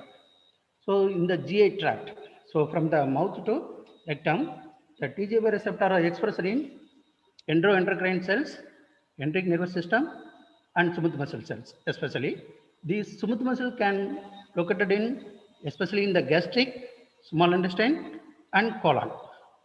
And in smooth muscle, TGR5 receptor are coupled to G surface, and it can activate the adenylyl cyclase, and this adenylyl cyclase can, produce a lot of cyclic AMP, and it will go through the activation of this receptor, causes the muscle relaxation. So this slide can show that, summarize some of the physiological function of TGR5. So in adipocyte and skeletal muscle, the TGR5 increases the energy expenditure and regulates the glucose homeostasis. The bile acid stimulates fluid, electrolyte, and mucus secretion in intestine, and also affect intestinal motility. In liver, bile acid regulates the microcirculation, and bile acid regulates the pancreatic beta cell function.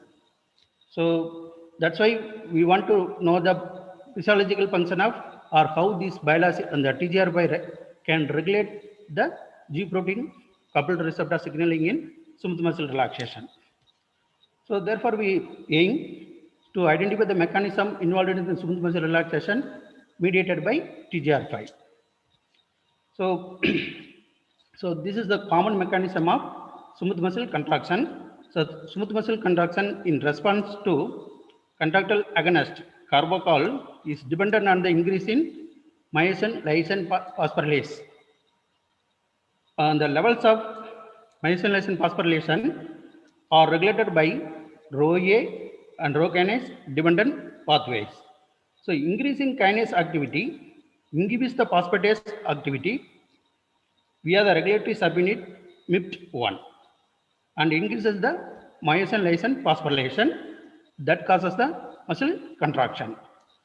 Therefore, we hypothesize that activation of TGR5 inhibits RhoA and Rho kinase activity that causes the increase in myceliation phosphatase through the inhibition of myceliation phosphorylation that causes the muscle relaxation.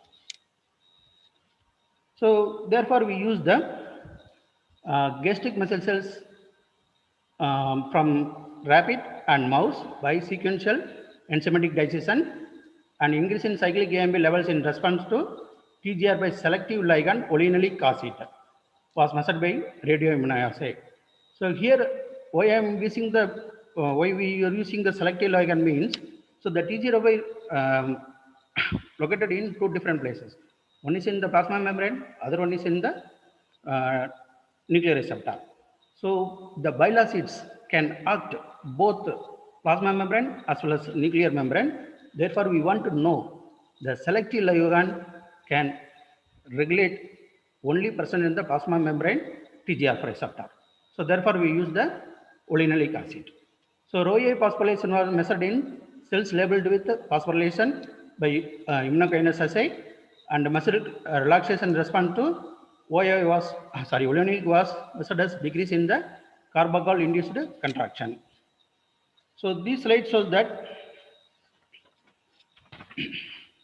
the selective activation of TGR5 by bile acid was examined using the TGR by knockout mice.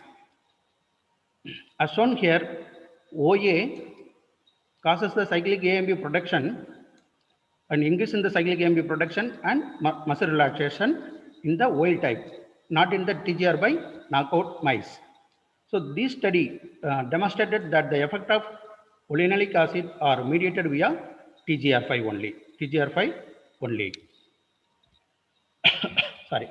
So previous study have shown that the activation of pKa causes the phosphorylation of RhoA. So RhoA was phosphorylated by olenolic acid and phosphorylation was inhibited by the specific pKa inhibitor pKi. So the cyclic AMP analog EPAC, which does not activate the pKa, okay, had no effect on RhoA phosphorylation. So these results suggest that phosphorylation was dependent on pKa only. In the phosphorylation of RhoA is dependent on pKa only. So previous studies have shown that pKa phosphorylates RhoA at serine 188, the phosphorylation site. So this was confirmed by using the phosphorylation deficient RhoA. So OA induced phosphorylation was blocked in cell expressing phosphorylation deficient RhoA.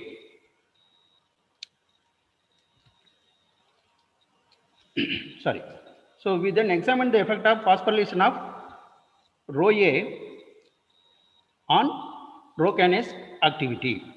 So a contractile agonist carbachol stimulated the Rho kinase activity, and the stimulation was inhibited by olenolic acid.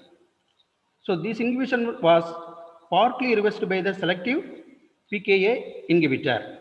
In contrast, OA-induced inhibition of Rho kinase activity was significantly reduced in cells expressing phosphorylation deficient RhoA when compared to the control cells. And the inhibition was not affected by the pKa specific inhibitor pKi. So these results suggest that inhibition of Rho kinase activity by OA was partially mediated via phosphorylation of RhoA. The residual inhibition is pKa independent.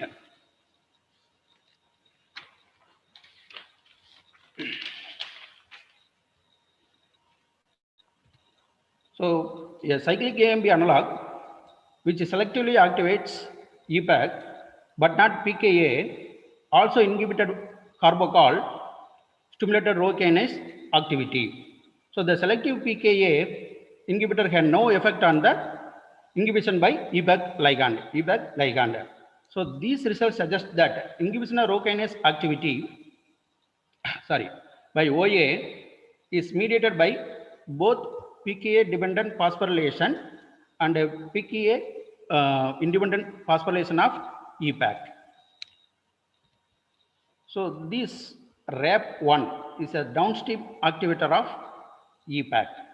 So we examined whether the inhibition of Rho kinase by EPAC involves the RAP1 stimulation. So as shown in the top panel, OA stimulated the RAP1 activity, and the stimulation was not affected by the specific inhibitor.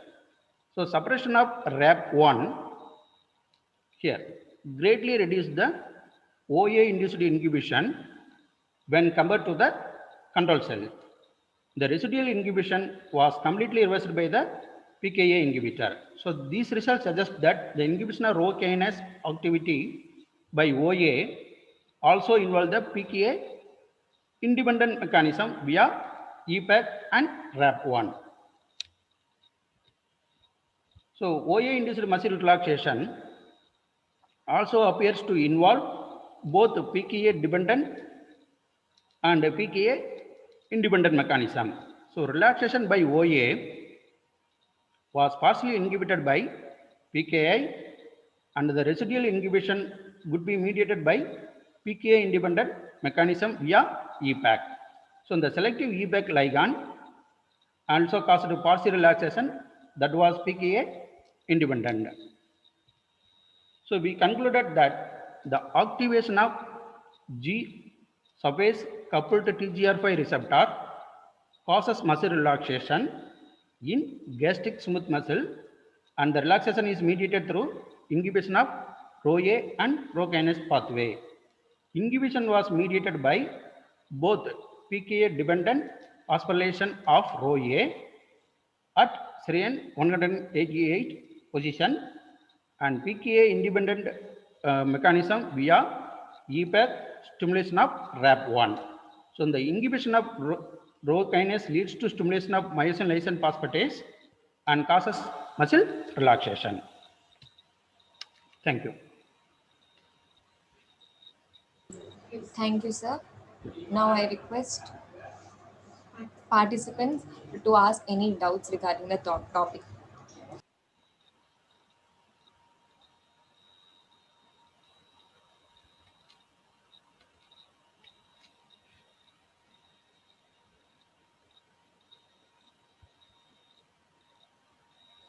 Thank you, sir. It was a great presentation.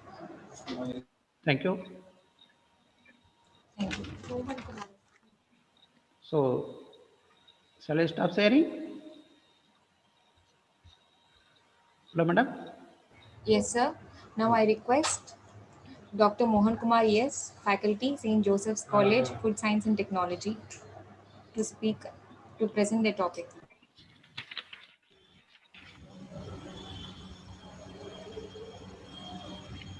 Sir, are you there, sir? Yeah, I'm there, ma'am. Can you hear me? Ah, yes, sir. It's audible, sir.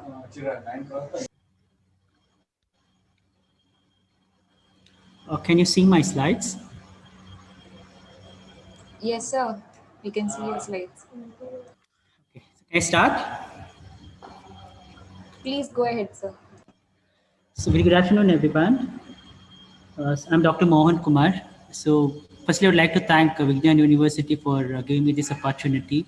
And secondly, I would like to thank Savita Janakiraman, who is my guide for my PhD. And this is part of my PhD work. The title for today's presentation is Production and Extraction of Chitin and Chitosan Biomaterials from the coprophilous mushroom Coprinopsis cinerea and characterization of their physicochemical and biological properties.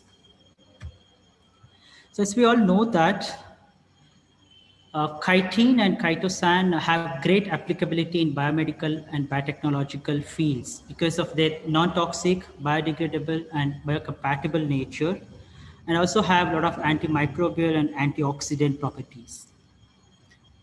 Till now, the most common source of chitin and chitosan is the crustacean cell. However, mushrooms are an alternative source for isolating these biopolymers because their cell wall has high amount of chitin which may be transformed into chitosan through a deacetylation process. The main objective of this research was to isolate chitin and chitosan from the coprophilous mushroom, Coprinopsis cinerea, and determining their physicochemical and biological properties. So these were the objectives we set in order to perform that particular work. First is an isolation of Coprinopsis cinerea from horse dung. So for that, we have produced this particular Coprinopsis cinerea in a submerged fermentation. It's a production of mycelial biomass. Once the biomass is obtained, so we went for extraction of chitin and chitosan biomaterials. And we characterized those physicochemical properties of chitin and chitosan. And we also went for biological properties of the chitosan extracted from Coprinopsis cinerea. This is about the methodologies. Isolation of Coprinopsis cinerea from horse dung. So we isolated three different strains of Coprinopsis cinerea from a horse dung. So horse dung is a good source for this particular mushroom. So it grows nearly, 3 to 4 weeks it takes for the growth of Coprinopsis cinerea in horse dung. Due to the limitation of the growth of Coprinopsis cinerea in laboratory, so we have to opt for a medium which can grow it easily in a laboratory. We went for a lot of different types of medium. Unfortunately, this did not support any kind of growth. So we used plant-based diets. So we used wheat flour broth for the production of Coprinopsis cinerea mycelium. So then we used wheat flour broth for the production of mycelium. So once whatever the mycelium was obtained, we extracted chitin and chitosan by solvents, different solvents we have used, and ethanol. Finally, obtained the polysaccharide. So we went for the whether it is actually chitin or chitosan. So we characterize their physicochemical properties using these analytical tools, FTIR, TGA, DSE, DTA, XRD, and SAM. So once we confirmed the extracted polysaccharide is a chitosan, so then we went for evaluation of their antimicrobial and antioxidant properties. Coming to the results discussion, so we obtained one particular isolate, and we identified based on molecular RDN, 16S, 18S rDNA technology, and we found that there's a presence of 620 base pairs, and we blasted against the nucleotide sequences, and we found that the isolated organism is Coprinopsis cinerea.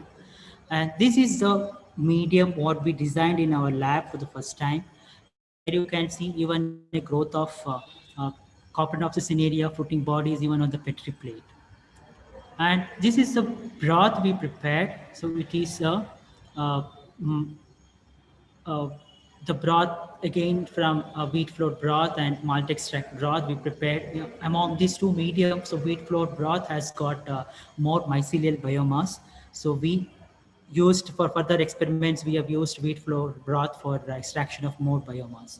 So once we extracted this biomass, we subjected for an extraction, but we were not, then we wanted to optimize the parameters for still more production of biomass.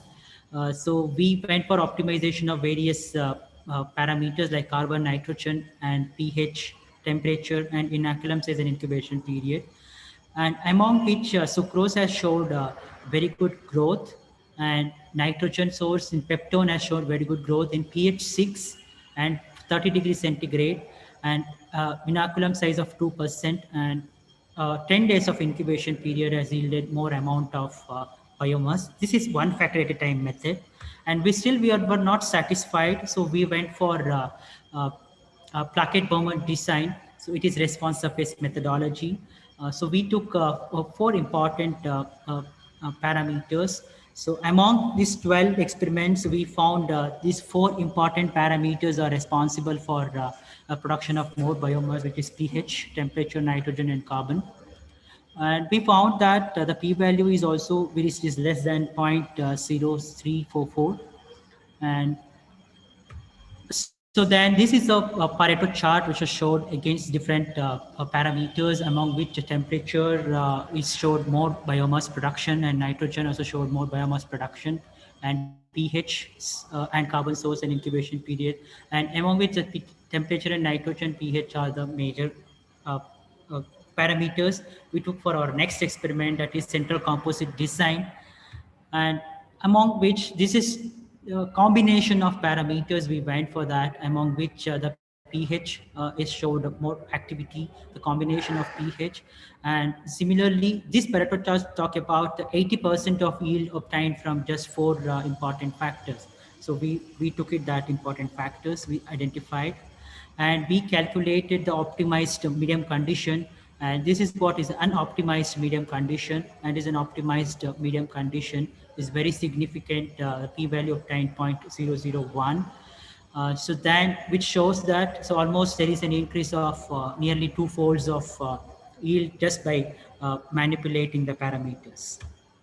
And this is a three-dimensional response surface of counterplots for a combination of factors, among which temperature and pH has showed more biomass production. So just by changing the temperature and pH, you can obtain more biomass production. Once we obtained more amount of biomass, we went for extraction of chitin. We nearly obtained 42.8 grams of chitin per 100 grams of biomass, which is quite higher, which is compared to any other methodology. And similarly, we obtained 44.3 grams of chitosan from 100 grams of chitin. So it's also very higher compared to any method which is available till date. It's nearly 44.3% of chitosan we obtained. And we have not stopped that. We went for characterization of this particular chitin.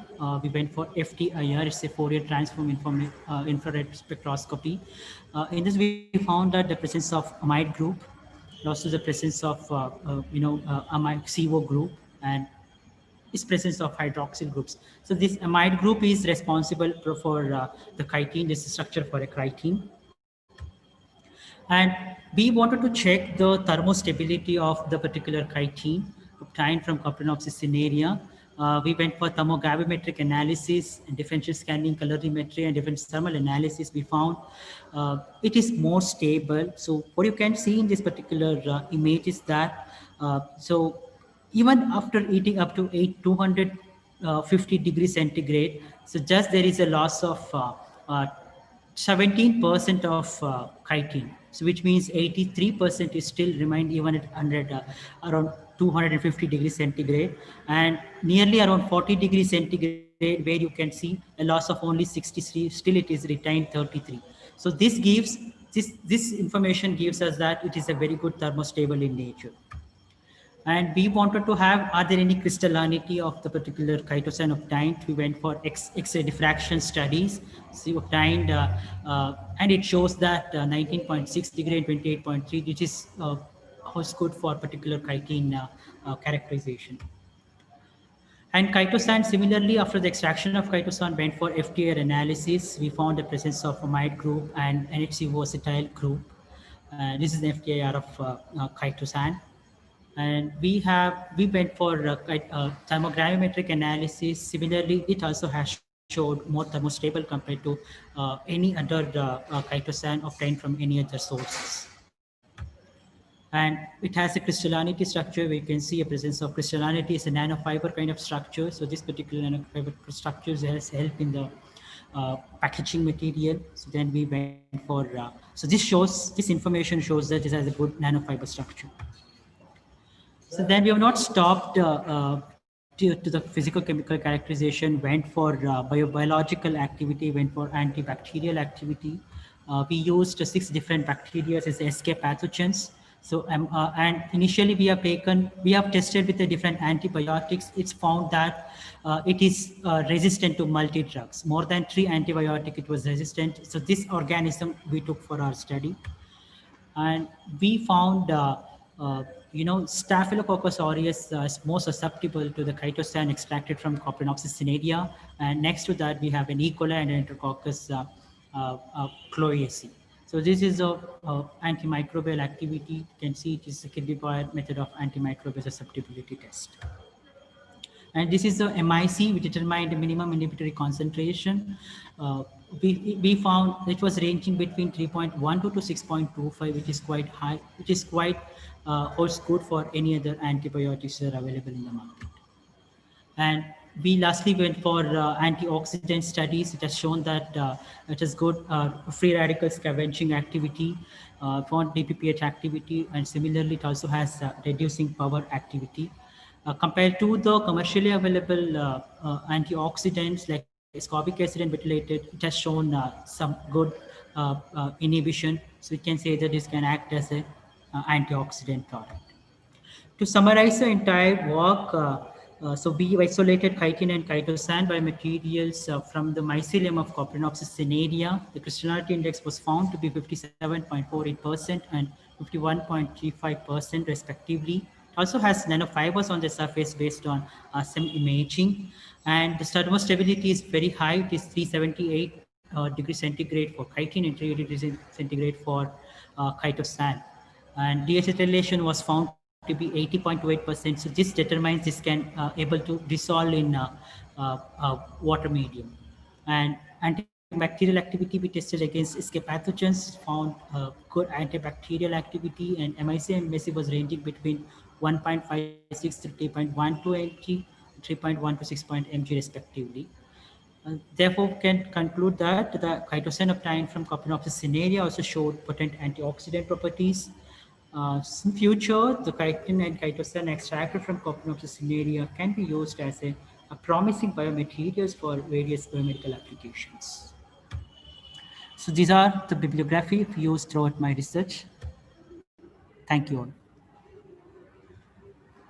Thank you, sir, for your informative talk. Now I request anyone, any doubts can. Hello. Yes.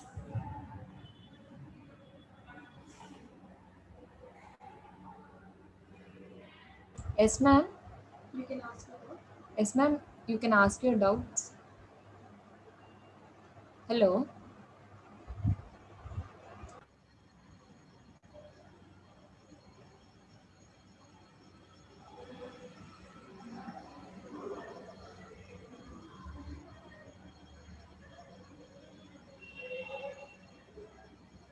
Any doubts? Okay, sir. Thank you. That was a great talk. Thank you, Ma. Thank you for this opportunity. Thank you, sir.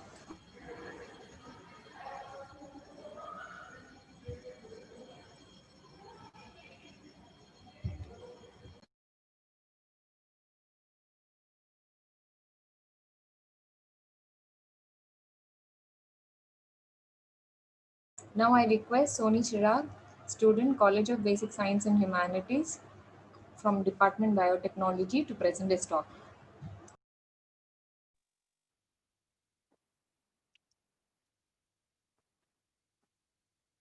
Sir, can you please share your screen? Okay.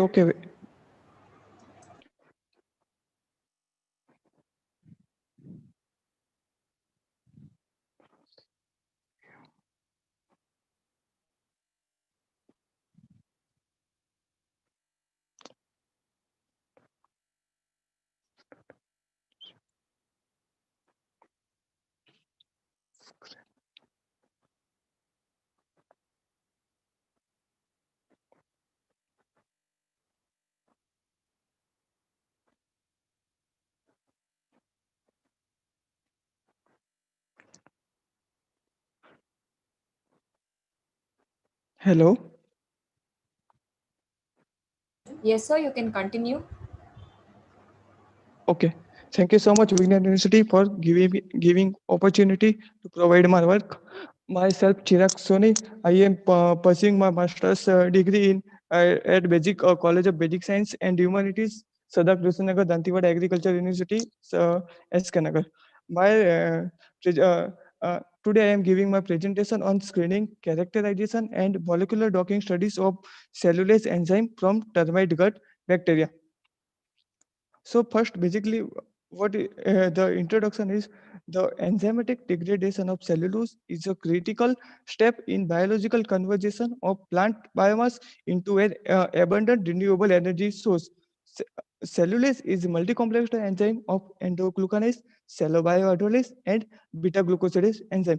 Endoglucanase enzyme cleaves the internal site of cellulose chain. Uh, According to the report of the cellulose market in 2016, 29.71% cellulose market covered animal feed, 26.37% cellulose market covered in food and beverages, and 13.77% cellulose market covered in textile industry. This report envisaged an informative upswing of the cellulose market as a CAGR of 5.5% during the 2018 to 2015 years. So the higher growth rate, stability at extreme of temperature and pH, lesser feedback inhibition, and ability of bacteria to tolerate harsh environments have become a key factor for the shift of current research trend to focus on bacterial cellulose isolation. In the present textile industries, biostoning and biopolicing processes are popular application of cellulose enzyme. So the main aim of my study is to isolate the cellulose degrading bacteria. So the methodology of my work is to first isolation of cellulose degrading bacteria from the termite gut. Then screening of the bacterial isolate using the carboxymethyl cellulose agar medium by congruous staining. Screening of the isolates for beta glucosidase activity on esculin containing plates. Then identification of potent bacterial isolate by 16S RNA gene sequencing. uh, Purification of cellulose enzyme by ammonium sulfate precipitation and dialysis, and their estimation of enzyme activity and protein content by Lowry method, and the optimization of purified enzymes by various parameters like temperature and pH. So this slide shows the graphical abstract of my entire work. And first we isolated the cellular degrading bacteria from the termite gut.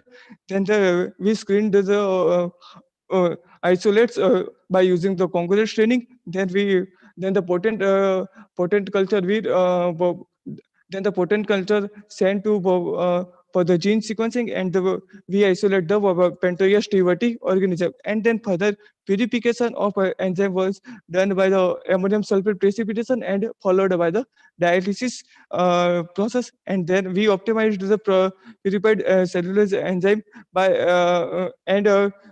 and got the maximum cellulose enzyme activity at the 40 degrees Celsius temperature, and we obtained the maximum cellulose activity at pH 5, and then we further done the molecular docking studies of endoglucanase protein of the Pentoia stewardii sequences.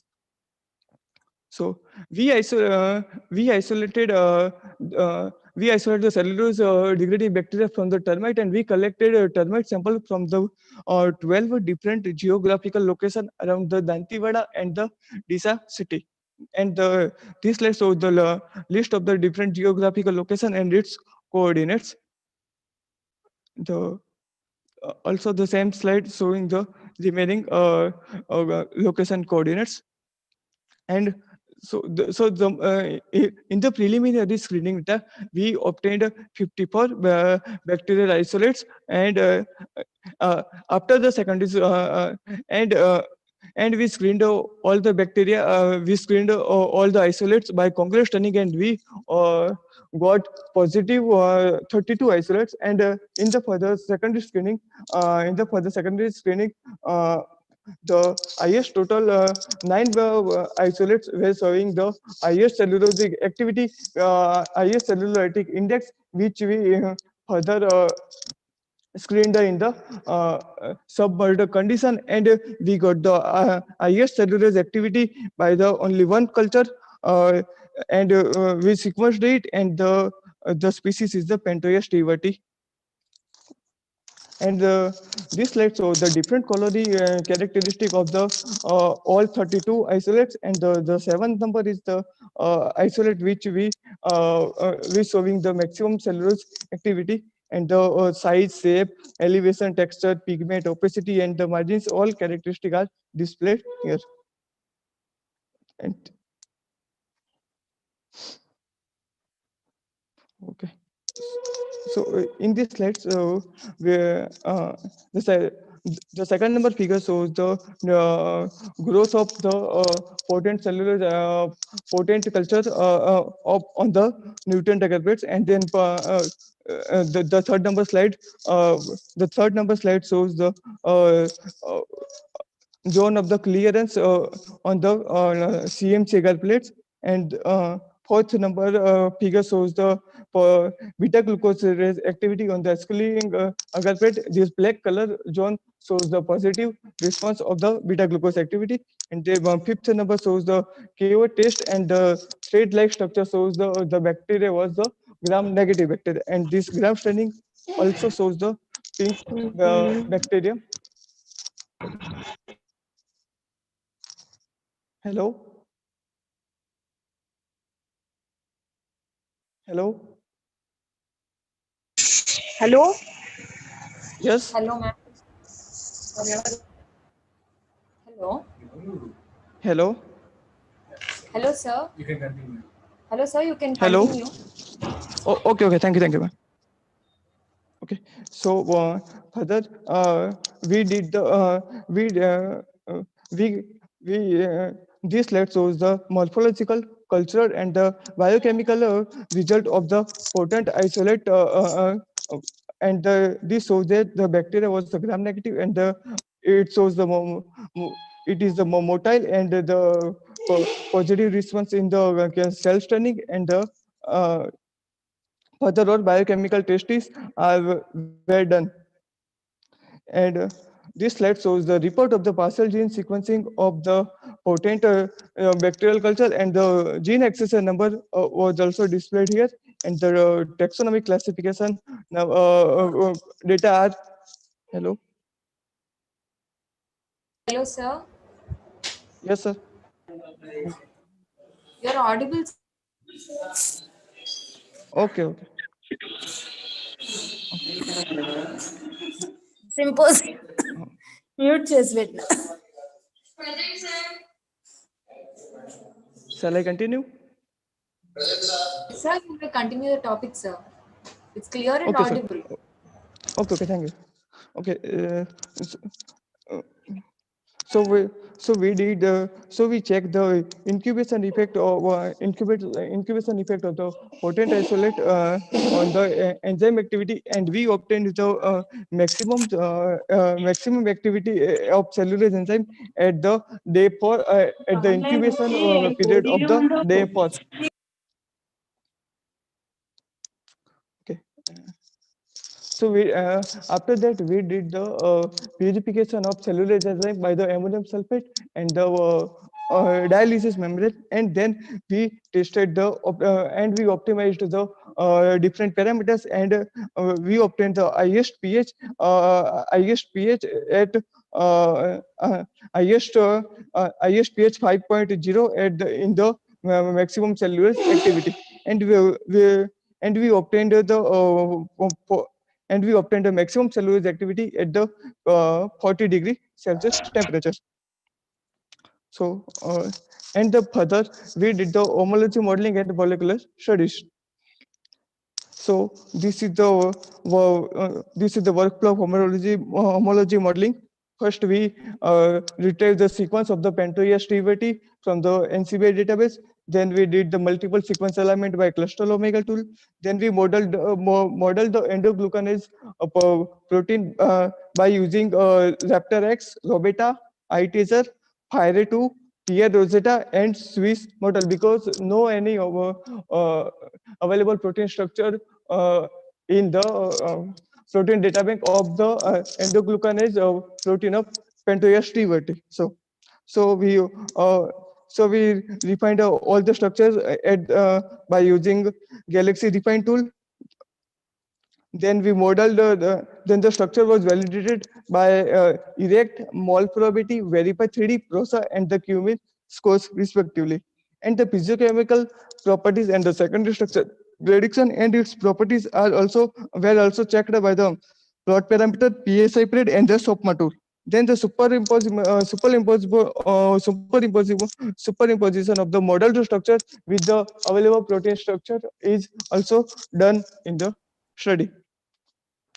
And we further done the molecular docking studies, and uh, the different ligand structures were downloaded from the PubChem and the converted in PDB format by using the discovery studios. Then the active site was predicted by the CAST-P servers. Then we prepared the protein and the ligand by using the Autodoc tools, and and uh, and the grid was generated around the receptor, and then we done the docking of protein ligand by using the Autodoc Venus software, and then visualize and analyze of result by PyMol and the Discovery Studio.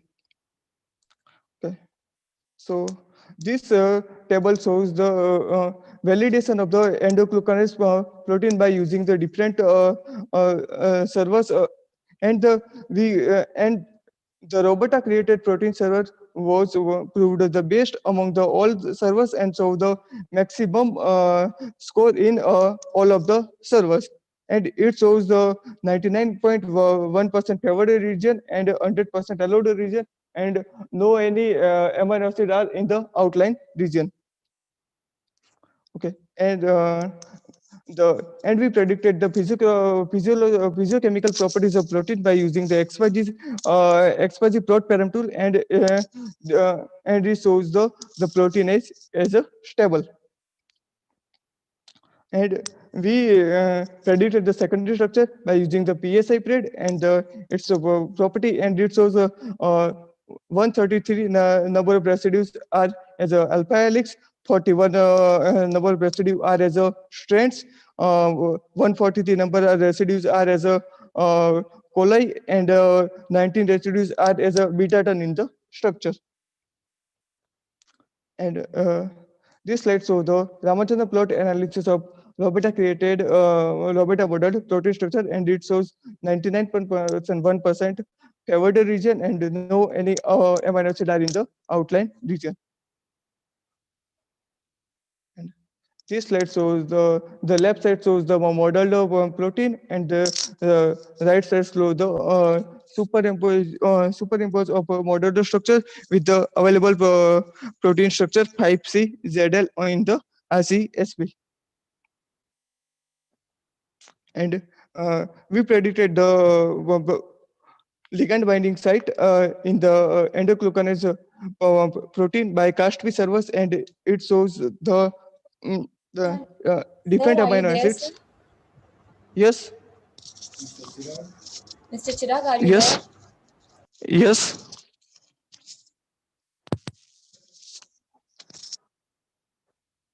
Hello.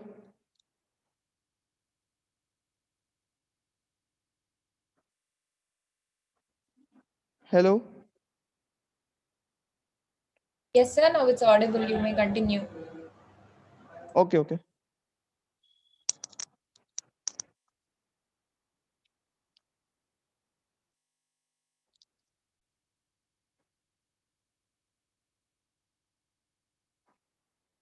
Okay, so we predicted the ligand binding site by using the CAST-P servers, and the magnetic color source in the amino acid residue of the proteins which are predicted by the CAST-P servers.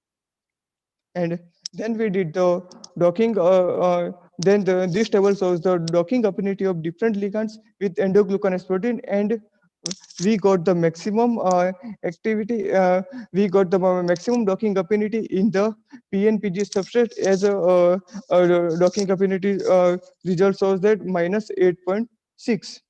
And we used 13 different ligands which are associated with the cellulose enzyme.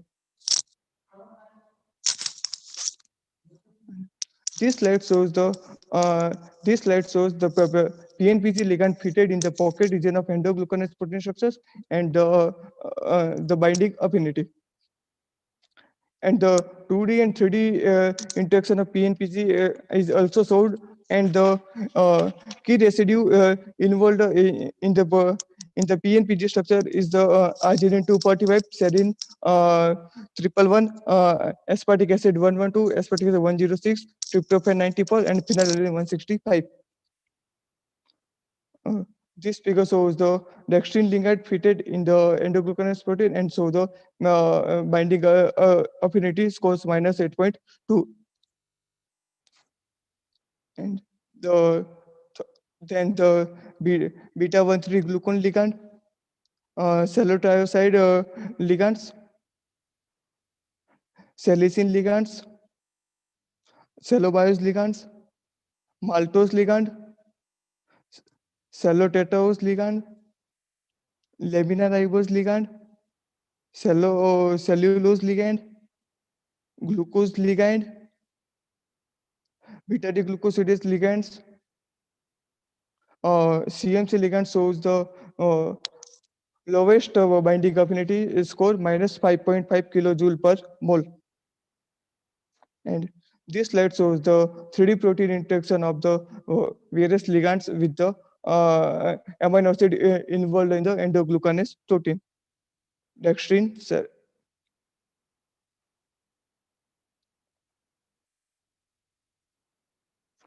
and then we compared the cellulose ligand with the available structure of the one UU4 and which is extracted from the RCSB, and this figure shows that this orange color and blue color shows the redocking of the, and this 2D and this 2D diagram of one UV for co-crystalline ligand shows the tyrosine and glutamine residue are involved, and the cellulose and the cellulose ligands with the one UV for endoglucanase protein also shows the same amino acids GLU34 and ASP39 in the docking. So in the summary of my research was that the total 54 bacterial culture were isolated from termite gut. All the bacterial isolate were screened on the carboxymethyl cellulose containing medium, and out of 54, 32 isolates formed a clear halogen on CMC agar medium, confirmed the CMK's activity by concurrent staining. Then the 9 selected positive bacterial cultures by concurrent screening were further analyzed under submerged condition, and the isolate RF3 was proved the superior and selected for further research study. Then the identified of the isolate RF3 by the 16th gene sequencing, and we obtained the Pentoia stability organism. Then the purification of cellulose enzyme was done by the ammonium sulfate, followed by the dialysis, and we got the maximum cellulase enzyme activity at 40 degrees Celsius temperature and at pH 5. That in the homology modeling and the docking part, we created 3D structure of endoglucanase protein of Pentoia stability by Robeta, Raptorex, iTeaser, TR Rosetta, Swiss model, and Phyre2 servers, and validated by Procheck, Cumin, Erect, and Verify 3D. And Robeta server created protein structure proved best, and in validation evaluation better, and we used that structure for the locking studies.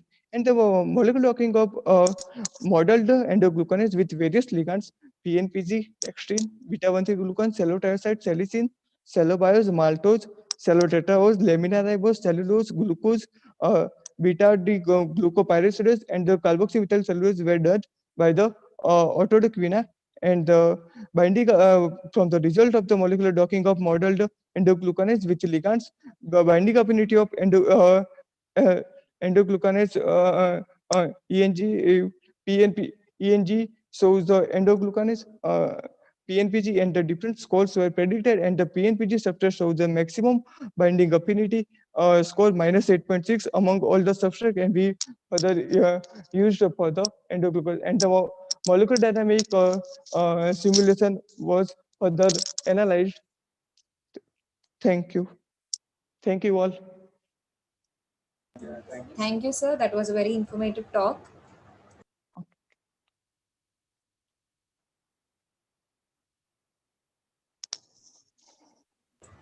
Any queries?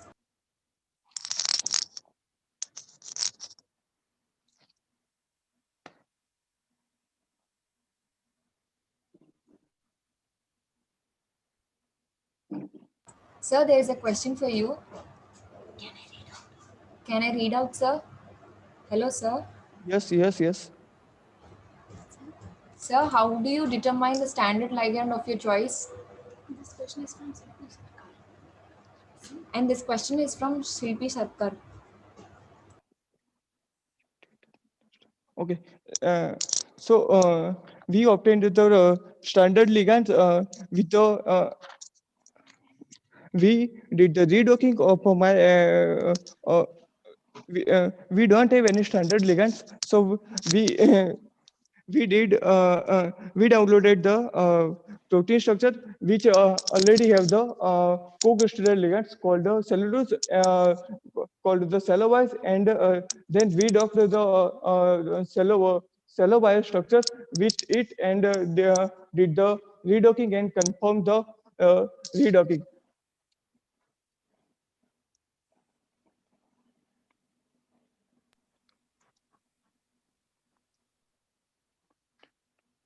Okay, so the another question is how to know that docked protein ligand are stable for. Okay, so for that we will further do the molecular dynamic simulation of the highest binding apparatus called the substrate. So, and we will further reveal soon the which substrate is the more stable. The molecular dynamic study was is also remaining part of the my part.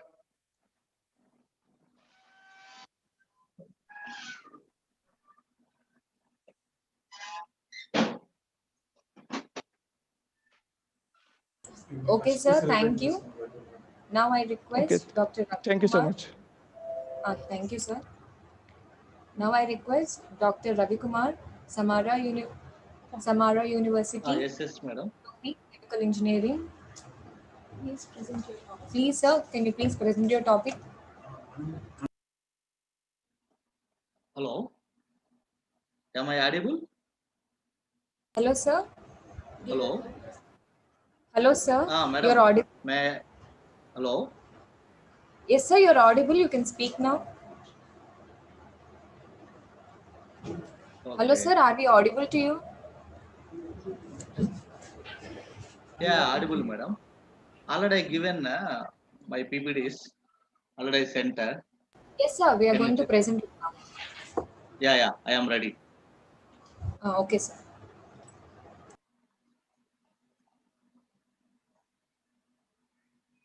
Good afternoon, one and all. Hello.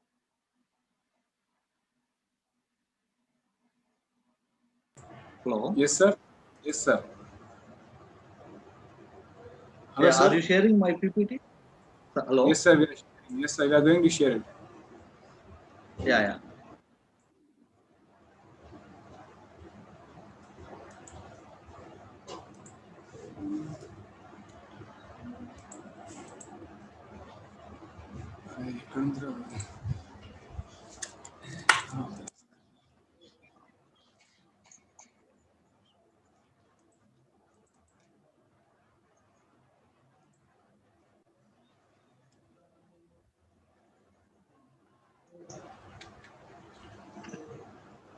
Hello, sir. Yeah, yes, sir. Hello. Thank Hello, you. sir. Yes. Sir. Hello. Yes, sir. You can start, sir. Yeah, I am Dr. Yeah, first of all, I would like to Vignan University Department of Biotechnology give an opportunity to present my paper. I am Dr. Ravikumar, Department of Chemical Engineering, Samara University. Today, I am going to present application of optimization response surface methodology for the removal of crystal violet dye onto Spathodia campanulata leaves. Next. Sir, next slides.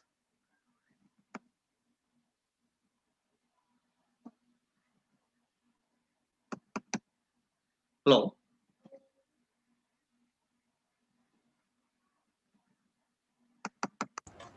Hello, Hello. sir. Hello, sir. So, in this paper, the major. Hello. Hello, sir. You're audible. You may speak now. Hello, madam. Okay, okay. Hello, yes, sir. So in this Okay. paper, the major contents are introduction, experimental procedure, result and discussion, conclusion, and recommendation for the future studies. Now coming to the introduction.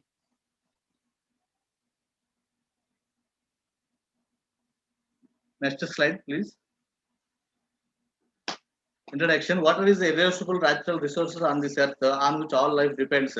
Worldwide, 97% of the water is salt water, 3% of the water is fresh water. Fresh water is limited resource in many parts of the world, and this will become more scarcity due to the increase in population, urbanization, and climate change. Most of the dyes are complex organic molecules that cause water pollution by textile industry. Many of dyes are hazardous and may affect the aquatic life and results of food chain. This can be stopped and removed for using different techniques. Bioabsorption is the alternative conventional process for efficient removal of dye from aqueous solution. So bioabsorption can be defined as a biological metal can be accumulate the dye molecules from the aqueous solution. Next slide, please.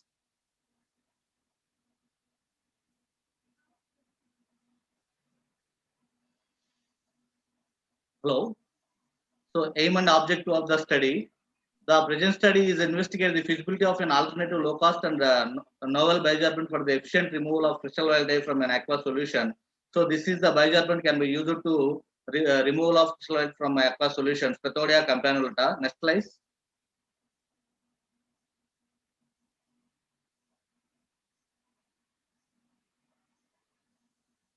Next slide, please.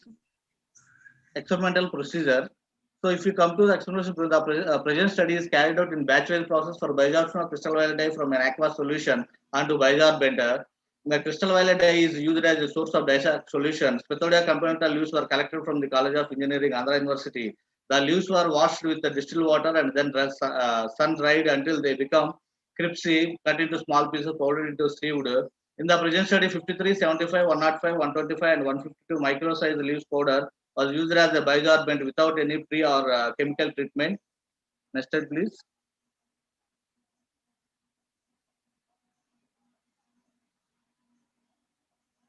So, what are the factors affecting on the bioabsorption of crystal oil from aqueous solution? These are the factors: batch study, effect of contact time, effect of pH, effect of initial dye concentration, effect of bioabsorbent dosage, effect of average particles as the effect of and effect of temperature. Next slide, please.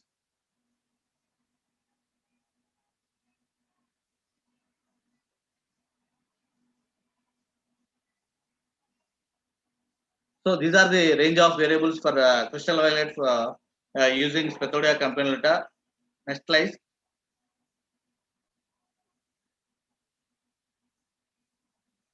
So now come to the result and discussion.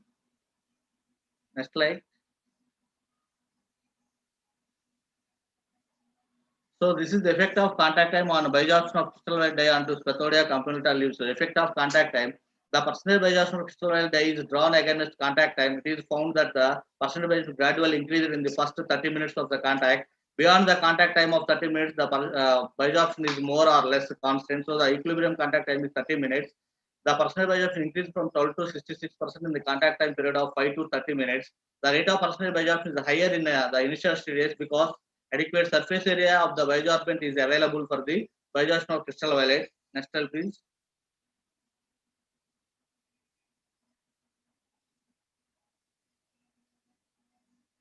So effect of pH aqueous solution. This is the effect of pH diagrams, percentage of bioabsorption, and second one is the how much dye uptake from aqueous solution by using Spathodia campanulata. So the percentage bioabsorption is increased from 39 to 75% as the pH increased from 2 to 6. The percentage bioabsorption is decreased from 75 to 70% as the pH increases from 6 to 8. With an increase in interaction, the crystal violet dye replaces the H plus ions bound to the bioabsorbent for forming part of the surface functional groups. Next slide.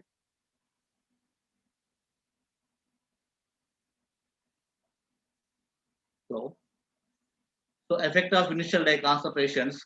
The effect of initial concentration of crystal violet dye in the aqueous solution on the percentage bioabsorption at equilibrium contact time. The percentage bioabsorption is gradually decreased from 71 to 42% by increasing the crystal violet dye concentration from 20 to 200 mg per liter. Lesser percentage of the crystal violet dye is removed for a higher concentration of the crystal violet dye in an aqueous solution. The behavior is due to the increase in the amount of bioabsorbent to unchanging number of available active sites on the bioabsorbent. These two graphs representing the effect of initial dye concentration, percentage bioabsorption and percentage of dye uptake. Next.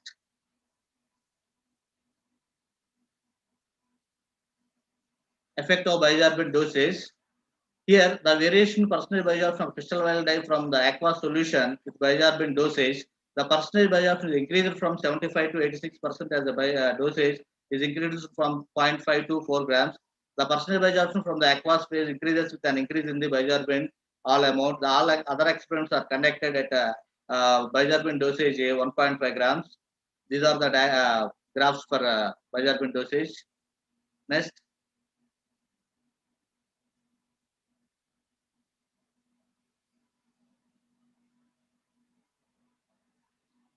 So effect of average particle size of the bioabsorbent.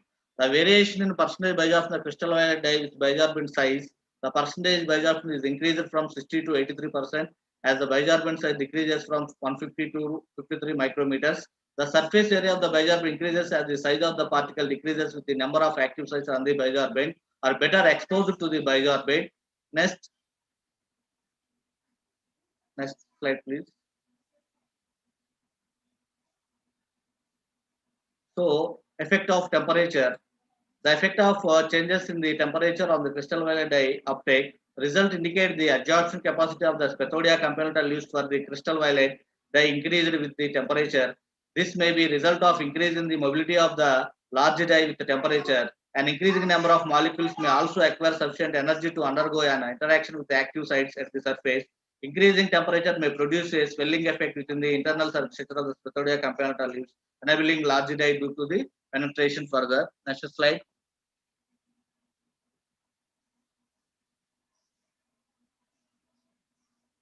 So this is the isotherms can be used to Langmuir relationship is hyperbolic and equation is the equation 1 and 2. We can calculate the constants of the Langmuir isotherms.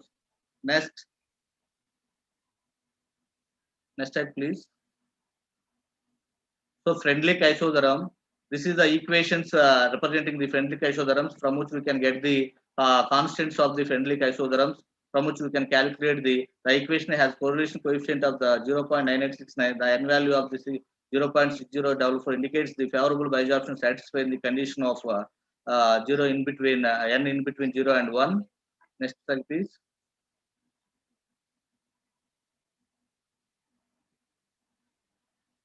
This is the bioabsorption isotherm constant for crystal violet removal using spathodia component of bioabsorbents. So here 3 models Langmuir isotherm, 3 isotherms we were studied Langmuir isotherm, Friendlich isotherm, Tenkin isotherm. So what is the R square value, correlation coefficient value for different temperatures for Langmuir isotherm, Friendlich isotherm and Tenkin isotherm representing this diagram. Next slide, please. This is the kinetics representing diagrams. Lagrange's plot and pseudo second order kinetics plots for the bioabsorption of crystal violet dye is drawn in below. Below table summarize the rate constants values for the first and second order equations. These are the diagrams for the first order and second order removal of crystal from aqueous solution using spathodia component. Next slide, please.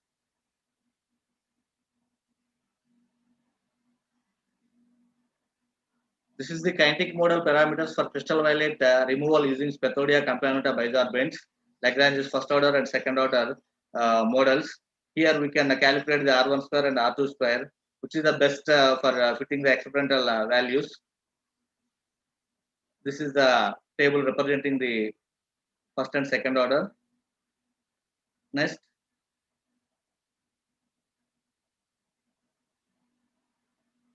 So what is the thermodynamic study on bioabsorption? If you see Gibbs free energy calculates the minus 4.71 kilojoule for bioabsorption of crystal violet dye. The negative delta G value indicates thermodynamically feasible and spontaneous nature of the bioabsorption. The delta H parameter is a positive value that indicates the endothermic nature of the bioabsorption. Delta S indicates the positive value, which suggests that an increase in randomness at the solid solution interface during the bioabsorption. Next slide, please. So this is the table representing the thermodynamic study on bioabsorption of crystal violet onto spathodia component leaves. What is the delta G values gives free energy, and what is the change in enthalpy, what is the change in entropy at different temperatures. Next slide, please.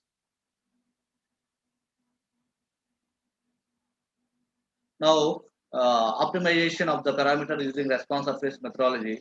Optimization uses a composite central design. The parameters that have greater influence over the response are to be identified so as to find the optimum condition for the bioabsorption of crystal violet dye. The quadratic model is used in the present study to relate the 4 independent variables and percentage bioabsorption of the crystal violet dye. The regression equation for the percentage bioabsorption of the crystal violet dye, the function of pH, concentration, dosage, and temperature. The variation in the corresponding coded values of the 4 parameters and responses are present in table. Next slide, please. So this is the levels of different process variables used in the central composite design for the bioabsorption of crystal violet dye onto spathodia component and bioabsorbents. These are the 4 variables. This is the range and levels of the variable, and this is the following equation of regression. Next slide, please.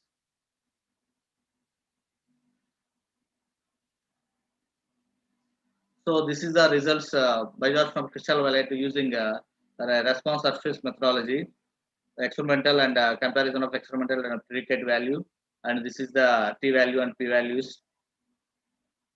Next slide, please.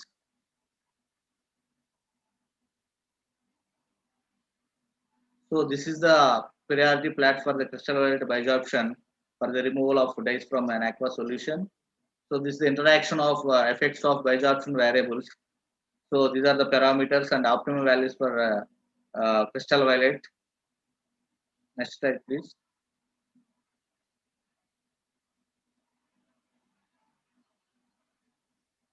So these are the interactions effects of the bioabsorption variables, represents the surface counterplots for the optimization of bioabsorption of crystal violet dye, and surface counterplots of the effects of dosage and initial concentration on percentage pH on the temperature on percentage bioabsorption of crystal violets. Surface counterplots for the effects of pH on temperature percent. So next slide, please.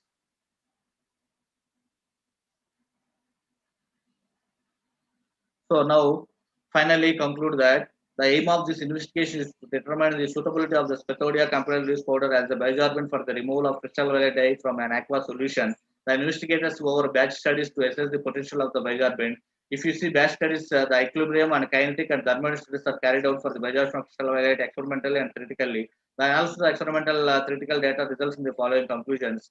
The data obtained for the bioabsorption study showed that the contact time of 30 minutes was sufficient for the maximum removal of crystal violet dye from an aqueous solution using spathodia componenta. Next slide, please. Hello. The bioabsorption was found to be very less at the initial pH for the dye onto the bioabsorbent. A sharp increase in bioabsorption was observed for the crystal violet dye using spathodia component in the pH ranges from 2 to 6. It was observed that the dye uptake increased and the percentage bioabsorption of the dye decreased with an increase in the initial dye concentration in solution. The percentage of the bioabsorption of the dye onto spathodia component of bioabsorbent increased and dye uptake of the bioabsorbent decreased significantly with an increase in bioabsorbent dosage. Next slide, please.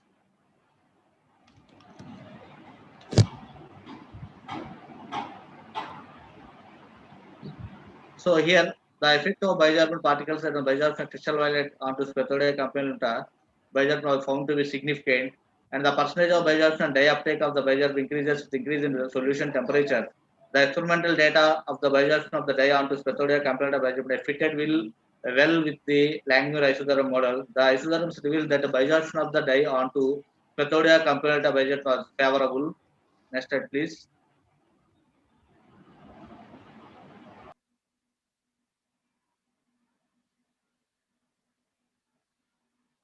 Next slide. So this is the kinetic studies represents the The kinetic studies represents the it was very fast and tends to follow the Lagrange's first order for the crystal violet dye onto spathodia component of bioabsorbent. The thermodynamic studies indicate that the bioabsorption of the crystal violet dye onto spathodia component was spontaneous, visible, and endothermic. And second order quadratic equation obtained the model to affect the all four process parameters involved and the percentage of bioabsorption of crystal violet using spathodia comparator was. This is the equation for bioabsorption of crystal violet. Next slide, please. So the optimization of experimental parameters like temperature, solution pH, bioabsorbent doses, and initial dye concentration were carried out using response surface methodology, central composite design for the removal of crystal violet dye onto spathodia compared as a bioabsorbent. The optimized process variables obtained from the RSM for the bioabsorption of crystal violet was in close agreement with the experimental data. The maximum removal efficiency was predicted to the 89% for the crystal violet, which obtained at a temperature of 303, solution pH 6, and initial dye constant 20, and a bioabsorbent dosage of 1.50 grams. Next slide, please.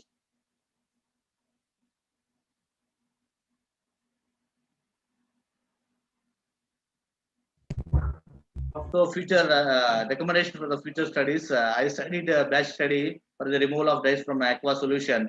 So we can study for continuous studies, and we can removal of metals. We can use this process, and we can use the removal of phenols and the pollutants. Next slide, please.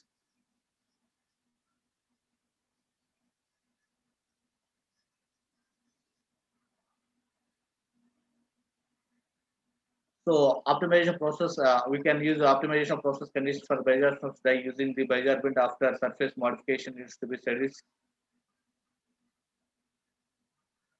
Next slide, please.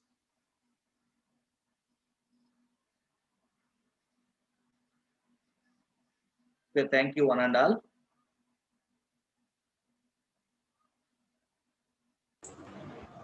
Thank you, sir, for your informative talk. Now I request participants can clear their queries regarding the topics. Thank you, madam.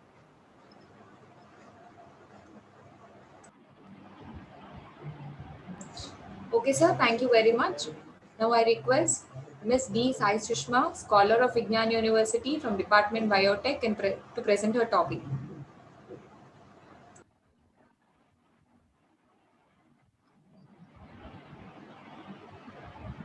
Hello, good afternoon, Anand. Today I would like to present a topic on screening of bacterial isolates for production of uric acid. I am D. Sai Sushma under the guidance of Dr. D. John Babu sir. So coming to uric acid. Uric acid or urate oxidase is a therapeutic and diagnostic enzyme that has prime importance and is used to treat diseases caused due to the high levels of uric acid concentration. So it is a therapeutic and diagnostic engine that has prime importance and is used to treat diseases related to high uric acid concentration, as well as it's a prime enzyme involved in the diagnostic kits to determine the levels of uric acid in our body. So uric acid is also approved by the FDA in treating diseases like tumor lysis syndrome and refractory gout. Coming to introduction. So uric acid, also known as urate oxidase, it catalyzes the oxidation of uric acid to give rise to allantoin, carbon dioxide, and hydrogen peroxide. So uric acid is generally insoluble in nature. So it is a byproduct which is formed in purine metabolism. Like adenosine and guanine, it is a byproduct involved. It's a byproduct produced in the purine metabolism. So it is generally excreted by kidneys, and whereas in humans, when compared to other primitive mammals, they have the presence of uric acid. But when it comes to humans, the uricase enzyme is absent due to the loss of the uricase enzyme produced is non-functional due to the nonsense mutations during the course of evolution. So in humans, this uric acid due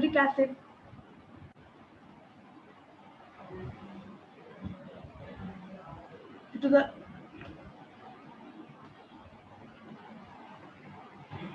and the levels need to be maintained in our body. So So the solubility of uric acid in our body is close to the solubility threshold. So when it exceeds, it leads to the formation of crystals in our body.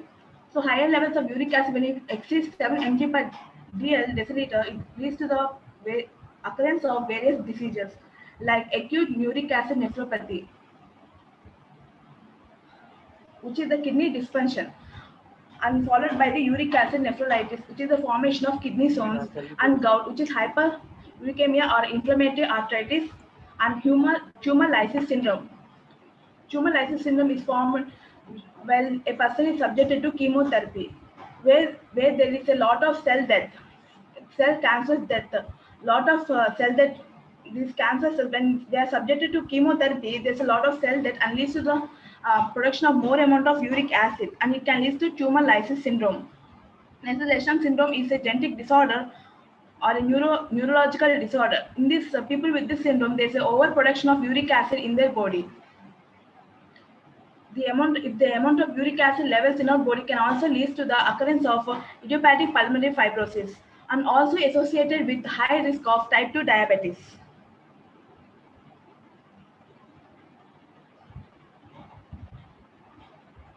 Uric acid is used in the treatment as well as in the diagnostic kit to determine the levels of uric acid. So uric acid in the presence of uric acid, also termed as urate, in the presence of uric acid enzyme, which is termed as urate oxidase, undergoes oxidation to convert this uric acid to a soluble product, which is allantoin, so that it can be eliminated from our body. And it's also used in the diagnostic kits. So during the oxidation process, it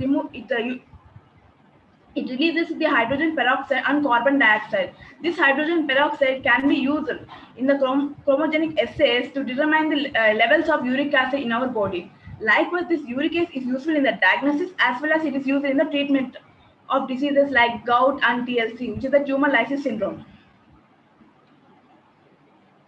So there are few FDA-approved drugs, which is the RAS uricase, which is produced from the recombinant fungal uricase, and the pegloticase, which is produced from porcine or baboon liver uricases. So these are the FDA-approved drugs which are used to treat the tumor lysis syndrome and refractory gout, respectively. So this refractory gout, this occurs when the levels of uric acid in our body are not controlled, or ethically not controlled. It leads to the occurrence of this refractory gout.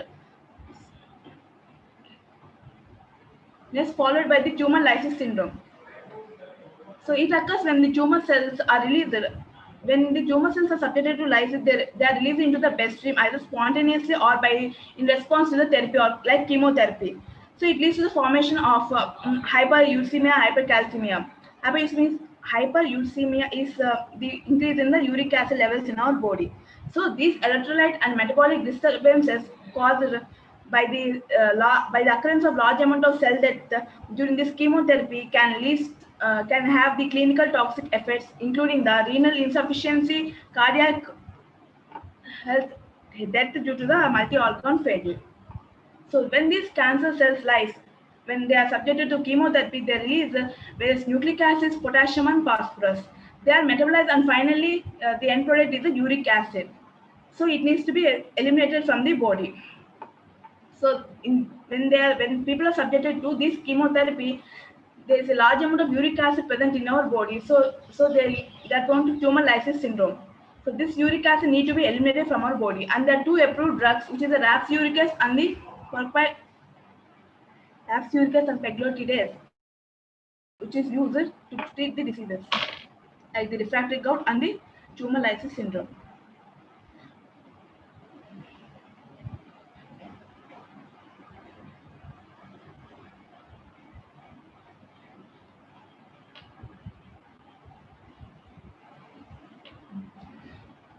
So detection of urate levels, which is the uric acid levels in our body in the preliminary stages, is very essential to diagnose and monitor people with gout disease, and also to diagnose the levels of uric acid when people are subjected to chemotherapy, before and after chemotherapy, and also the occurrence of kidney stones. What is the real cause of formation of these kidney stones?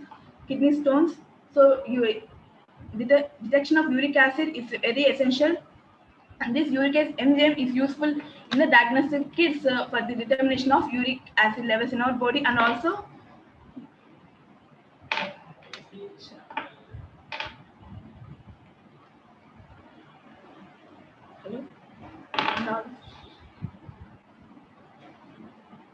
and also in the treatment of diseases like gout and TLC.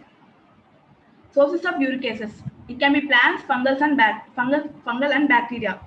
So in our study, we have isolated the uric acid producing bacterium from wastewater to and its yield is evaluated. So objective is to screen and isolate the potential uric oxidase producing bacterium from wastewater. So initial step is the serial dilution method. After performing serial dilution method on nutrient agar with uric acid, this uric acid acts as an inducer substrate to enable the bacterium to produce the uricase enzyme. So only the bacteria capable of utilizing this uric acid can grow. So further screening by a serial dilution method, where we have isolated number of colonies, and all this among them 12 strains are screened further for the production of uricase enzyme by well method. The production medium and nutrient agar with uric acid. So this is the isolated uric acid producing bacterium. So the bacterium producing more amount of uric acid which is determined by the initial screening methods. So in this plate it consists of only uric acid. So the only bacterium capable of utilizing this uric acid is unable to go in this plate, and it is the initial screening method to isolate the uric acid producing bacterium. So the bacterium which produces more amount of uric acid is further screened to determine its enzyme activity and specific activity. So this is a well method which is performed where we have taken the cell supernatant and the place for inoculated at 37 degrees centigrade for 24 hours to observe a clear zone. And organism which produce more amount of clearance is taken for this study. So protein concentration is determined by the Lowry method. And these uric acid methods for determining the uric acid, there are two methods, direct methods and indirect method. In direct method, we determine by absorbance at 293 nanometers. And second one is to measure the hydrogen peroxide, amount of hydrogen peroxide released. So it is the uric acid assay, which is urea degradation procedure, where we have taken test sample and the blank sample.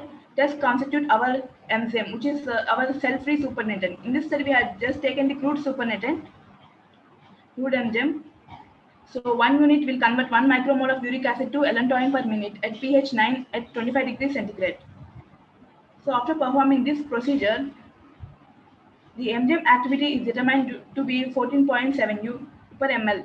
So 1 unit will convert 1 micromole of uric acid to allantoin per minute at pH at 25 degrees centigrade. And the specific activity is determined by the enzyme activity as well as the protein concentration, which is previously determined by the Lowry method. So the specific activity of enzyme was found to be 39.89 units per mg protein. So next, coming to phenotypic identification. Since we have isolated an organism which produces this uric acid enzyme, so in order to identify the organism, what kind of an organism it is, we perform the phenotypic as well as the 16S RNA sequencing. So these are the phenotypic results. And the acid production of via carbohydrates and effect of the growth temperature on the bacterium. So bacteria is inhibited after 50 degrees centigrade, and this is the pH range, which is 5, 6, 7, 8. The above and below the bacterium did not show viability, and growth at different NaCl concentration. So identification of strain, we perform it is outsourced to MTCC. Via 16S RNA sequencing, it is determined to be Escherichia malmate, which shows sequence similarity of 98.95% sequence similarity. So phylogenetic tree was performed via Mega7 software, in which we have used the neighbor joining method, evolution distance, and magnocomposite activity method. So our strain was similar, showed 98.85% similarity to Escherichia malmate. So the process is still undergoing, and further effect of pH, temperature, and enzyme activity need to be done. So from this, we had done on just the carbon sources, and later carbon sources need to be included. So from this sucrose at a pH 7.8 and at temperature 35 degrees centigrade showed to produce more amount of enzyme activity. So here I conclude that we have isolated the uric acid producing bacterium from local canal water. by measuring its uric acid activity by absorbance at 293 nanometers. So this is the further work. We need to do optimization, and we further have to purify and characterize the urate oxide semgen. These are the references. Thank you. Thank you for giving me this opportunity. Thank you. Thank you very much, ma'am. That was a great talk. Now participants can clear their queries on the respective talk.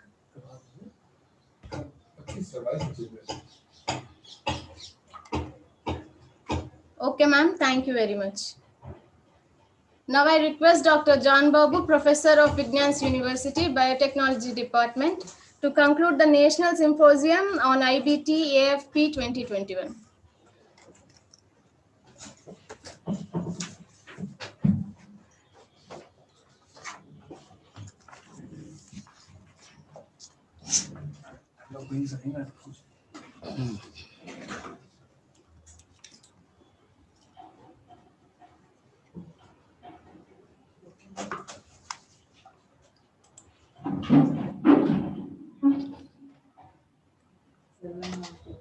Yeah.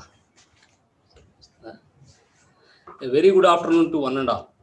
I deem it great honor and privilege to propose the closing remarks and vote of thanks on the occasion of the valedictory function of this National Symposium on Integrated Bioprocess Technology, Advances in Future Prospectus, organized by the Department of Biotechnology, Vignans Foundation for Science, Technology and Research, deemed to be University, Vadlamudi, Gunturu, Andhra Pradesh, India. Bioprocess technology is a vital part of biotechnology that deals with processing of living cells or its components with nutrients to make desired products. The process of biotechnology is seen in the impact of new products and processes. The product includes biotherapeutics, specialty chemicals and reagents such as diagnostics, biochemicals for research and enzymes for food and consumer markets.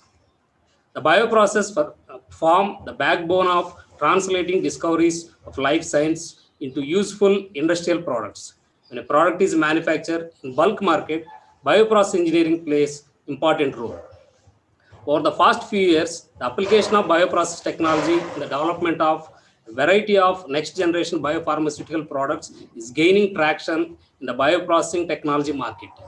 Keeping the above features in view, the theme of the conference was selected as Integrated Bioprocess Technology, Advances and Future Prospectus to provide common platform to discuss need of innovations in bioprocess technology for the production of innovative products for better living of mankind.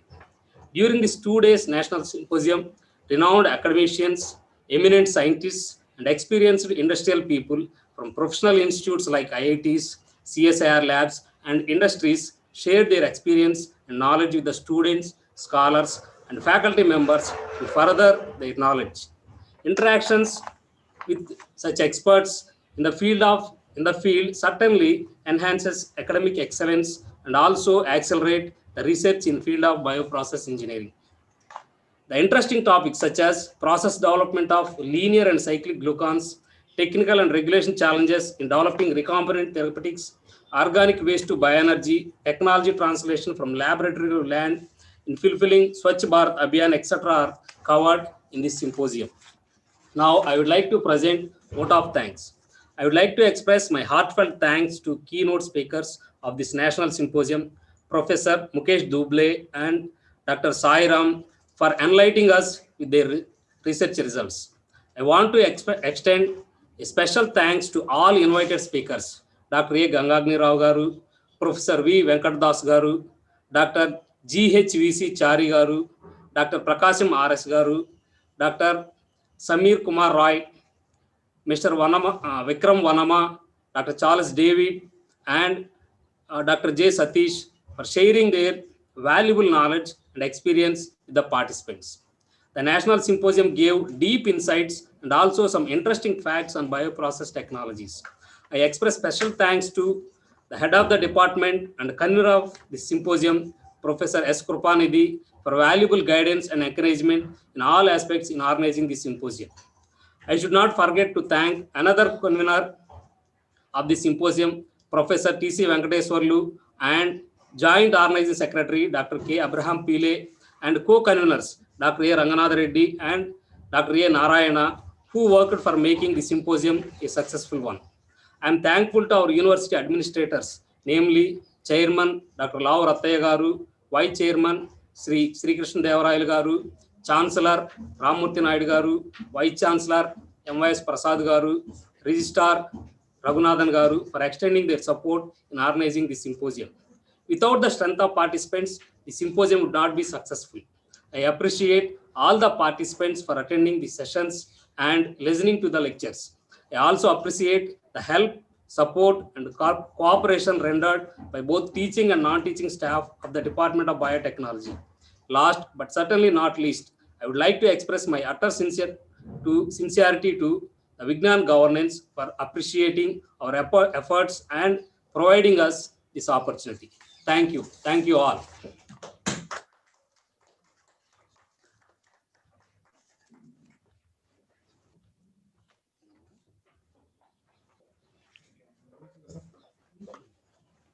Was that?